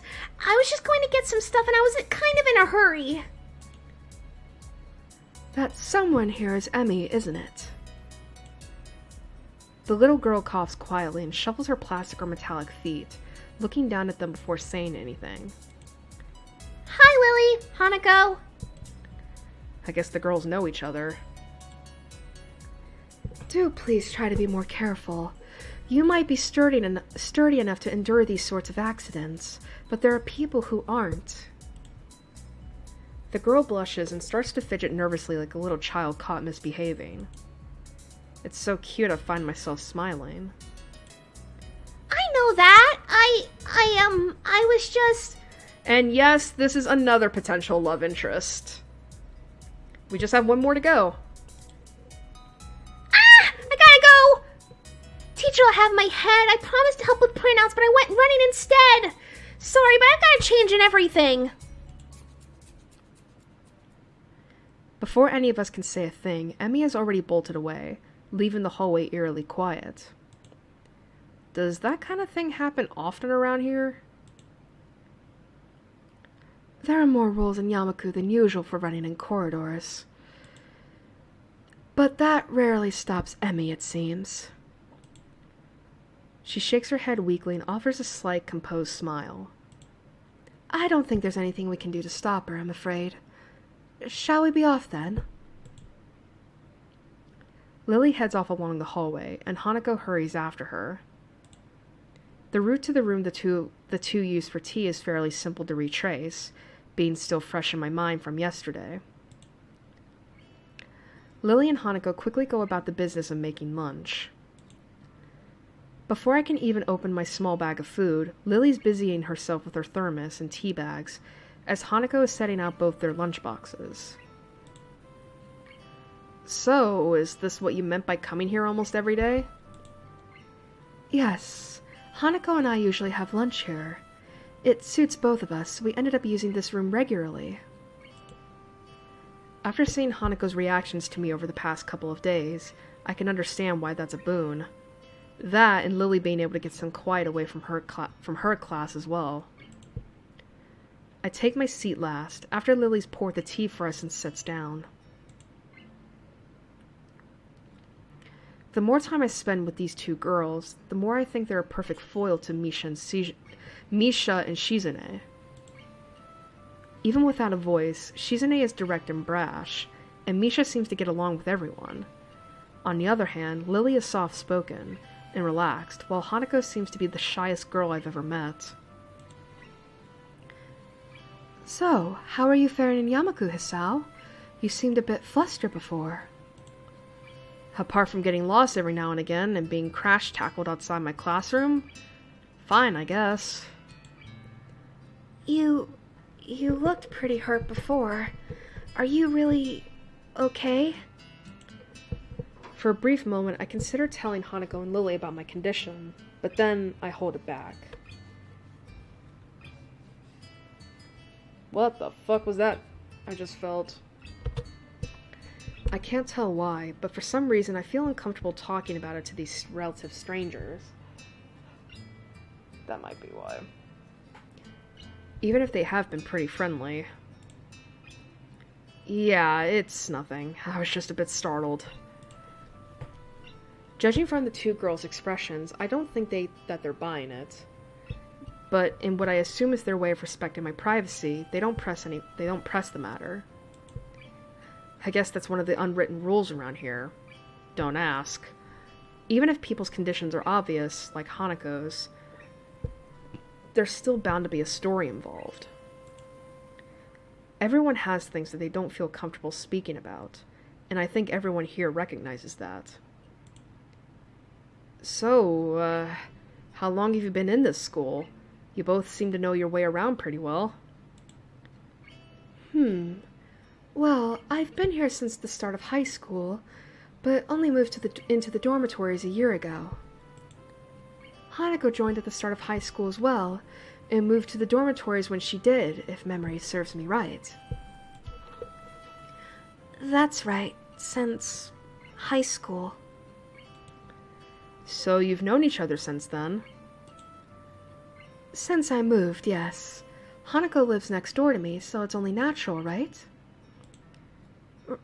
Right. Yeah, of course. Living next to someone is probably reason enough to befriend them, though I'm guessing that Lily's blindness played a part in it as well. I can't imagine Hanako easily making friends with someone who has to deliberately avoid looking at her scars. With the immediate conversation dried up, we start to eat our lunch. It isn't long before the bells are signaling the end of the break. Like me, the girls pack up their lunches as efficiently as they set them out. I guess I better be off. Are you going to go with Hisao, Hanako? Hanako looks up at me, and for a second I can see that she's considering skipping class, maybe just to avoid walking to the classroom with me. Yes. I don't know what to think of it. Hanako really is delicate to the point of breaking if looked at in the wrong way. It makes me a bit nervous too, but I push the feeling aside, trying to be as natural as I can. We should hurry then. Class has already started by the sound of it. Lily gives a nod of farewell as she bends down to take her cane, Hanako and I filing out before her. We walk quickly down the empty halls to our respective classes. As we reach the door to Lily's 3-2 classroom, she turns towards me. Hisao, thank you for sharing lunch with us today. My pleasure, Lily. And with that, we part ways, Lily entering her classroom and leaving Hanako and me to make off to our own. She's still looking like she wants to run away. So, do you really want to go back to class now? Yes. Okay then. I feel like I should say something more to her, but it's hard to come up with anything that would be appropriate and safe enough. And Lily was right. The more time we spend out here, the more explaining we have to do. I open the rear door to the class and walk in. The teacher looks up at me and opens his mouth to say something. However, as Hanako follows me in and closes the door, he simply nods to us and continues his lecture. This is the third time that Hanako has had her truancy practically ignored. There's definitely something going on here. We make our way to our seats, and I notice that Misha and Shizune are both missing as well. I wonder if it's some sort of informal agreement with the staff, or if it's a perk afforded to the unique students of this school. Trying to make as little disturbance as I can, I extract the relevant textbooks from my bag and start catching up.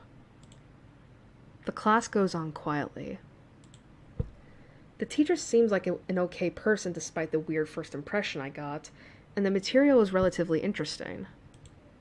However, the way he teaches is really bizarre. It's as if he expects that everyone is a natural genius.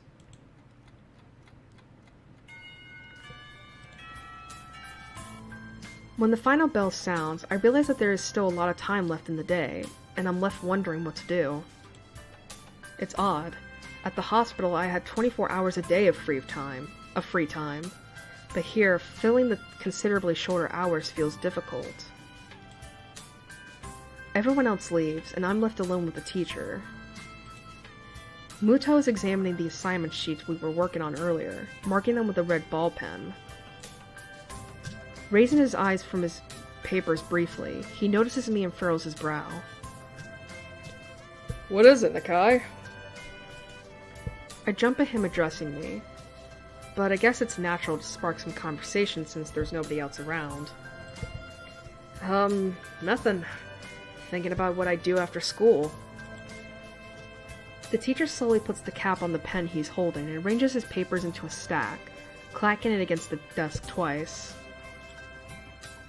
He seems very methodical, and for a brief moment I'm reminded of Shizune. But the teacher is more unhurried and relaxed, much more routine. You have no plans? No, I consider joining a club, but don't know what kind of club would interest me. Go observe a meeting of someone else's club. Might pique your interest. I guess. But I don't know how to continue from there. Muto looks at me in a way that makes me quickly want to take the words back to avoid a conversation. But I can't, so I have to forge ahead. I just don't know how to deal with people. I mean, the other students. I'm talking to people and everything, so it's not that I'd be isolated or anything. I just don't know what to think about the disabilities. It's like, it feels that I'm being impolite if I pay attention to them, and it's weird to ignore them. Damned if I do, damned if I don't. The teacher scratches his cheek absentmindedly, looking very unresponsive. These things are only an issue if you make them one. You can talk normally with someone, even if they're blind or something. Try to look behind the superficial. There's not a single student here who isn't just a normal kid behind whatever they might seem at first glance. He says the same thing as Yuko did. I know they're right, but it's hard. How can you not consider, for example, Shizune's deafness, when the only way to communicate with her is to talk through Misha? Or Hanako. It's not like you can ignore her face. But... oh, shit. I'm interrupted by the door of the classroom suddenly slamming open. Teacher! Misha crashes in, hands straight in an enthusiastic greeting, her voice loud and lively enough to wake the dead from their graves. She starts towards the teacher's desk with her bouncing step, hands energetically swinging with the rhythm. Muto, visibly dismayed at the interruption and Misha in general, slumps in his chair. Mikado? Misha stops in her tracks and looks around cluelessly, as if she's sensing from his tone that something's wrong but has no idea what. Yes? We have talked about volume control before. Yes! But she doesn't lower her voice at all, and the teacher just rubs his eyes. So, what is it? We need help! We're running out of supplies for the festival stands! This is a distress! She waves a pink slip of paper she's holding around. So, go get more supplies from the art room. What's the problem with that? Plywood! Plywood is always the problem!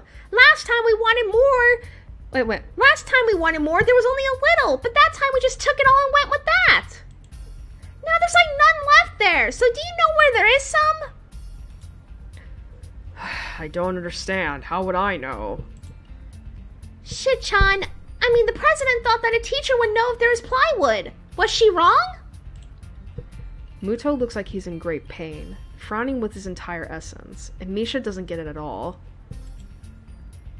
Looking at the two of them communicate is terrible, like looking at a man being tortured by drilling his skull open while blasting pop music at full volume at the same time. I'm afraid I have no idea if there's any plywood in the school, let alone where it would be if there was any. Ah, what should I do? Perhaps try to find Mr. Nomiya? I'm quite sure he would know where to find everything you need. You'd have to pry them from his cold, dead hands, but that's a different matter. I don't have time! We're so busy! She holds her head with both of her hands, looking as despairing as it's possible for a person like her. Without even noticing, she crumples the note she's holding against her hair. I shouldn't even be fetching these things, but there's so much to do and we're falling behind the schedule! Muto looks at her gravely, and then suddenly smiles. Smiling doesn't really fit his face. I think it'd be better if he didn't. I wonder if you could get some temporary help. He switches to staring at me focusedly, with a hard expression, as if trying to say, go make some friends. Oh, fuck. I guess I can give you a hand. You can? Thanks, Hichan, you're really nice! She pauses, does a double take, and then points at me with her finger, yelping, "Ah!" and looking very puzzled. Come to think of it, what's Hichan doing here? Class is over, you should be having fun! We just had a little chat. Oh no, it's not detention, is it? Are you in trouble, Hichan? No, I'm not. Is Hichan in trouble, teacher? No, he's not. Muto sighs deeply, and I feel that I have to help Mishik to get her off the teacher's back. So what do you need? Here's a list. I can try to find the plywood from somewhere if there's none in the art room. She offers me the note she's holding. I take it, hesitating a bit. I said I'd help you, but this has no implications on whether I'm joining the council or not. Ah. Still, thanks, Hichan. Try to be quick. We are in a stall building streak now. We must hurry, hurry, hurry. She bounced out of the classroom, leaving me and the teacher looking at each other with something that feels like a silent agreement. Well, there you have it, Nakai. You have something to do now. Please don't sound so smug. Looking at the list with a number of items ranging from paint to plywood, all written with small, neat handwriting that is undoubtedly Shizune's, I heave a sigh. I'll be going then. Waving the long list limply at the teacher, I exit to the hallway. The classrooms closest to ours are designated belonging to classes 3-1 and 3-2 on the right side, and 3-4 on the left side, each door looking exactly the same. Further down the corridor still, with identical doors, are rooms that I didn't think were used for classes. I guess the art room is not a classroom as such. I carefully push open the furthest door and peek in. It's a classroom, but it seems rather badly kept or not in use. Am I in the right place? Desks and chairs are all around the room, a thin layer of dust settled on them. There are some easels in the corner, so at least this looks like the right place.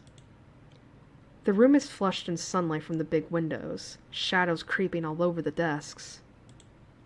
Specks of dust are dancing in the stagnant air, making the beams of light almost visible. Jokingly, I call into the empty room. Anybody home? Something catches my eye and I stop mid-sentence.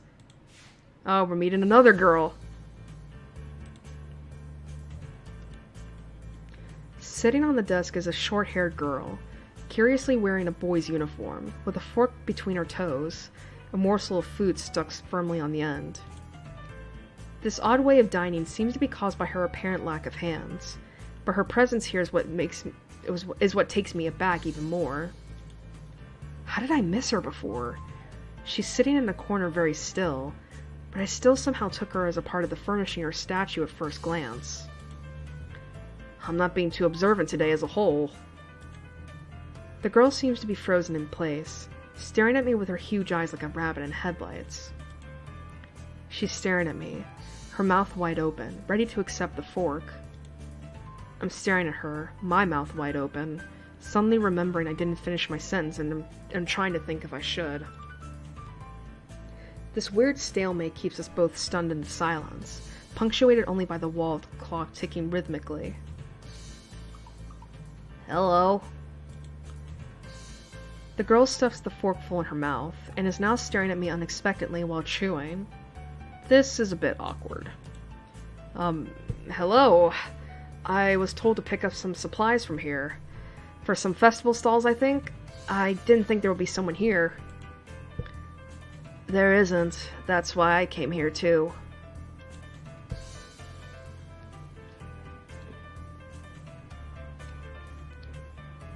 She picks up another forkful. Doesn't that mean you're here, then? She raises her eyebrows as if she was suspecting my observation was false. You're pretty observant, I guess it does. But who are you? This girl is pretty straightforward, isn't she? I'm Nakai, Hisao Nakai. I just transferred in on Monday. I'm Rin. Tezuka Rin. Rin Tezuka. I won't shake hands with you, but at least we know who we are now. That's very nice. Her deadpan manner of talking makes it hard to determine whether she's joking about shaking hands or not. And ladies and everybody, this is our final love interest. So we have now met all 5 girls. In terms of who we picked as the girl we'll be going after, well, we'll find out, won't we? I'm keeping that a secret until it's physically not possible. It kind of bothers me. Joking about these matters doesn't feel appropriate at all. While I'm trying to figure what's appropriate and whether this girl is, she seems to have lost interest in me and is now gazing yearningly back at her food. Excuse me. Can I continue my lunch? If you don't mind me, I won't mind you. If you need to get your stuff, the supplies are at the back. Go right ahead, but lunch? School's already over for the day. What word would you use, then? There's no word for a meal you eat after lunch, but before dinner, right? It bothers me very much, too, but I don't really know what I should say.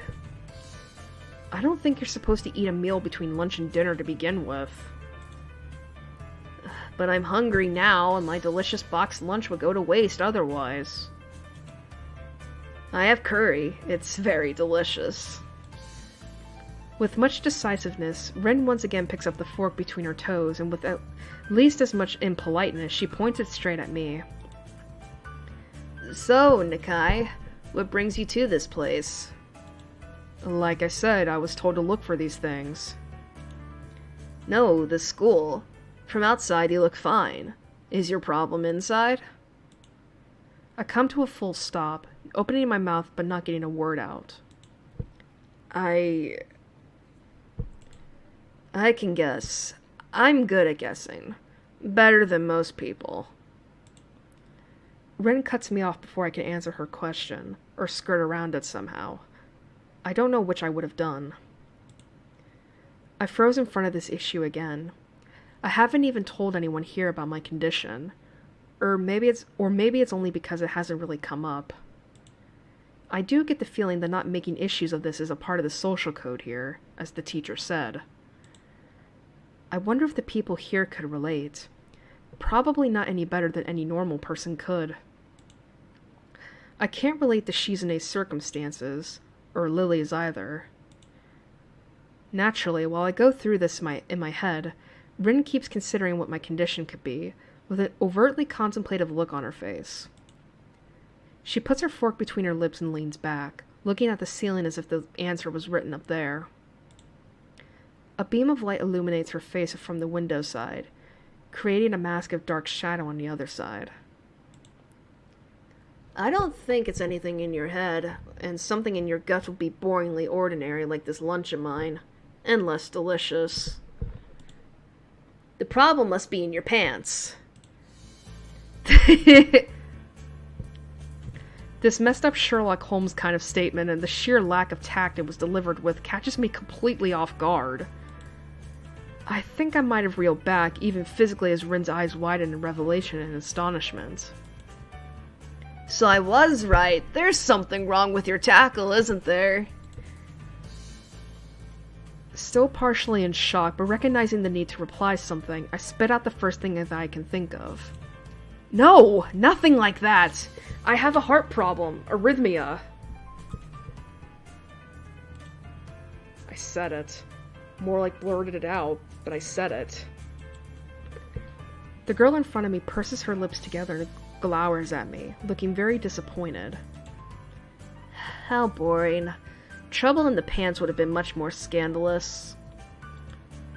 What's with this reaction? I'm sorry to let you down. I forgive you. Just, I collect people, and a person with, that kind of problem would have been really great. Collect people? People with different problems. Huh, so you just, like, go around asking people what's wrong with them? Pretty much. I see. With little left to say, Rin resumes her lunch, and the conversation dies away, but I keep thinking about what was said. It's the first time I told anyone else about my condition. All the other people have either known about it already, or heard about it from someone else. Or didn't need to know about it, like every other student here so far. Should I have told it as a natural part of introductions? Is it expected of me? Hi, I'm Hisao. I have a very serious heart condition. Is that how I'm supposed to go around introducing myself from now on? As if our disabilities would define us. What a disgusting thought. Or maybe this Tezuka girl just has an unnatural interest in such things. Let me read that? Jesus, there's so much. It's the first... I think he's starting to learn here.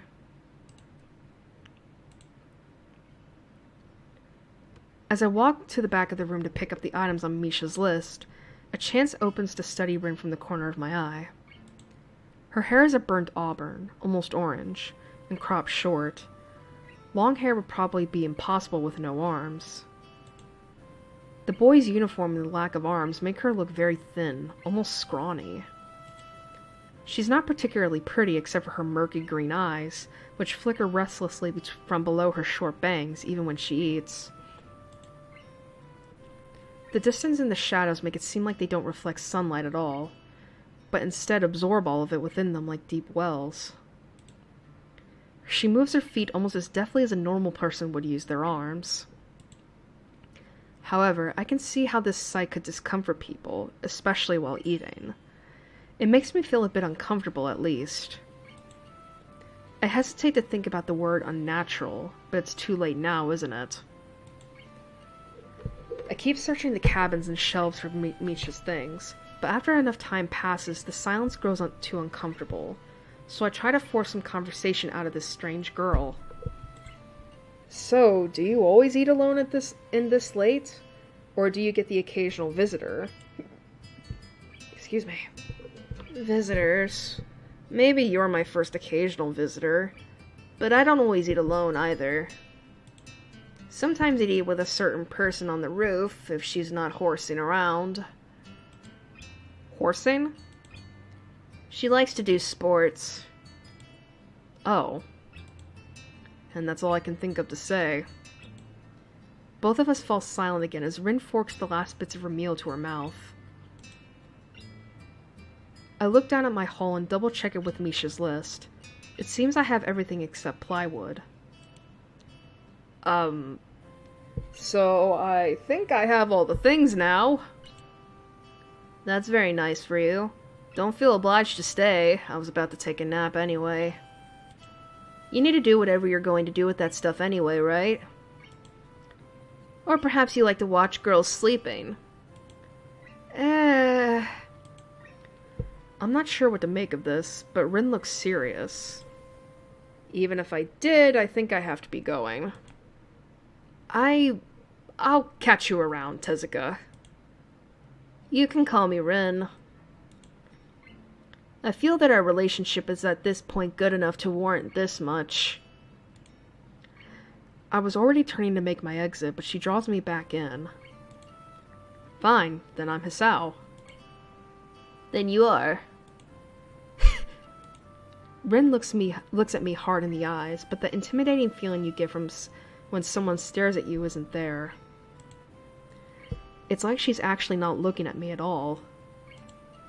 She blinks a couple of times, and I can't figure out why a pause like this just popped between us out of nowhere. See you later, Hisao.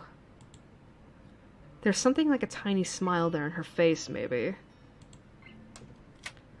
I quietly back out of the room. As I shut the door in front of my face, I whisper to myself, "What an intriguing person." From inside, I hear a muffled sing-song voice. I heard that. What did she hear? Holy shit, what the fuck? I jump at the sudden appearance of Misha, who I had not heard approaching despite the completely empty hallway. Somehow she had gotten to jumping distance of me without making a sound. Creepy. It briefly reminds me of Kenji's nutty theory about a global feminist conspiracy, but I pushed that thought aside. Shizune, standing slightly behind Misha, looks aloof as if she couldn't have heard the remark that drew Misha's attention, but Misha is visibly excited. No, wait! More importantly, who is in there? There's no club meetings today! She tries to curiously peek past me, even though the door prevents her from seeing anyway. What are you doing here? You took so long that we had to come check what's wrong! That's no good, Hachan! She wags her finger at me scoldingly. I found plywood, but everything else is still missing because you're tardy! Oh, sorry. I got the things here, was just going to bring them. I think you were up to some mischief, Hachan. Who was in there with you, I wonder? Misha signs something quickly to Shizune, pointing at her own ear a couple of times. Shizune immediately pushes her way past me and opens the door into the classroom I just left. I can only imagine the shock she's experiencing. With Shizune's diligence and attitude, the insolence of daring to deface school property by sleeping on top of it must be too much to bear. And indeed, she stares at Rin, frozen in place apart from the slight but noticeable trembling of her shoulders. From suppressed rage, I'm sure. Instead of blowing up, Shizune just takes a few deep breaths, adjusts her glasses, and slams the door shut, turning to sign furiously at Misha. Holy shit. Maybe she did blow up, but I can't understand it.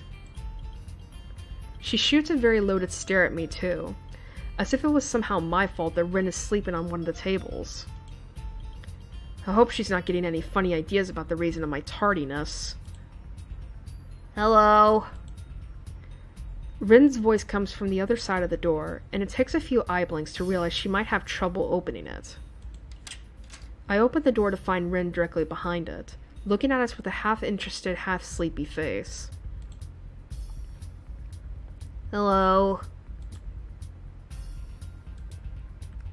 Miss Tezuka, what do you think you were doing? You absolutely are not permitted to use school property for such disgraceful activity! It sure is suddenly very crowded in here. I didn't think I was this popular. It's hard to say whether she's happy or unhappy about this turn of events. At any rate, she ignores Shizune/Misha's scolding, so they have no choice but to drop the issue. Shizune taps Misha's shoulder, points at Rin and makes some quick signs. Popularity aside, please don't do that anymore! Anyway, how's your project going? Will it be done for the festival? Rin looks at them blankly, apparently at ease under the pressure Shizune's cold stare is putting on her. I keep wondering about that myself, too. And? We'll think about it harder. As Misha signs her reply to Shizune, her face turns into an unsatisfied frown. Miss Tezuka, please try to take this seriously. It'll be a disaster if the wall looks like someone threw up their lunch onto it. Rin nods assertively. We'll think more seriously. Misha actually giggles at that, but Shizune doesn't, not even after translation. She just shakes her head, takes the materials from me, and takes off with Misha in tow. Rin frowns thoughtfully as she looks after the retreating student council duo. How rude. It's true, though. I must finish my project before the weekend. There will be dire consequences if I don't. The end of the world as we know it. Like weekends usually are, but more dire. Much more dire. Maybe I'll postpone my nap to unforeseen future. I'm about to ask what project she has and what are these apocalyptic consequences, but she walks back into the art classroom. Since you have nothing to do, would you give me a hand? This paint can doesn't fit into my bag, but I need it. She kicks lightly at a huge can of paint that's lying on the floor next to the table she was sitting and sleeping on. It lets out a dull clang. Being the gentleman I am, I naturally pick it up. Heavy. Yeah, sure. Where do you need to take it? Away. And with that, she takes off to the hallway, me and the paint can following since there's little choice for either of us. The hallway is quiet and empty now with Shizen and Misha gone, so we two leave towards the stairwell at the other end. Every 10 or 15 or 20 steps, I have to change the can from one hand to another because the thin handle cuts into my palm. At least it keeps my arms from tiring too fast. Rin strolls on beside me with an uneven pace that I have trouble matching. Or maybe I am walking weird because of the extra weight. It seems one of us is constantly walking too slow or too fast, and I can't figure out which. 2 flights of stairs below, trouble appears in the form of the head nurse and his fox-like grin. Ah, Mr. Nakai. What a happy coincidence. Tezuka too, of course. He nods courteously to Rin, who doesn't acknowledge him back. Then turns to me because obviously it's me who he had some business with. There's something I forgot to mention on Monday. I nod and wait impassively because I can't even begin to guess what he forgot. The feeling of the handle delving deeper into my skin doesn't make me feel enthusiastic about this interruption either. It's about your medications. Since you haven't been that long on your current medications, there might be some unexpected side effects, which might require adjusting dosages or even changing to another kind of medication. So we'll do a few tests regularly. But what I'd want what I'd want is for you to keep an eye on everything in your condition that feels off, if you get what I mean. Nausea, headache, anything. And come see me if something happens. Alright. So how are you? Everything fine? I give up and drop the can to the floor before answering him. Apparently this takes longer than my biceps can handle. I'm about to say something generic as an answer, but then I realize how often I've done that lately. Other people have asked me that too. Teachers and students here. My parents, visitors, nurses, doctors at the hospital. Everyone seems to be concerned about that. It's natural for a hospital, not so much for a school. Except this school. This is a small school, and both the student base and the faculty seem to be very tightly knit. At least that's the feeling I'm getting. And this is not the kind of school that gets transfer students too often. The thought sends shivers up my spine, but I give a generic answer anyway. That's great. Also, one other thing. My sources tell me that you've been at neither the school track nor even the pool, so I'd like to know if you've taken up exercises as I asked. Of course I haven't, but his way of inquiring gives me the feeling that I should have been running my ass off on the track since the very first day. You have people spying on me? Not as such, I just happen to know a few people. But that's not the issue here, so don't try to slip out of it. Well, I was actually just doing some improvised weightlifting as an exercise. I pick up and lift the can up and down a few times, like some sad imitation of a bodybuilder, even though it's weighing down on my arms painfully. The stupid grin disappears from his face for a second, then comes back like it was never gone. Tezuka, would you give us a second? He's like, listen, you little bitch. I mean, the thing is, though, it's to strengthen his heart, make sure that... I mean, I think that's what the exercise is for. It's like, listen, it's to strengthen your heart. It's so that there's less chance of your heart giving out before, how should I put this? It's pretty much like it's basically to give his heart more stamina and endurance, if that makes sense, so that if his heart rate, I guess, like, jumps up, he's not immediately in the heart attack range, you know what I mean? The nurse grabs me by the shoulder without waiting for Rin's permission, which he didn't need in the first place, and drags me aside.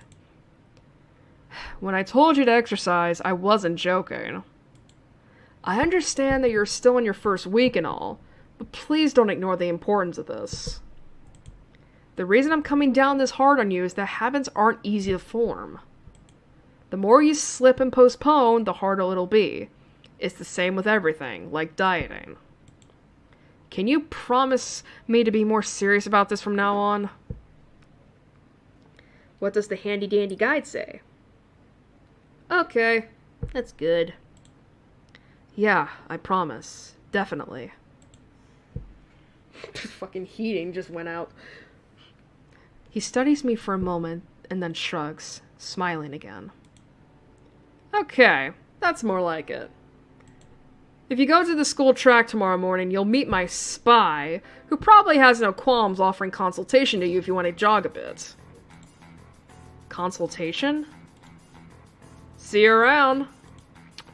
Just click the tongue.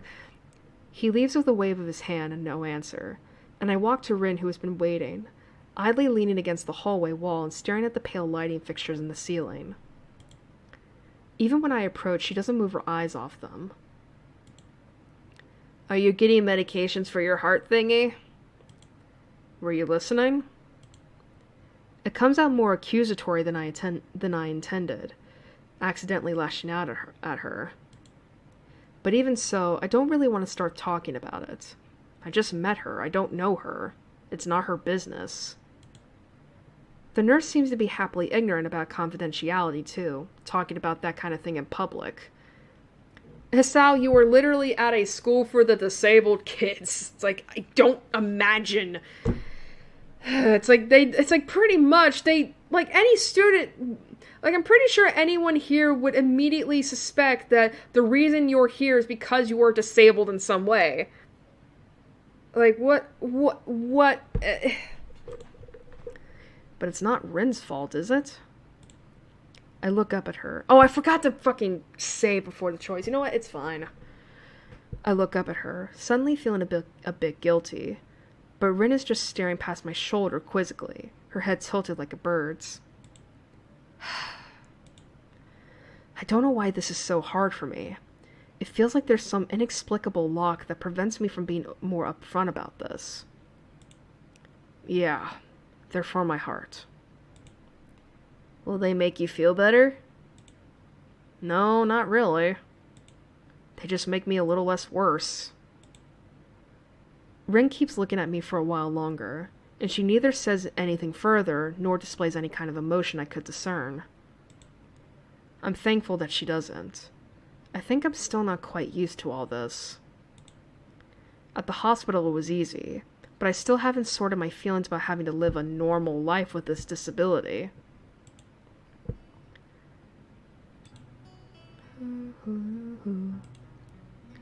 We leave the main building, and Rin leads us onwards towards the dorm. We stop at the small patch of greenery in front of the dorm building. The dorm is built on a slightly elevated ground with a wall and a few trees that everyone has to circle around every time they come or go. It's probably the only inconvenient design in the school. The entire wall, made of the same kind of bricks as the building itself, has been covered with some sort of a painting.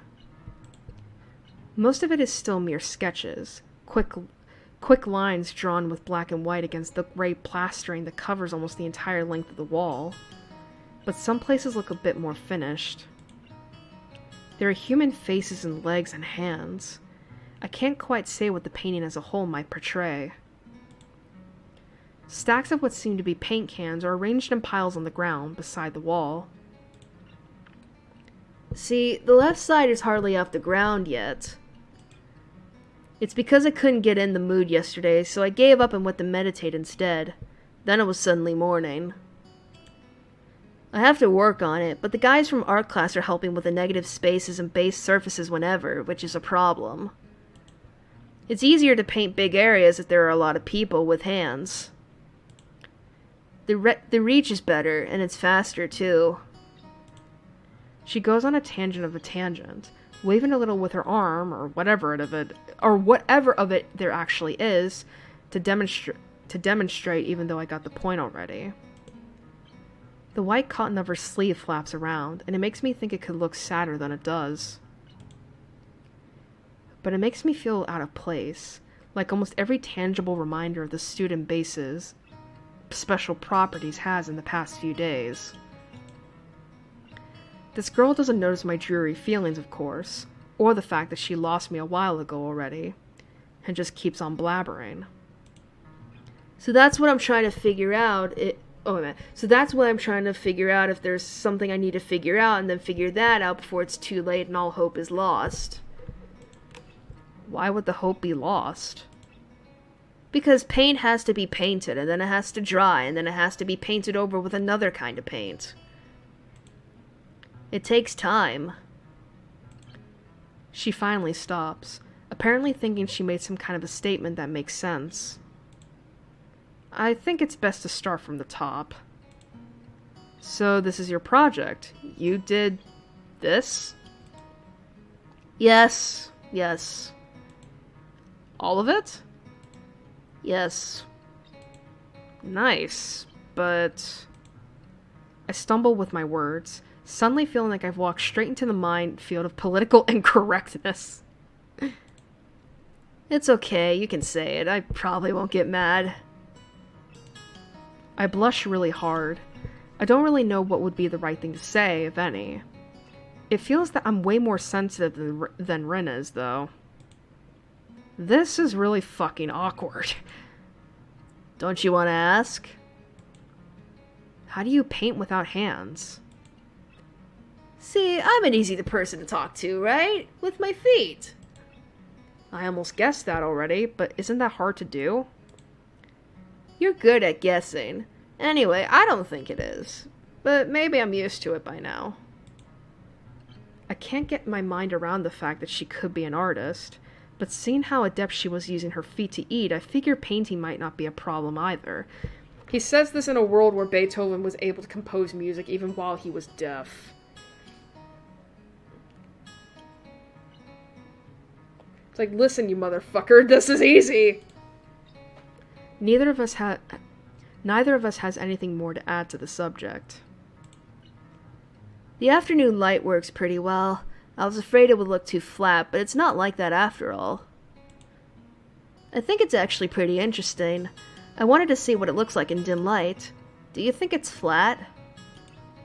Yeah, well, paintings tend to be flat. Not like that flat. You know, flat. Like some people are. No substance, no meat where there should be some. Oh shit. I know a few girls who... Okay, I get it. But I couldn't really tell. I'm not that good with art. I can't name many artists or artistic terms. So I don't really have anything to say. Rin shrugs her shoulders at that, saying, "Suit yourself," without saying it, and looks up at the sky as if trying to look for something up there. I didn't think I'd get any actual work done, but if you give me a hand with the paints, I could do a little before it's too dark. I wanted to get a halogen lamp like the ones they have at the sports track, but there aren't any. Ren sure is quick to recruit my help, as was Shizune. It really makes me feel that the festival is such a big project that every pair of hands is needed. Why not? I'm not really sure if I can be of any help, though. It's just mixing some paints. You can do that. Probably. Do you have motor control problems? Like, you know, those people who have some? Cerebral palsy, maybe? Not that I know of. I get it. Hard thingy has nothing to do with that. She gives me a sly look for no reason. No, it doesn't. Let's do it then. So she sits on an empty wooden box and very naturally picks up a wide brush between the toes of her bare right foot. I open a few of the cans and pour some of the contents into shallow bowls for mixing. The thick paint flows lazily from the can to the bowl, like syrup. I mix them, creating funny, hypnotic-looking swirl patterns that melt quickly into each other to form a new monotone hue. Rin sets to work, every now and then asking me for a hand with something or the other. Finding different brushes is easy enough, but mixing the paints to be the exact tone this girl has apparently seen in her head is a frustrating ordeal. She wants precision down to the last milliliter before she's satisfied, but her instructions are obscure at best.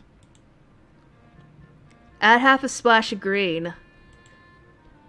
I crouch down to pick up the can of bright green.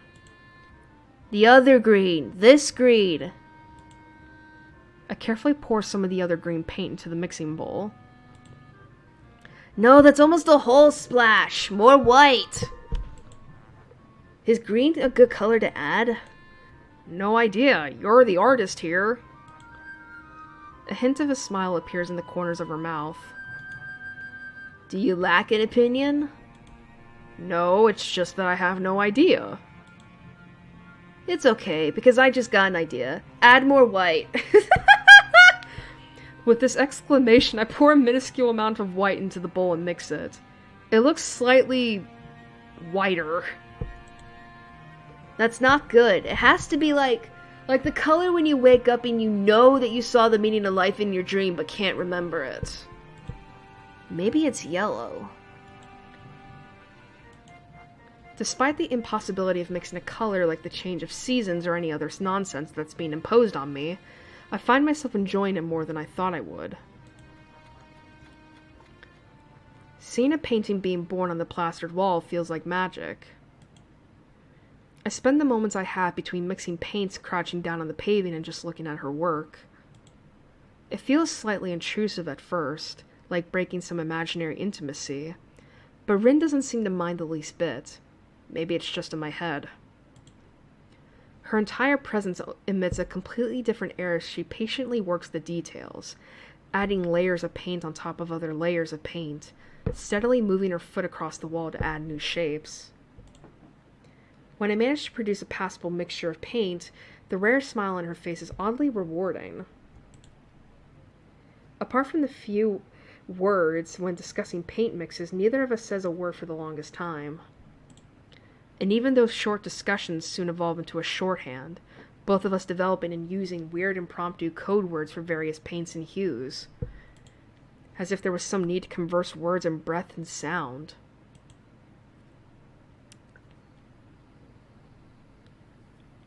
We stay there late into the evening until it becomes too dark to paint properly.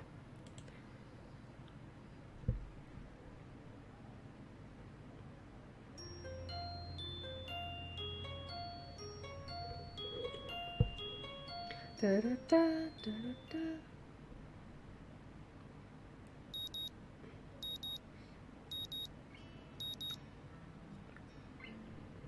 Alright, I think we're gonna end here for now, because my throat is killing me. So you want to see something cool, guys? Alright, so I actually really like this feature in that, you get a little picture here. Huh? Oh yeah! I forgot we could do this. So yeah, you can actually see these girls, it's actually interesting. So yeah, this is where we can find the soundtrack. God, can you believe we're almost done with that? Gallery? The CGs. Library? I'm guessing these are scenes, right? Yeah. Completion 8%. We still got a shit ton of scenes to go. Okay.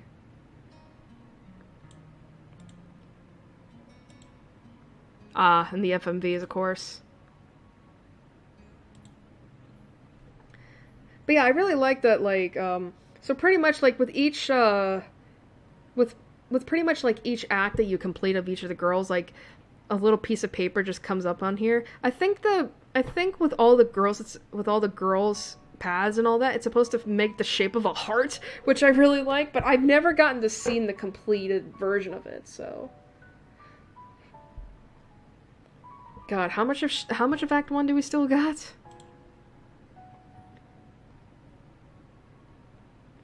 I know we're missing some here. That's a lot. I mean, granted, some of this is... I mean, I should express that some of these scenes in Act 1 are, you know, differ depending on which girl you're going for.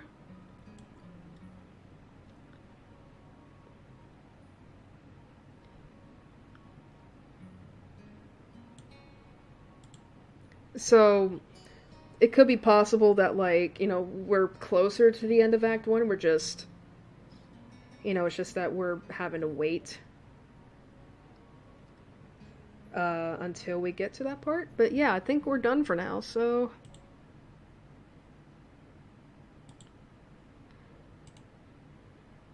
Okay.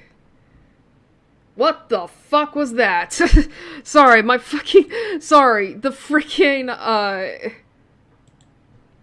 something just popped up at the side of Firefox, and I was like, what the hell was that?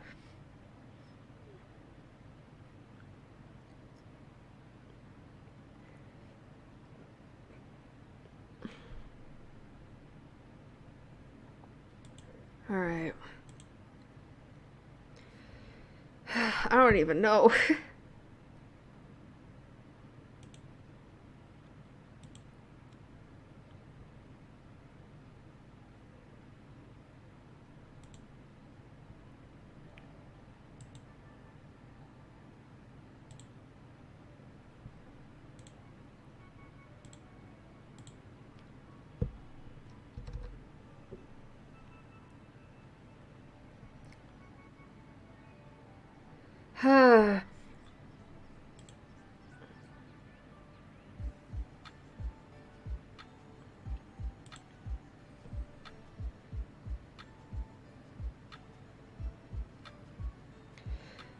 So...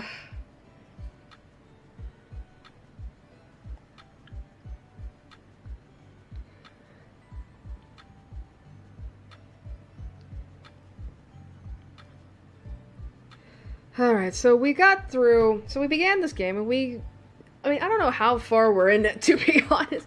It says 8%, but it counts for everything.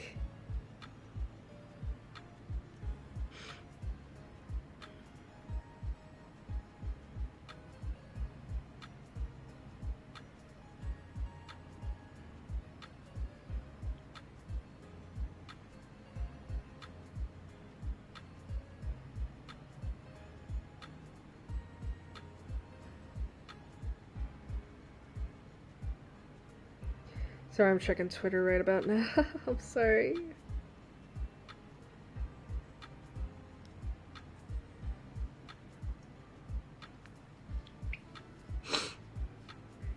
I'm alright.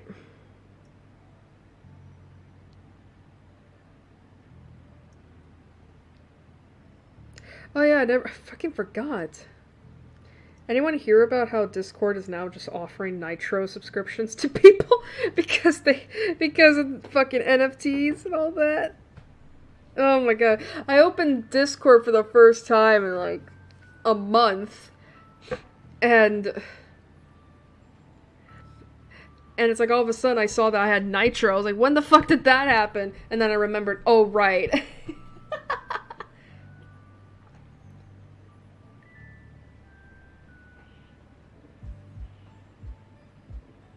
But anyway, this was a good stream to come back to. And all that. Like, this was honestly a good stream to get back to.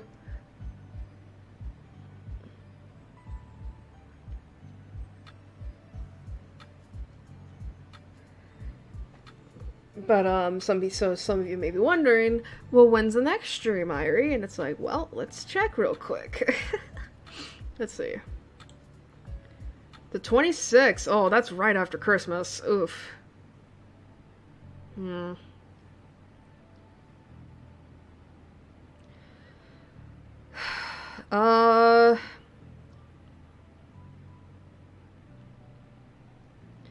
For now, I want to say, like, the 26th of December, because that's the last Sunday.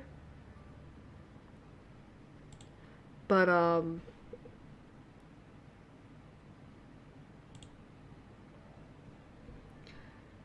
then, of course, that's gonna be, yeah, and of course, that's gonna be the last stream of 2021. And then after that, yeah, and of course, then we're gonna be playing more of Katawa Shoujo. I'm hoping that we get to the end of Act 1 in the next stream, but that really depends on how, like, quick we get through everything, and whether, I don't know. I honestly think some people are gonna figure out which girl I'm going for, which girl was chosen, in the next stream. Like, I think some people may already get the idea, depending on the description that I gave, but, yeah. I'm still surprised that we went with her, considering it's like, I actually would have thought she'd be last. But again, fate really has a weird way of working, doesn't it? And then after that, I don't know when I'll come back to streaming I mean, it might be like, I don't know, depending on how shit goes for next month in January, we might postpone the first stream of 2022 to February instead.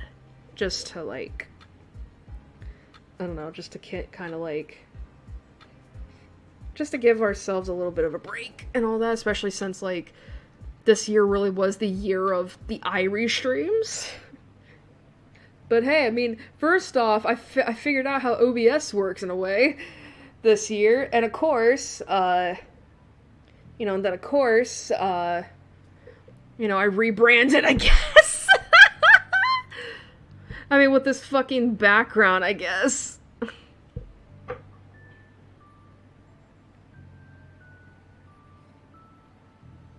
But, yeah, and in terms of what the game I'll be playing next for, the stream, after, Part 2 of Katawa Shoujo, I'll keep that a surprise for next month. But, I think other than that, thank you all for joining me on this, welcome stream back. It was really great, it was good. And yeah, so, hope to see you all again next time for Part 2 of Katawa Shoujo. So the last things I have to say are, have a good night, stay safe, we're still in the middle of a pandemic, and now we got a new fucking variant of the COVID that has been discovered, and it's like, god damn it, we're never getting out of this fucking pandemic, it feels like. But still, stay safe, and I will see you all on the 26th of December at around the same time as usual. So have a good night, stay safe, and I will see you all next time.